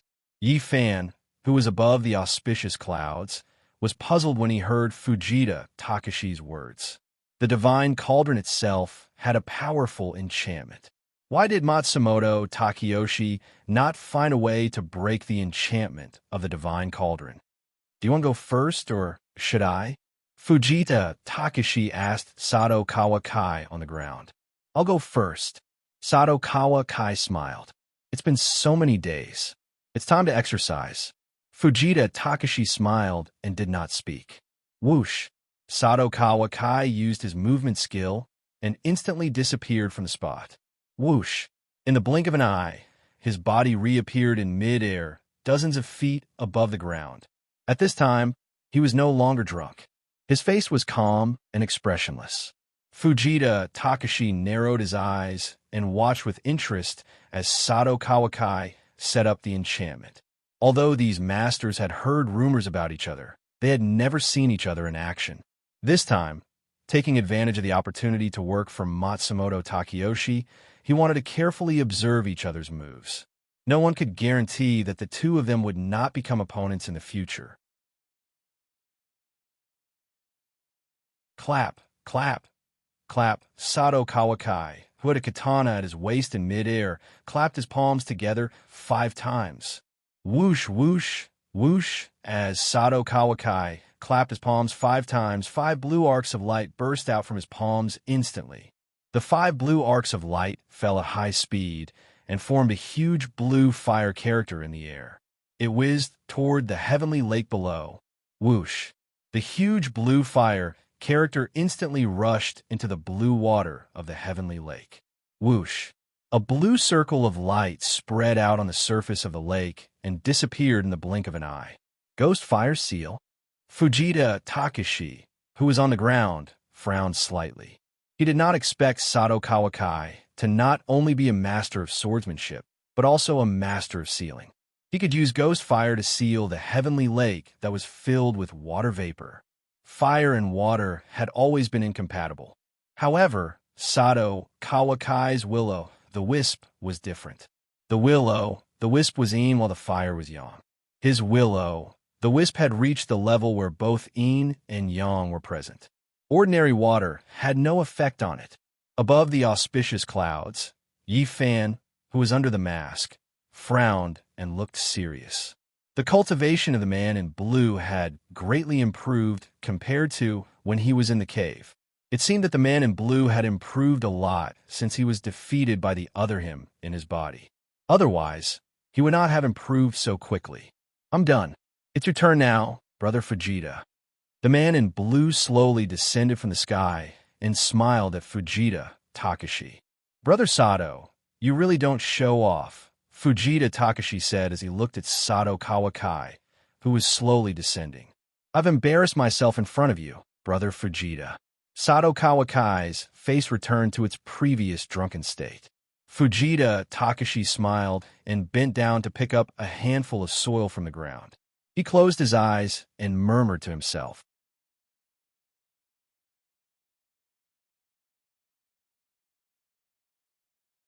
Chapter 517. Swoosh! After chanting for a while, Fujita Takashi sprinkled a handful of sand into the heavenly lake. Whoosh! A circle of yellow light instantly spread across the calm surface of the lake and expanded rapidly. Was this the sand seal technique? Akira Sato, who was standing at the side, narrowed his eyes. Fujita Takashi was indeed a master of Chimenduinjia. He could seal such a huge heavenly lake with just a handful of sand. For the rippling heavenly lake, using the 5 elements earth seal was the best way to seal it. As the saying goes, counter soldiers with arms and water with earth. We can go now. Fujita Takashi patted the dust off his hands and turned around to speak to Akira Sato. There are 2 barriers here. No matter who it is, as long as they break this barrier, they will be able to sense us even if we are thousands of miles away in the EC. Yi Fan, who was above the clouds, frowned. He instantly understood why Matsumoto Takeyoshi asked them to do this. It was obvious that Matsumoto Takeyoshi did not have the power to break the barrier of the Divine Cauldron. Otherwise, he would have come here personally. The reason why he ordered them to use a powerful barrier to seal this place was to prevent other masters from discovering the Divine Cauldron. Even if a master discovered the Divine Cauldron under the Heavenly Lake, they would definitely find a way to break the barrier set up by the 2 of them. As long as these 2 barriers were touched, Fujita Takashi and Akira Sato would immediately sense it. By then, Matsumoto Takeyoshi would send masters here to protect the Divine Cauldron and prevent it from falling into the hands of others. In other words, these 2 barriers were not only to hide the Divine Cauldron's whereabouts, but more importantly, to provide timely warnings. What a cunning Matsumoto Takeyoshi! Ifan thought to himself. Mr. Matsumoto's idea is brilliant, Akira Sato said to Fujita Takashi with a smile. The next time you carry out a mission like this, just seal it first to save yourself the trouble. As he spoke, he waved his sleeves, and a gust of wind went straight to the bonfire behind him. Whoosh! The gust of wind from Akira Sato instantly extinguished the burning bonfire, causing green smoke to rise. Let's go. After the bonfire was put out, Sato Kawaki used his ghostly body movement skill to levitate 3 feet from the ground. A blue shadow was seen flying down the mountain at high speed. Fujita Tsuyoshi smiled faintly. With a tap of his feet, he turned into a gray shadow and followed closely behind the blue shadow. Then he drifted down at high speed. In the blink of an eye, the two disappeared without a trace. After confirming that the two were already 100 miles away, Yi Fan flicked his sleeves and urged the auspicious clouds under his feet to slowly descend. After dispersing the clouds and mist beneath his feet, Yi Fan landed on the spot where the two of them had been standing and looked down at the Heaven Lake. The surface of the lake was calm and clear. There was nothing strange about it. Yi Fan picked up a piece of rock the size of a fingernail from the ground and gently threw it into the lake.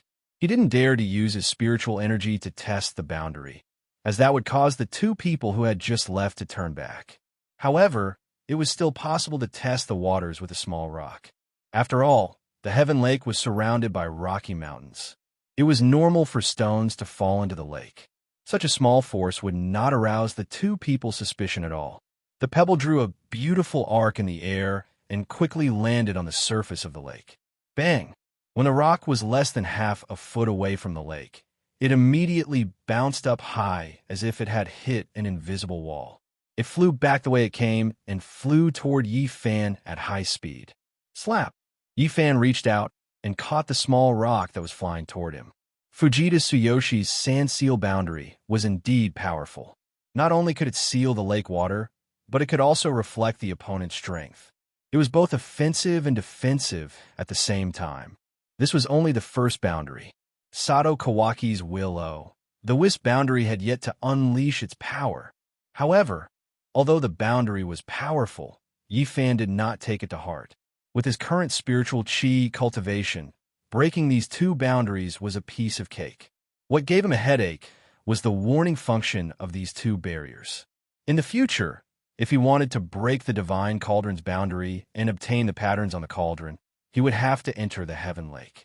However, once he entered the Heaven Lake, he would have to break the two boundaries set up by the two of them. If he did that, he would definitely alert Matsumoto Takeyoshi. What should he do by then? Should he fall out with him? No way. He could not do that. Before he found the exact location of the 9 cauldrons and obtained the Divine Cauldron's secret skill, he could not fall out with Matsumoto Takeyoshi. After all, the 3 souls of his beloved wife were still in his hands. He could not risk his wife's life. There was only one way to solve this problem. It was very simple. Kill Fujita Tsuyoshi and Sato Kawaki. As long as the two of them were dead, no one would know even if he turned the Heaven Lake upside down. However, even if he wanted to kill the two of them, he had to have the power to break the Divine Cauldron's boundary before he could do it. Before that, he had to remain calm and pretend that he did not know anything about this. After making up his mind, Yi Fan chanted the mantra and set up the auspicious clouds, flying towards the direction of the inn. He had to return to the East Sea before Fujita Tsuyoshi and the others. Only then would Matsumoto Takeyoshi not be suspicious of him. Moreover, he and Akatsuki had already left the East Sea for some time. He did not know if Matsumoto Takeyoshi had the latest news about the 9 cauldrons. After the time it took to drink a cup of tea, Yi Fan returned to the inn. After explaining the situation to Akatsuki, Yi Fan paid for the room, set up the auspicious clouds, and flew towards the East Sea with Akatsuki at high speed. After 2 hours, the two of them flew above the East Sea. It was already late at night. Mingyu hung high above the East Sea, and the sky was filled with stars. High in the sky, Yi Fan dispelled the auspicious clouds under his feet, urged the spiritual power in his body, and slowly landed on the warship with Akatsuki. Yi Fan did this for a reason. Now, except for Akatsuki, no one knew that he could ride the clouds. He did not want others to know about his new ability. The more strength he hid now, the more likely he would be to win in the future. They're back.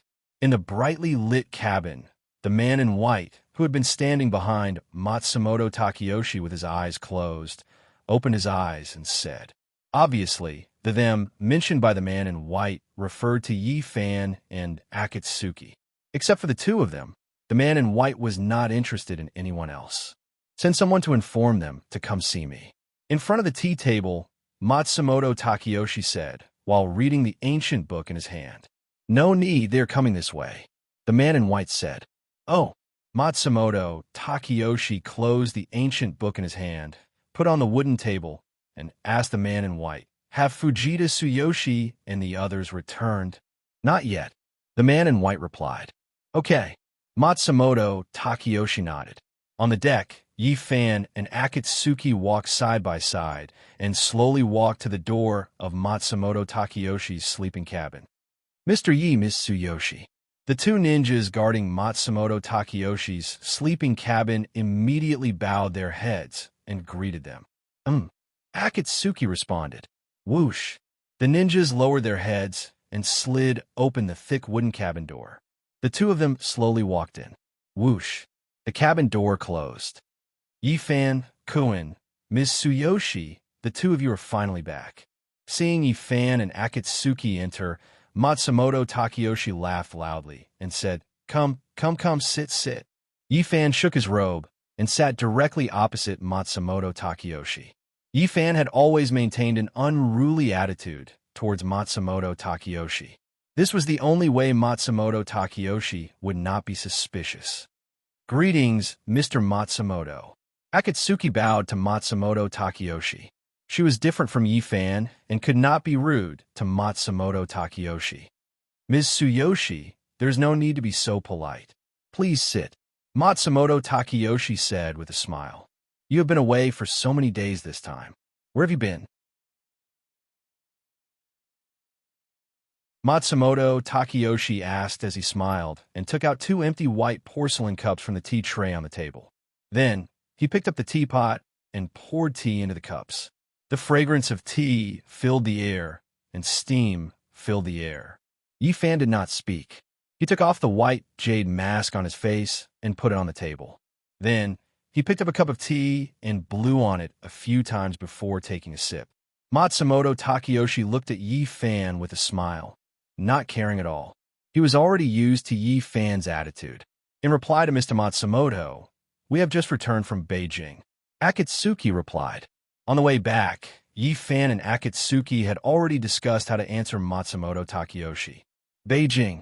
Matsumoto Takeyoshi heard Akatsuki's words and immediately frowned. Akatsuki nodded. "Why did you go to Beijing?" Matsumoto Takeyoshi asked with a frown. Yi-Fan, Kuin said that the Imperial Court's myriad ghost array failed to find the cauldron last time, and that they would definitely think of other methods to continue searching for the cauldron. Thus, he brought me to Beijing to gather information. Akatsuki replied to Matsumoto Takeyoshi. With Yi-Fan, Kuin's movement technique, it wouldn't take more than 4 hours to travel from here to Beijing. How come you were gone for several days? Matsumoto Takeyoshi continued to ask. He had heard from the white-clothed man that Yi-Fan's movement technique was extremely fast, like a ghost. It was not strange for him to appear anywhere. "We went to gather information, not to visit the temple fair. This matter cannot be rushed." Yi-Fan sipped his tea as he spoke to Matsumoto Takeyoshi in a lukewarm manner. "What did you gather?"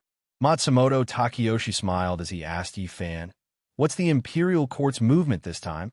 "We didn't find any information about the 9 cauldrons, but we did find some other news," Yi-Fan said as he looked at Matsumoto Takeyoshi.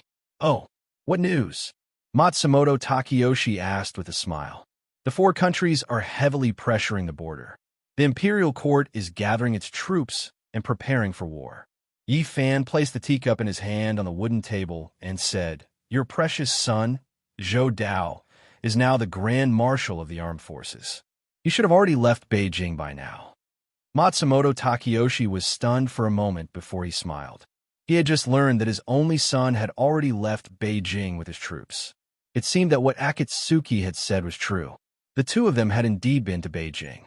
"I also heard about this." Matsumoto Takeyoshi smiled.